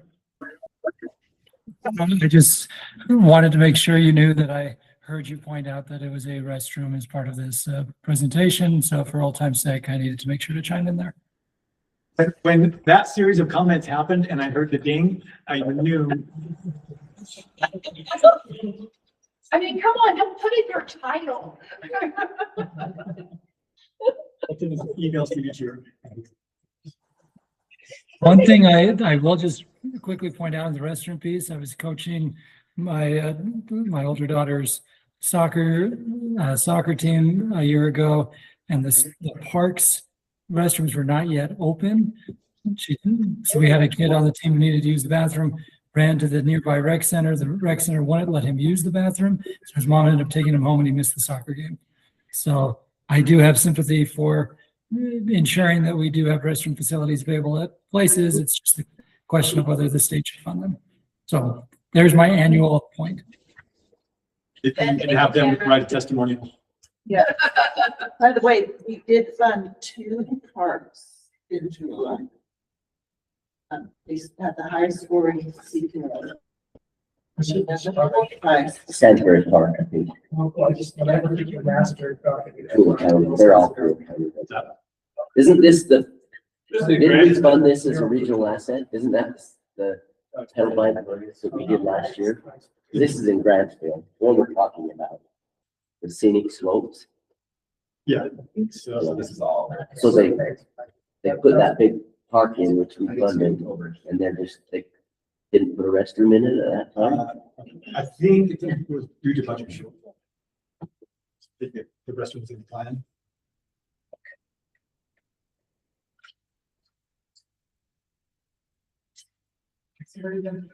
I was just looking at Brand County, same situation, quite a bit of DRT contribution. We've got one we've approved so far, it doesn't arrive. They are really trying, like, that's what I think most of the growth in Moab Valley is going to be. It's Spanish Valley. And just something to think about, keep in mind.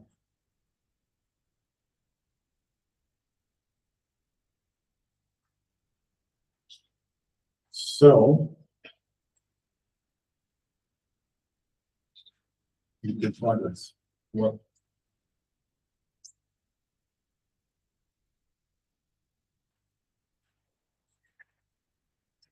And we heard from exactly half of the regional assets. So we've heard from half of them today. We're from 8 or 7 accounts, yeah.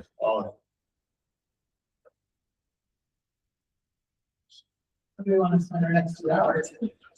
Well, I'd like to, just again, hotel guy, hotel tax.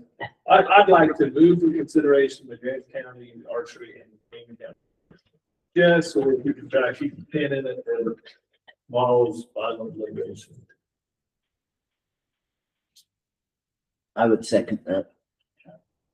I was gonna say, if we do one archery rally, we better do the other one. I mean, they're right there together. Yeah. Probably use the same kind of criteria.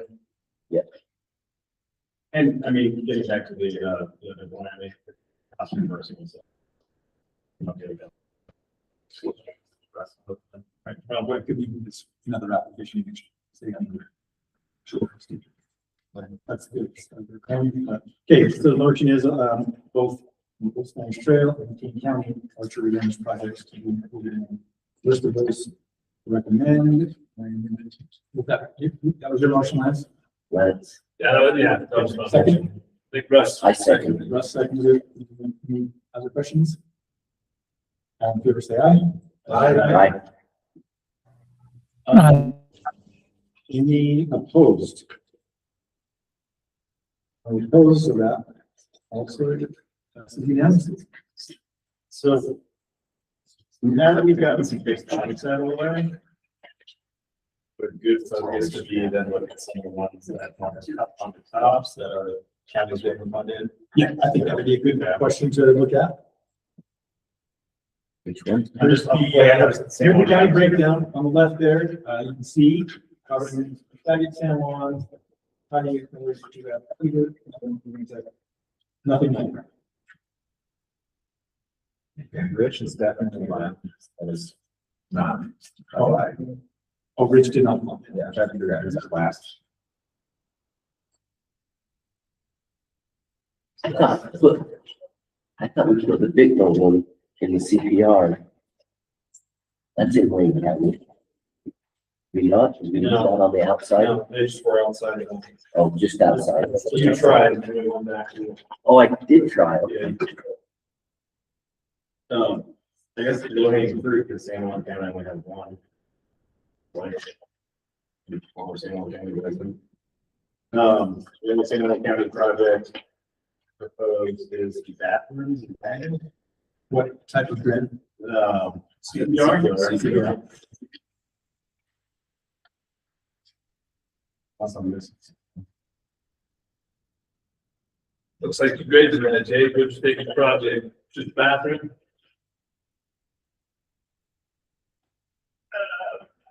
Knowing that area really well and working with tribal communities over there, it's like their own resource. I will disappoint not to see any like structure stuff come through, but yeah, as far as resources go, then just a bathroom, you go on any given Saturday, that's where people are like selling objects and sort of just that porta potty there that they've been struggling to take care of forever. It's a little bit different than just I'd say like the bathrooms that we're trying to put onto an existing infrastructure. And knowing the area and the town of planning, it could actually be a significant improvement and draw like lots more things that we can do with the grant because of that the high use.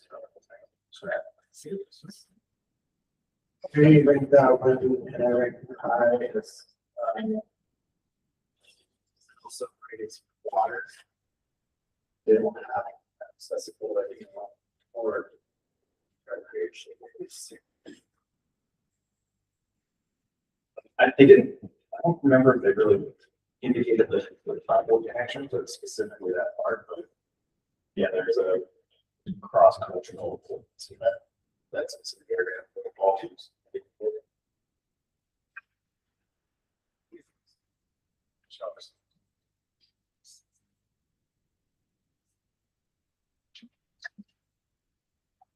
Is there a motion in there too? I'll make motion to push that one forward. All right, motion is that the Central Park restroom project summary. See. List of those recommend. There's a second. I'll second it. Okay, Scott. Question or discussion on it? Favor say aye. Aye. Are there any opposed? Good.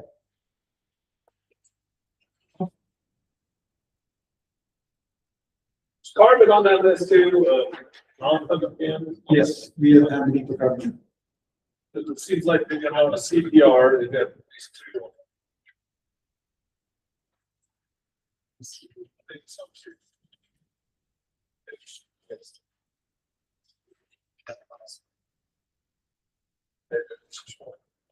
Right City Rose Park. Yeah.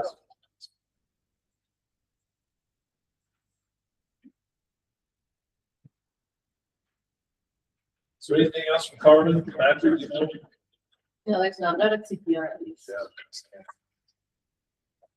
So I rated that one, you know, being that was, you know, I was a little jaded with CPR on some of them. Not that extra sexy or wonderful bad. But, you know, it just falls right in that kind of big, you know, distribution right there in the middle where it's just kind of, it's hard. It's not any worse, not any better.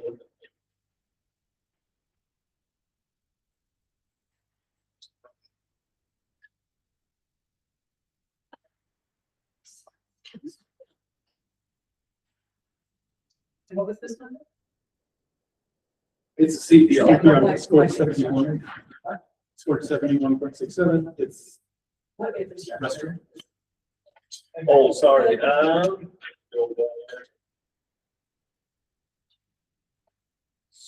so.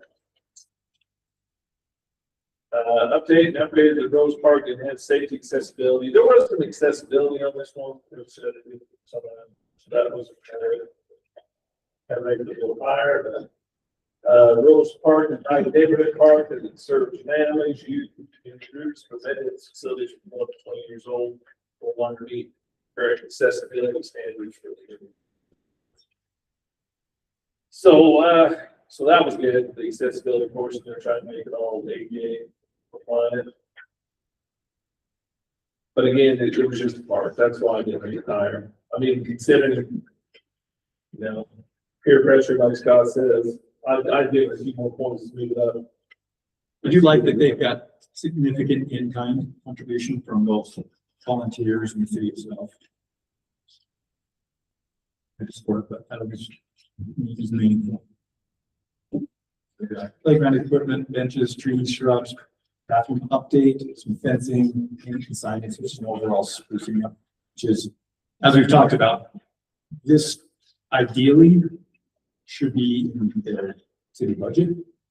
Sure.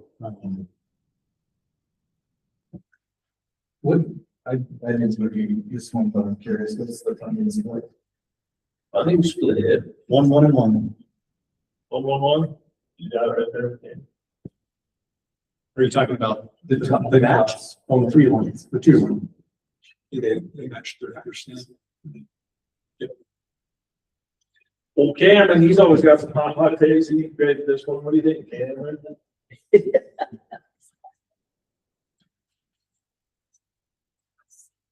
he still on there? Yep, I am. I was just trying to get my camera to come back on, and it froze. I'm also going back to my notes here to remind myself how I scored this one. So give me 30 seconds to get back to my notes here.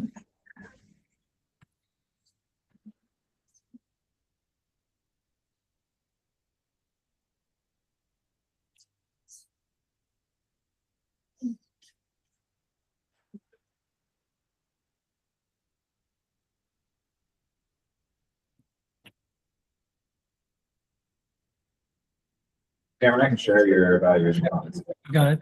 Yep, I found it. Yeah, consider not that. Yeah, so what I liked about this one was a ton of community engagement, which is not always the case. And I it's we're talking about the, Carbon County, which historically has not gotten a lot of money outside of the helper applications for the Price River. So this is in Price. So I liked that. I liked how thorough the application was and focus on ADA accessibility. I was actually just in Price a couple of weeks ago, meeting with the mayor and talking about what they're trying to do to spruce up the area, because it's an older city with older infrastructure. So there were those different factors made me score this one higher than most of the applications that I reviewed. I was just looking at my comments too. So I thought, based on some of what the budgets were for other parks, for equipment, things like this one seemed very reasonable as far as they had in the budget.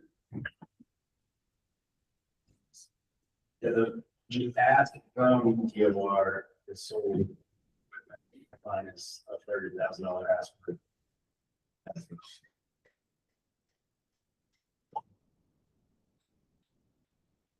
So I'm gonna move that we make motion that we move this one for further consideration. Not approval, but just further consideration. Okay, Lance. made some I'll motion. second that. And Cameron will second it. Any other questions? All in favor, say aye. Aye. Mr. Chair, Tracy did have a question in the chat. Oh, Gracie. Hi, crew. Can you hear me okay? But feel free anytime. I'm just wondering what the material is for the playground surface, since they noted this is about accessibility and safety. I just didn't see what that material is.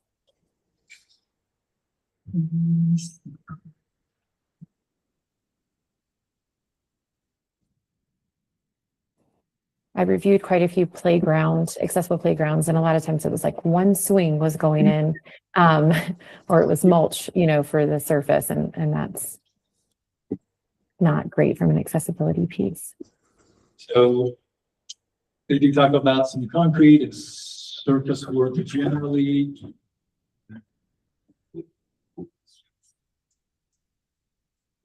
To comply with local standards. Slip resistant surfaces, ADA compliant routes within connect. There's quite a bit of language regarding the ADA and surfaces, but nothing specific as to asphalt. Yeah, there's not a lot of specifics in there. It just says modern ADA accessible standard. So Does the budget narrative mention it? Oh, yeah. Like the narrative, not the Oh, spreadsheet. yeah. We're good at like breaking out the costs and things like that. And some of the budget narratives.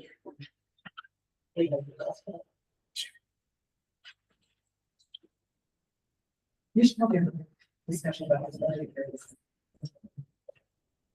I think you're right. That's something I thought of as well. Let's see. All good, team, move forward. It does look like great language. Was just wondering if they had listed what that flooring would be. Okay, so I have it up, I guess here I can share.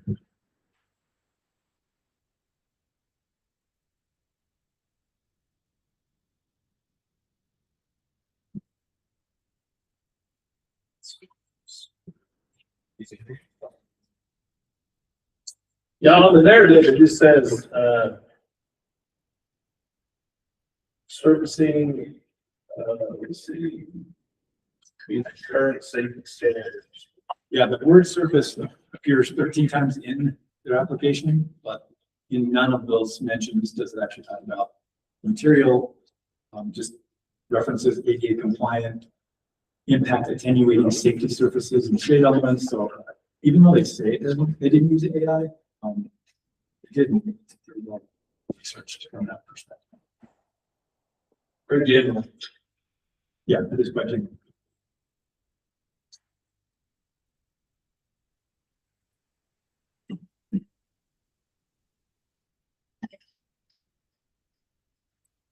I don't think it's a reason to stop your movement forward. Just wanted to see what the details were. So, we'll vote on that. All those in favor of the name Riverstone Park as city on the list, say aye. And any opposed? Unanimous.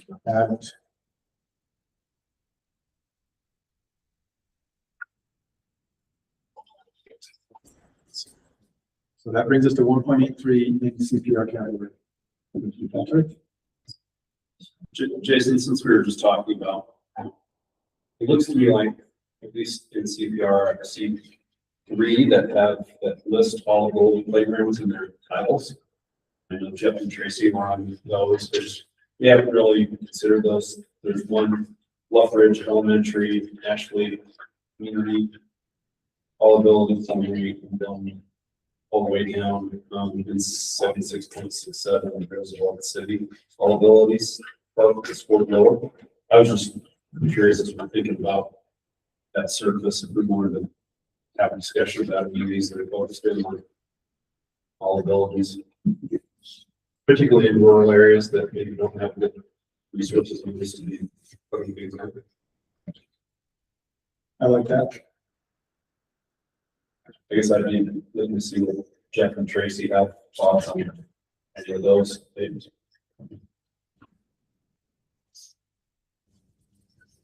I'm happy to chat about any of the ones that I reviewed. Sorry, it's a little hard to hear, but I heard All Abilities Playground. I did review quite a few of those. So if there's any that you think we should discuss, I can pull up my notes for sure.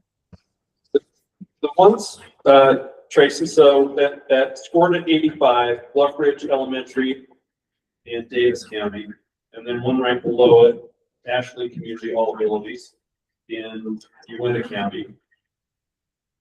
And then all the way down that scored at 76.67 in Duchesne County, Roosevelt City All Abilities. We've not done anything in Uinta County or Duchesne, so get the basics is one of those. Did you have any concerns with those? Probably as the question or any particular questions, Tracy? I'm pulling up the Duchesne County. Is that the one that y'all are pulling up right now? Yeah. So we get Is this the Roosevelt one? Yes, that's on the list of these 3. Yeah. Okay. Yeah. The Roosevelt. Okay, let me look at my comments. I have that one if you wanted comments. Go for it, Jeff. Okay. Go ahead. I just, of all the ones I reviewed, this was the most extensive structure I've seen, and it was this All Abilities Park, but there's very small part of this actual structure that's all abilities. I had written down weaknesses as just many verbal commitments. They were mostly secured with funding, but again, a lot of verbal commitments. I just thought that this was maybe out of scale as a structure for the community compared to some of the other ones that I reviewed. And the all-inclusive features seem to be a small part of this structure. Those were my main comments. Jeff, I fully agree. It sounds like the community does need an upgraded playground. One, it was lacking letters of support that I felt from people in the community and people with disabilities. The design showed minimal equipment that is accessible. They do have funding, but I did mark this as a low. I love the concept and the need, but the equipment is not designed to meet the needs of users with disabilities. A swing and maybe the spinner equipment is all that I'm seeing that is designed. The design on the tower is amazing, but it's missing. Those are excellent comments. Thank you both. Anything on the Uinta County one with Ashley? Hold on, let me find my notes. Well, she's looking at it right now, and just really get there.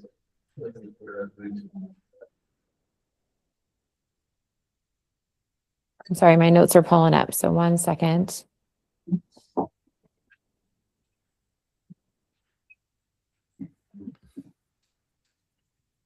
Okay, so great letters of support from family members, funding secured, the concept drawings are good, but I'd like to see more detail to understand like how far up those ramps go. more detailed drawings between for the final plan. I encourage them to make sure they got a consultant. But I did rank this as high compared to the other designs that I had seen, the language that they use for explanation of what they would be adding. My understanding is this is also part of maybe a larger park, larger community park, so would provide really great inclusion overall. Is this Ashley Valley? You guys? It says you went to Special Service District, Ashley Community All Abilities Park. Okay. Correct? Am I telling? I'm giving my comments on the right thing? Okay.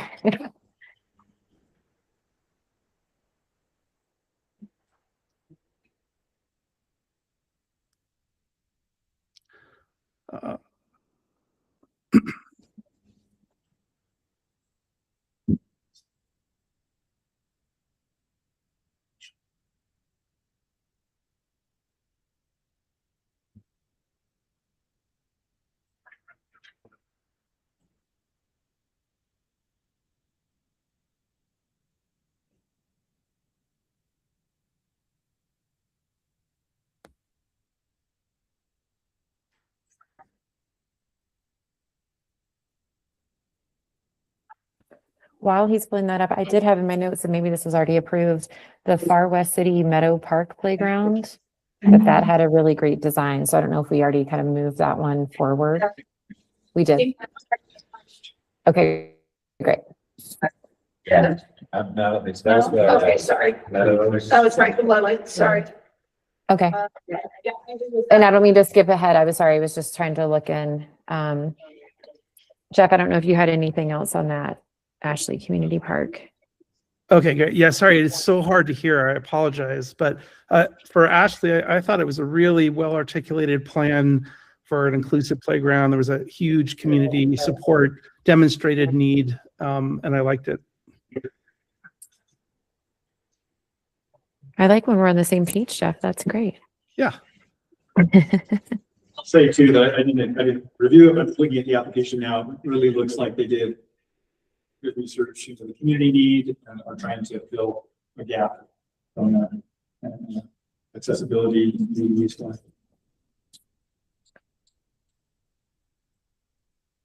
Tracy and Jeff, the one just above the Ashley, which is Bluff Ridge All Abilities Playground in Davis School District. I think that's the other one they're wondering. Black River. I don't know that I had that one. I had the Far West Meadows Park. Bluff Ridge.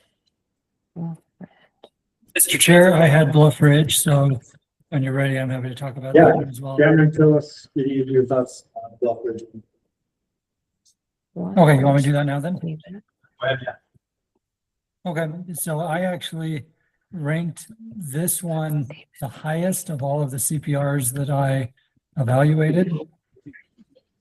And it is the All Abilities Park. All Abilities Playground. So it would be at an elementary school. It would be open to the public outside of school hours. That was the one hesitation I had, is that during school hours, it would not be accessible to the public for obvious reasons. That said, they have tremendous community support. They are little short on the guaranteed match, but they identified that a private donor would make up the difference. And I was going off of trust that private donor wanted to remain private. And so whatever the final amount is, the private donor was going to cover. They've even had news articles about how they've been gathering community support, and it's ready and nearly ready for construction. 7 letters of recommendation, and all in all, what I liked about this one was recognizing it was filling a regional need. So, and it was regional need, and then it was all abilities. So I think there are fair questions about it being at a school and therefore not open to the public 180 days a year during business hours. And then I think the private donor piece is also a fair policy question. But those are my 2 cents on it. Yeah, Cameron, I agree. I mean, their letters of support were so well-rounded, and the thoughts for the students in their school, which they were really advocating for. So I ranked this high as well. And they didn't go over the top, like it's a couple of accessible features, so it felt very doable to me, and with some great intentions. I think I went medium here just because they articulated that it was for 4 students. Granted, they should have access, but I think it's their number is 4 that would access it from the school. Yeah, currently in the school, yes, Jeff, that is what they said. 4 students plus the community is what they listed. I don't know. I'm still a proponent for those 4 students. Yeah, of course. I wasn't going to say anything because I didn't want to sound like I wasn't, but it is a small number, but I mean, we are it'll grow. Things, so. Students today, maybe 5 next year. So we talked about a handful of these that are kind of focused on all abilities. Meadows Park in Far West City, Bluff Ridge Elementary All Abilities Playground, Ashland Community All Abilities Park, and Roosevelt City All Abilities. And I think 3 out of the 4 have pretty favorable comments. The only one there's some doubts on is the Roosevelt one. Can you tell me where the I keep going back to this Far West City Meadows Park. Where did that end up in our rankings? So it scored 85. So it's only. So did it already move forward? No, it did not. It's right at the cutoff. Okay. I'd love to chat about that one. Yeah, no, I really like the design and the proposal. I was also on that one. I was just concerned about the lack of a secured match. That's why I have it at medium.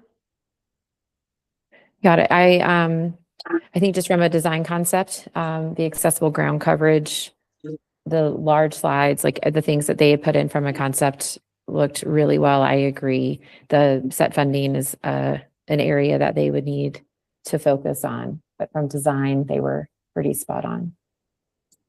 And as far as overall total project cost, it is among the highest.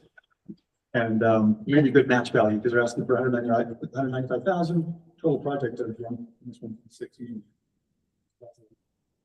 Is there any value in looking at those 85s? So there are 9 of them. Right, there is the big one. Russ, you've been wanting to present on that one. I guess I'd like to hear.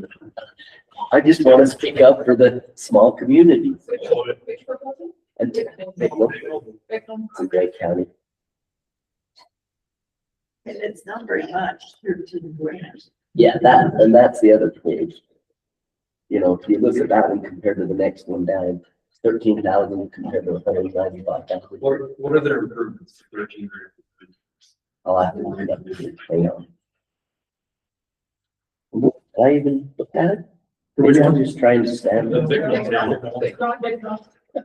Evan did that one as well. I did my notes, show ready, small interest, big impact on community. Upgraded park electrical infrastructure, self-powered focus for food trucks, and add some seating. Oh, that's right. It seemed like it was just kind of a unique thing that. It's not just a park, they're bringing all the communities together. 13,000 on that, yeah. And I ranked that as high in case it was needed.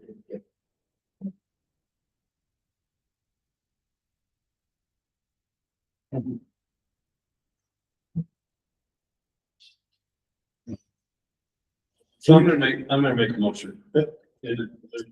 Individuals instead of individual projects instead of body ranking. The Bethel Park, the Meadows Park Playground summary application, the Bluff Ridge Elementary and the Ashland Community. Okay. So move on to the next one. That's in order, those 4 projects. Second, Tom, thank you. And any discussion or questions on that? All in favor, say aye. Aye. And any opposed? I was also an aye. Sorry, this was Cameron. I didn't get to my unmute. Thank you, Cameron. That definitely makes it in this thing. What is that? What is it? Money? Calculating. About anything in that Yeah, this group's getting efficient.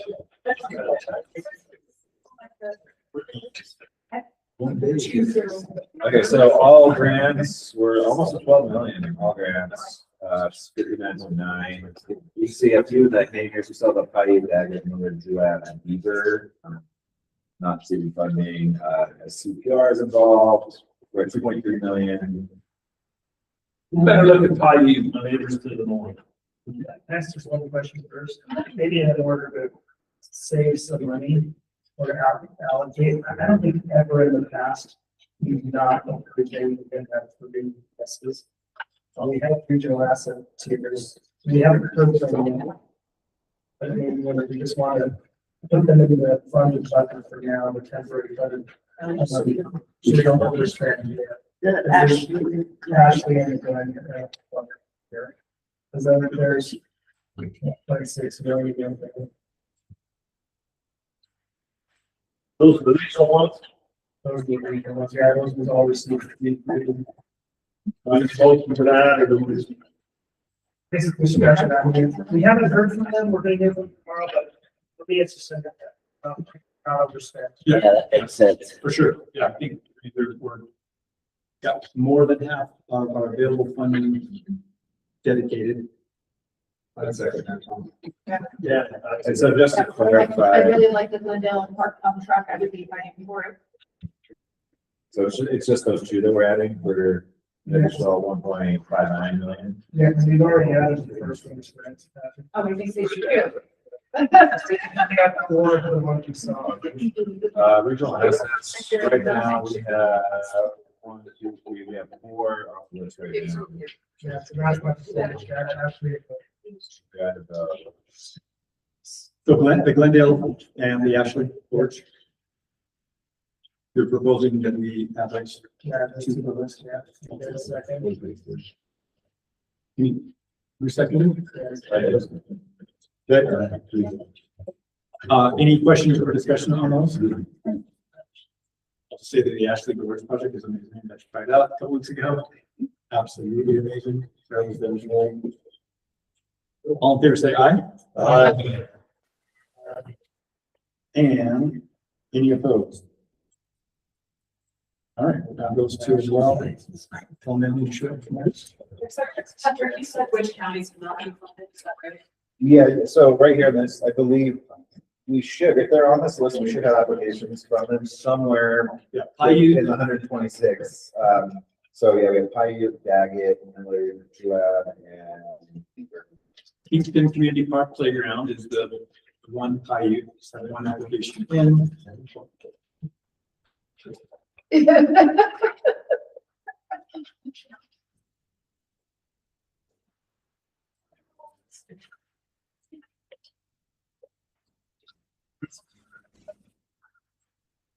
Great kids. Say about. Yeah. So, Great grandfather. Evan, Scott, or Mike? Oh, CPR. CPR. And which one? It's 73.3 if you're on that page. Park Playground. I can pull up comments. They're too high. It's just there's. It's forward, I mean, it's park, right?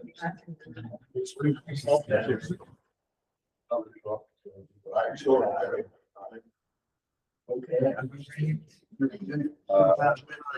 gonna say small town need, well written, no frills application. That's the only time I wrote that, so thank you. Right. It did feel fully designed lead. So I wanted the small town to get their share, so I ranked it high. I think that's high as well. I like full construction or construction detail, but let's go. I ranked it medium, it's a good community asset.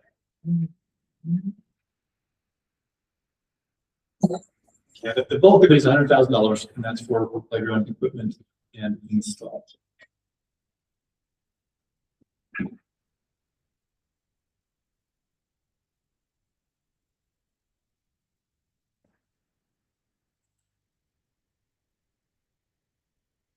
I say, let's move it, tell them all for consideration. Consider it's the only one providing damage. Yep. You're saying, should we take and work together? She's around us. We did for one motion, meeting. What are the other? What's the other counties? Other counties, we have Beaver, Daggett, Miller, and GYI. So Beaver has 3 applications. They've got Civic Center enhancements. Oh wait, I'm sorry, that's the only one. There's another CPR. I think it was the second to the lowest score. So I reviewed this one, and part of what I was reacting to is they applied for this grant a couple of years ago for something that was basically like, it was completely application. I think we ended up funding it just because we're like, we want to fund something in Beaver, and it was like a sidewalk and some other things. It is on the exact same block. So part of me is like, okay, did they use the grant? Is this going to incorporate those original sort of upgrades, or is this replacing them? Playground equipment is what they have in the budget for our funds. Yeah, and this is a much better application than that one years ago, which to me does make me feel like it is hard sometimes to fund these applications that are not great, but they get the overall version here, they can come out with something.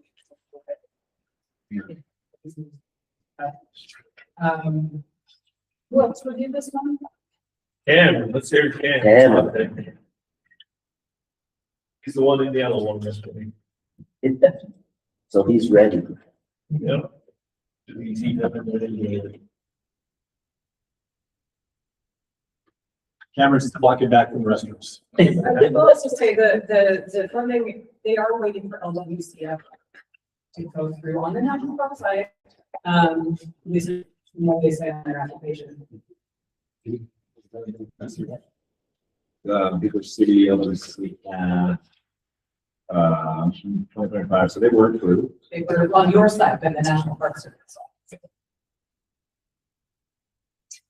Yeah, I don't know if it's been certified, but on our side, yes. Mr. Chair, I'm ready when you are. Okay, we were, Let me just say one thing about that before we move on, is because that LWCF, I think still needs to get approved by the National Park Service. I'm worried they can wait a year and then don't have all their funds in place. And that's, I think. Cameron, this is the Beaver Civic Center. Yep. What are your thoughts? So there were pros and cons that I saw in this application. And so, normally at the beginning of every meeting, I talk about how I approach my scoring in this year's case, knowing that we didn't have money for everybody. I basically broke all my scoring into 3 categories. Category 1, must fund. Category 2, maybe fund. Category 3, not fund, knowing that we had funds for about 2/3 of the application. So this was in my middle category. The reason for that, let me give the pros first. The pros were Beaver's a regional hub, rural community, and this is a large scale project, and the request for state dollars is a really small fraction. It's $200,000 requested for a $1.7 million project. So those are positives. The concerning pieces was that the matching funding was not fully secured, so grants were still pending.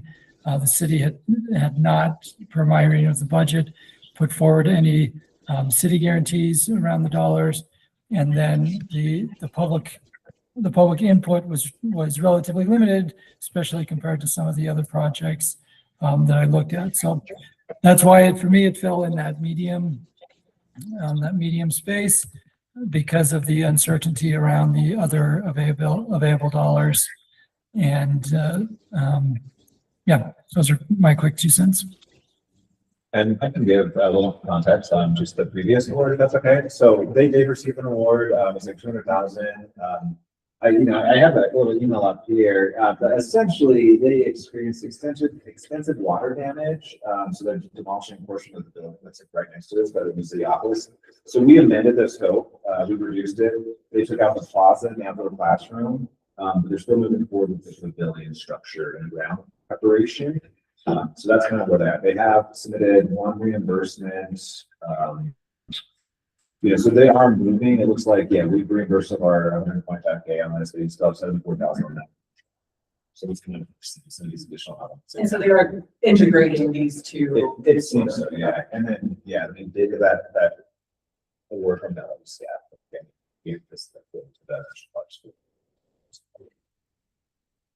If it is the only Beaver one and we want to fund as many counties as possible. What would Tammy say? Oh, well, we know what Tammy would say.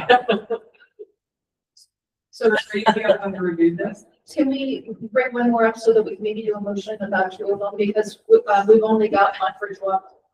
We've got, and that's a CPR. It is the Oriole Park ball field lighting.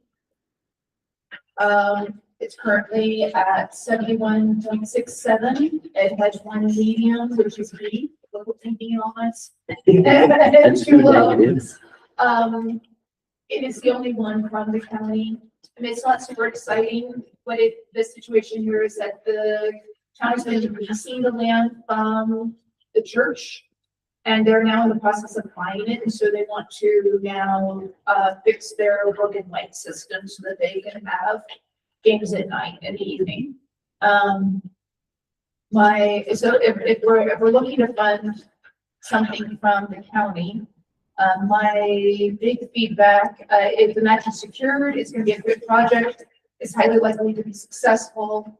They did not document the fact that they're buying this property very well, but I mean, they didn't want to invest in it, so they bought it. So I assume that is included the investment. I don't know. It's not sexy. It's expanding the use of an existing facility. But there are two lows on it, probably because it's lights. Yeah. I'd break this one as well. Same time was a low.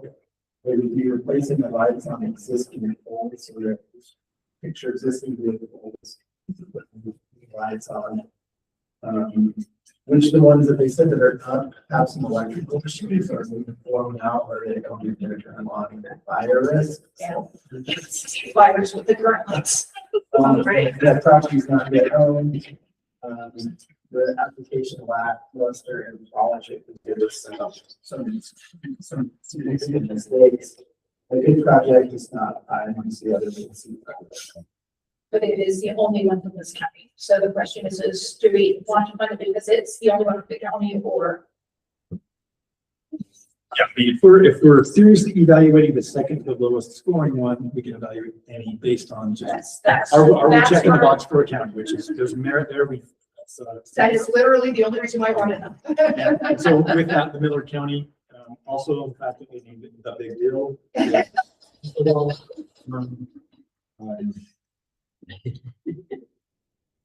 That was one pickleball project I felt like was They made the news. Obviously, the state, Pickleland was their best. really. The Laverkin broken. Oh. It was a joke that they decided actually would be fun to do. Well, now there's this new sport coming too. Paddle. Is it? You heard this? What? It's totally new sport. PADL. Oh. You haven't heard of it? I Yeah, thought you were well, gonna say banana ball. Banana ball. Banana ball, yeah. Yeah, What do you think? but I thought the Burger Gherkins would be a good name for that. Well, Is there a motion floating around in someone's mind? So if you want to tackle our last county, the Dove County applications, that's Daggett. And that's, I'd be interested to hear from somebody else who did Daggett, but it's basically an existing park. The funds are going to things like chip crack seal work on the parking lot. Some sprinklers, gravel, hydro seeding, things like that. Just to make it more functional. So again, like the ball field with the lights, it's not super exciting. Just what they have identified is what they would like most for this activity. And as you can see, it's not like they have a touchline resources. So very remote area. This is what they've identified as what they want. So I looked at that one as well, and I'm sure I don't even need to look at my comments, but because it's a smaller area, I'm sure I read that fine. it makes me want to go to them and like, think bigger. What else could you really do with this? So I guess we've done that with that awesome application with some beautiful features. They have the STP syndrome there for sure. Same to people. Yeah. Always. Yeah.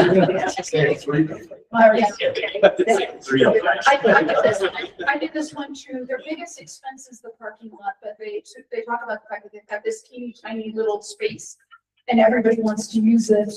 And they've actually had fights break out because it's so tiny and it's the only place. So I kind of felt like that seemed, yeah. All right, so Daggett, Jewett, Millard, and Beaver County projects. In the pool of discussion of the county. And county.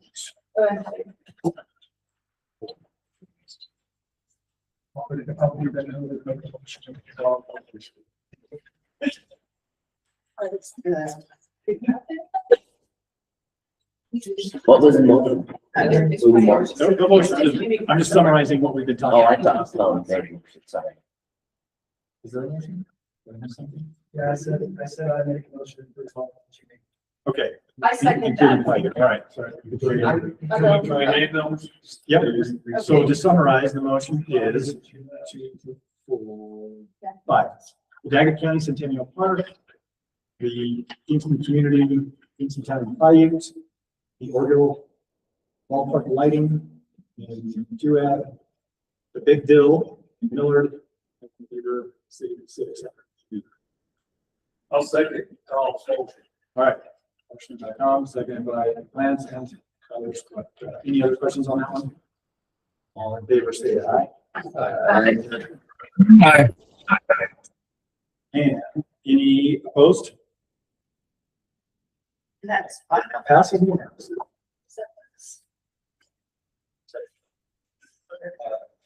That's great.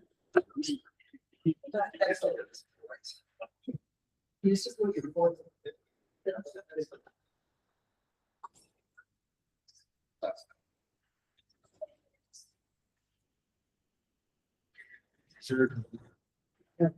So, just remind me on the CPR, where it was cut off, was it 86167, and then the actually below that? That's correct. Down to 85, we got a log jam at 85, right? Yeah. Yeah, there are several that we have approved that did score 85. 4 of them. All right. Just for the sake of my neighbors over in Payne, which was the Payne City Baseball Complex. So it's right there with those others. It kind of skipped over. Only had 1 medium, 2 highs. So what? Jake, I graded that. Henry's not here. Jake was there. Is that the city that didn't like coffee? We definitely don't like the. Can you be nice to proposals that use too much AI? Be nice. Got a lot of weird friends, so it's a friendly rivalry. But so Payne City, with their major economic development things, it's first of all our overflow. They don't advertise it. It's their baseball complex. They've got a pretty good one. I don't know if anybody's got any kids that traveling baseball. They host a lot of tournaments, especially during the summer. So this is a pavilion to add to their baseball complex, which is it's a pretty nice complex. That one just on the north side of it. Yeah, so as you're leaving Payne, which coming this direction is on the north side of the highway, and out on the cemetery. So the main thing is it adds a pavilion and is. It's ask me this, I think they're really large. That's Yeah, pretty nice. If you're gonna have events, you got Yeah, yeah, exactly. So I rate this medium. My only kind of concern is for some of the specifics about the lifetime of the project. sure. Because they didn't do it last for a lifetime. But I think for a small community means, it's there. Yeah. It's a big, really, piece of cost. And like say, I'm pressed a little bit, I was to say that I just assumed to have them not get it, but I think it's a good project and I think they're gonna do it. I'm a few minds. So let's make a motion to go on to things. He grudgingly makes a motion. He wants to get the You know, I just hold my hands up with that. But based on the merit where it's scored and stuff like that, we kind of skip around and I think it's a good one. So I reflectively make a motion to advance until tomorrow.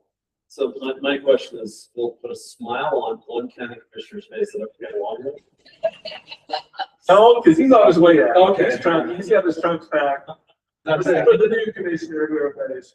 Okay, so for traveling baseball, that sounds like it fills a few hotel rooms It does. and adds TRT. It does. It really I need does. to, I need to clarify, I need to clarify if there was a second. I'll second. All right, so second. It's an elected motion. All right, go ahead, Tim. Oh, I was just saying, yeah, I mean, when you have traveling sports and parents and families have to come, Sure. they are going to be staying in hotels, eating at restaurants and all that jazz. And then you become. So when you come from Tropic, I will be staying in a hotel. So that, you know, and I'm not saying that the Garfield County folks, but other folks would. You know, there is this tourism major that I have in my backyard. Sure. And Here. there's definitely economic development there. Coming from a rural community and the diversifying things, I did mention hot air ballooning, and I'm recently getting into hot air ballooning. Didn't know you guys had hot air balloon. Have you done a hot air balloon? Boy. So, So it's on the county schedule, they got their icebreaker tournament this coming weekend and it always snows every time, so you can set your watch by it. So You guys see this icebreaker. Oh, it's nice on the field. after my kids used to play baseball, you'd be over there sitting there, blankets and warmers. It's so cool. And it's always like first. There's multiple tournaments they know, so. I guess we have the first and second. We have first and second. Any more discussion about our less tropical friends to the north? All right, all fair say aye. Aye. And any opposed? All right, that one passes well. Bangor City Baseball Complex Pavilion. Can I ask what our total is on CPR? More than you. CPR. I know, it's more than I want to know. It is. Oh, 3.2 does. but like, it's just really hitting all these counties to get money otherwise. Well, I screwed a little bit too for the ones like Annabelle that have pretty high scores. Score 85, we got pretty high scores. I know. Right. We've gotten ourselves into it.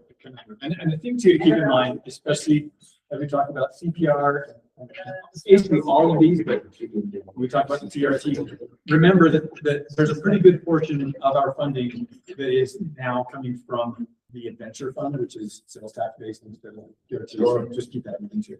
Can I ask a clarifying question?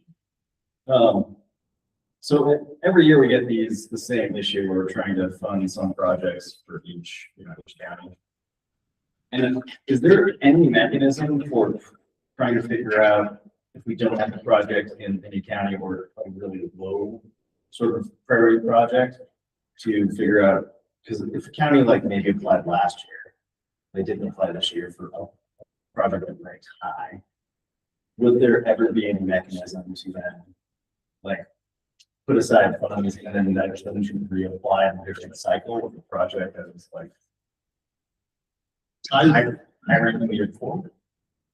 I mean, you can't write the grant application form. Right. Yeah, I mean, Especially with our really rural communities that just kind of go in between rec planners or Yeah. sometimes it's just one part-time commissioner that's doing Right. this. right, and frankly, you can have that person who's really amazing, writing grant applications, and then another county steals them. We have. Yeah, it's a thing, but yeah, we can encourage, we do go and we have met with people, we encourage them to think of the plan we have, the outdoor recreation planning assistance program, completely for those types of things, but yeah, I mean, there's a lot of hand holding for them if they stand up and ask for it. Can I put you on the spot a little bit and see what you have as far as your thoughts in this category? Here. Well, just for Jake's question of being what some of these smaller communities, the quality of the application, the quality of the project is lower than Inspire. We're trying to help bring them along a little bit and maybe, like you said, next year with a better quality or thinking from a staff side. Any thoughts? Right. I don't know, it's like that is okay for them. As far as like, because I feel like every year we try to bolster our resources, or you know, even this year we kind of just added like more like one-on-one time, and so I think that's something maybe we can even add like specifically for rural communities as far as like, you know, just more staff time one-on-one. Because I feel like, because that's new, so we added this year, so I think that's just something we will continue to do, but I think maybe get push out more. If you're hiring somebody to start doing some like post-occupancy evaluation type stuff, or like, you know, reviewing projects that have already been done, and that person also really will provide some guidance. Oh, for sure. I think that person is going to have a pretty close connection, you know what I mean? And give her better tools and better view on how to actually solve some of that. Yeah, the other, you all did a fantastic job this year on every county, really outreach. And having worked with a lot of those partners across the state, it'd be nice if maybe there's like a repository of past projects that really good. That maybe local communities can also then have a reference to be like, hey, this one might still show up, right? So we've had a lot of this on our how that should evolve. It has evolved, and we're still trying to refine and make it useful, make it solve those types of concerns. I think it's a good thing to keep in mind, keep fresh in the conversations as we review after we're done to figure out that. Other question is actually kind of on the other side, where we had a pretty good application last year for Porterville, like we did fund it, and they've come back this year for another 200,000, and they're gonna come back for maybe a couple more phases. And then I'm sorry, I think this is a good project, but then we're not spreading that around a little bit. Is it better to pour all of that into one, or do we say, hey, you got it last year? So Betsy, I was just gonna ask someone to speak on that, because I'm just looking at how we're scoring these, and we ranked that up there, but it had 2 medium scores, and it's $200,000. I want to hear from you. You know, I would like to take that 200 off the table personally, but I want to hear from somebody who scored it. You know, It's a good park project. Porterville's a small town, but it, you know, that little portion is, it kind of seems like it's starting to get more visitors just because of that whole east side design. The park planning is pretty good. They've got like a lot of different, like, you know, age groups being served and different facilities like ball fields and playgrounds. So it's a good park project, and it's also got a lot of support from the community, like people, like maybe not a lot of money, but putting in their money. So it makes me think, oh, the community is there. Yeah, there's a lot of little businesses that were.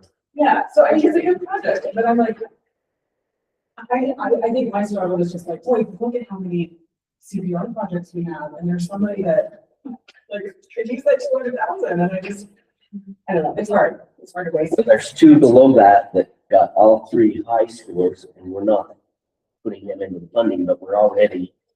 I know, and I'm about to, I mean, Duchesne is still not up there, and I think, aren't they only in CPR? Oh, are they? Well, let's also remember though, that while you said, you put it as a green. Doesn't mean it's. You also, Yeah. those state people didn't put all fives on their score. Yeah. Right, or else it would have been quite a bit higher in the ranking. Right, so. Yeah, they For me, that's this. Yes. The diversion has an RRI this year. And we've gotten like Duchesne. Okay. Yeah, I was kind of push for one if we didn't have one, but it's not important enough if they've got other funding. I think maybe for home stretch here, your literal stretch, stand up and take a quick break and then come back and finish home. Yeah, I mean, we're doing I guess we have an e-bike ride, correct? What, and is that free? Yeah. The free, maybe if I can just touch base on this last thing we were kind of talking about with the applicants, and you know, we are always trying to figure out how do we help them write better applications. I think AI might be an answer, might be a helpful tool. You know, as we kind of thought about like, some of the good past projects, like generally I'm pretty protective of the applications. I don't share them out when people want them, but maybe I can go start recruiting volunteers for all the applications that can be shared. All of this is groundable, you know, but I just try to just be a little bit more with that.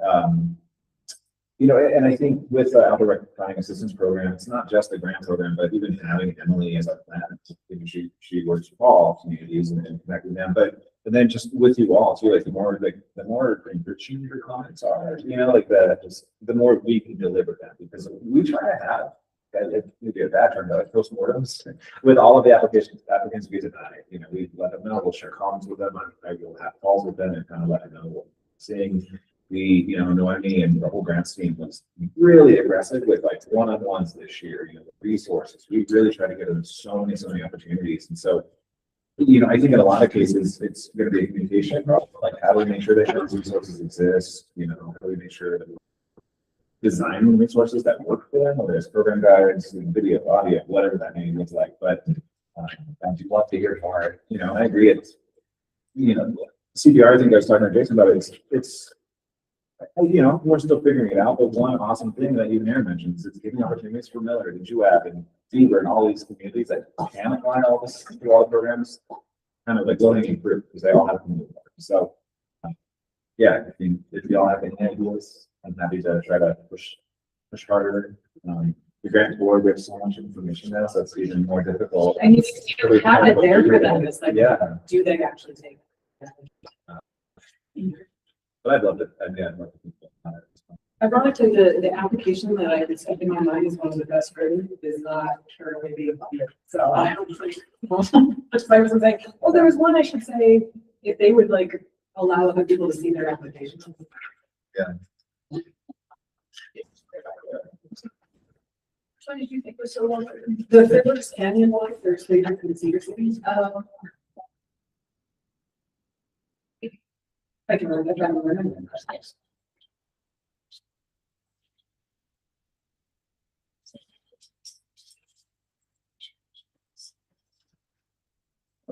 No, it's a good clarification, Patrick. And I don't feel very often about volunteering my time if there's anything I can do to help. Yeah, that's what I would say. Absolutely. Yeah, maybe we do more rural specific focusing, like not even necessarily rural specific, because there's some really strong rural grant, counties, but really try to target those like 6, 7 class counties. Do really specific workshops with that. Again, I pride myself, with my team. I think the one thing I always say for everybody is like we are service first. We are available. The best thing to do is talk to people. They really take that challenge. So. And part of this is such a wonderful grant opportunity, and people have this really want it, and it's just more requests. But I mean, since its inception, right, and we've created the candidate snatching scale, we have suggested one, we've opened up all these categories, and so, I just want us to also celebrate how much we have been able to do to open it up. It's like, the first year was like 50% everybody, and then we've slowly gotten into a much more equitable, accessible spot. So that's, we're celebrating, but yeah. We're celebrating. And I tell my colleagues across the country about how lucky we are to have divisions of outdoor recreation all in one spot, so. I'm truly honored. I'll second. So we do have our activity starting at 3, so I don't know, do we want to spend more time before then, or do we want to just break? Yeah. Up to that. I don't think we can do anything else till we establish the visual asset here, so I think That's kind of what we were discussing, and even in fact in the morning, we may not need to start right at 8. We'll probably come in at 8, like we're headed. confer and do a little bit of discussion on some of our big picture structure. Later. We'll tell the sun that you give it later, so I'm just there. I got Curtis. I don't care, it doesn't matter. There's always that one little sliver that comes right in. This is why I come with that eye mask. Okay. You want to just give us a quick breakdown of right now? Yes, so we're supposed to meet at the ATV shack by the Sinclair. And so, I mean, they'll give us everything, our helmets, our bikes, just to ensure we have something kind of warm. But yeah, so we'll just meet there. Yeah.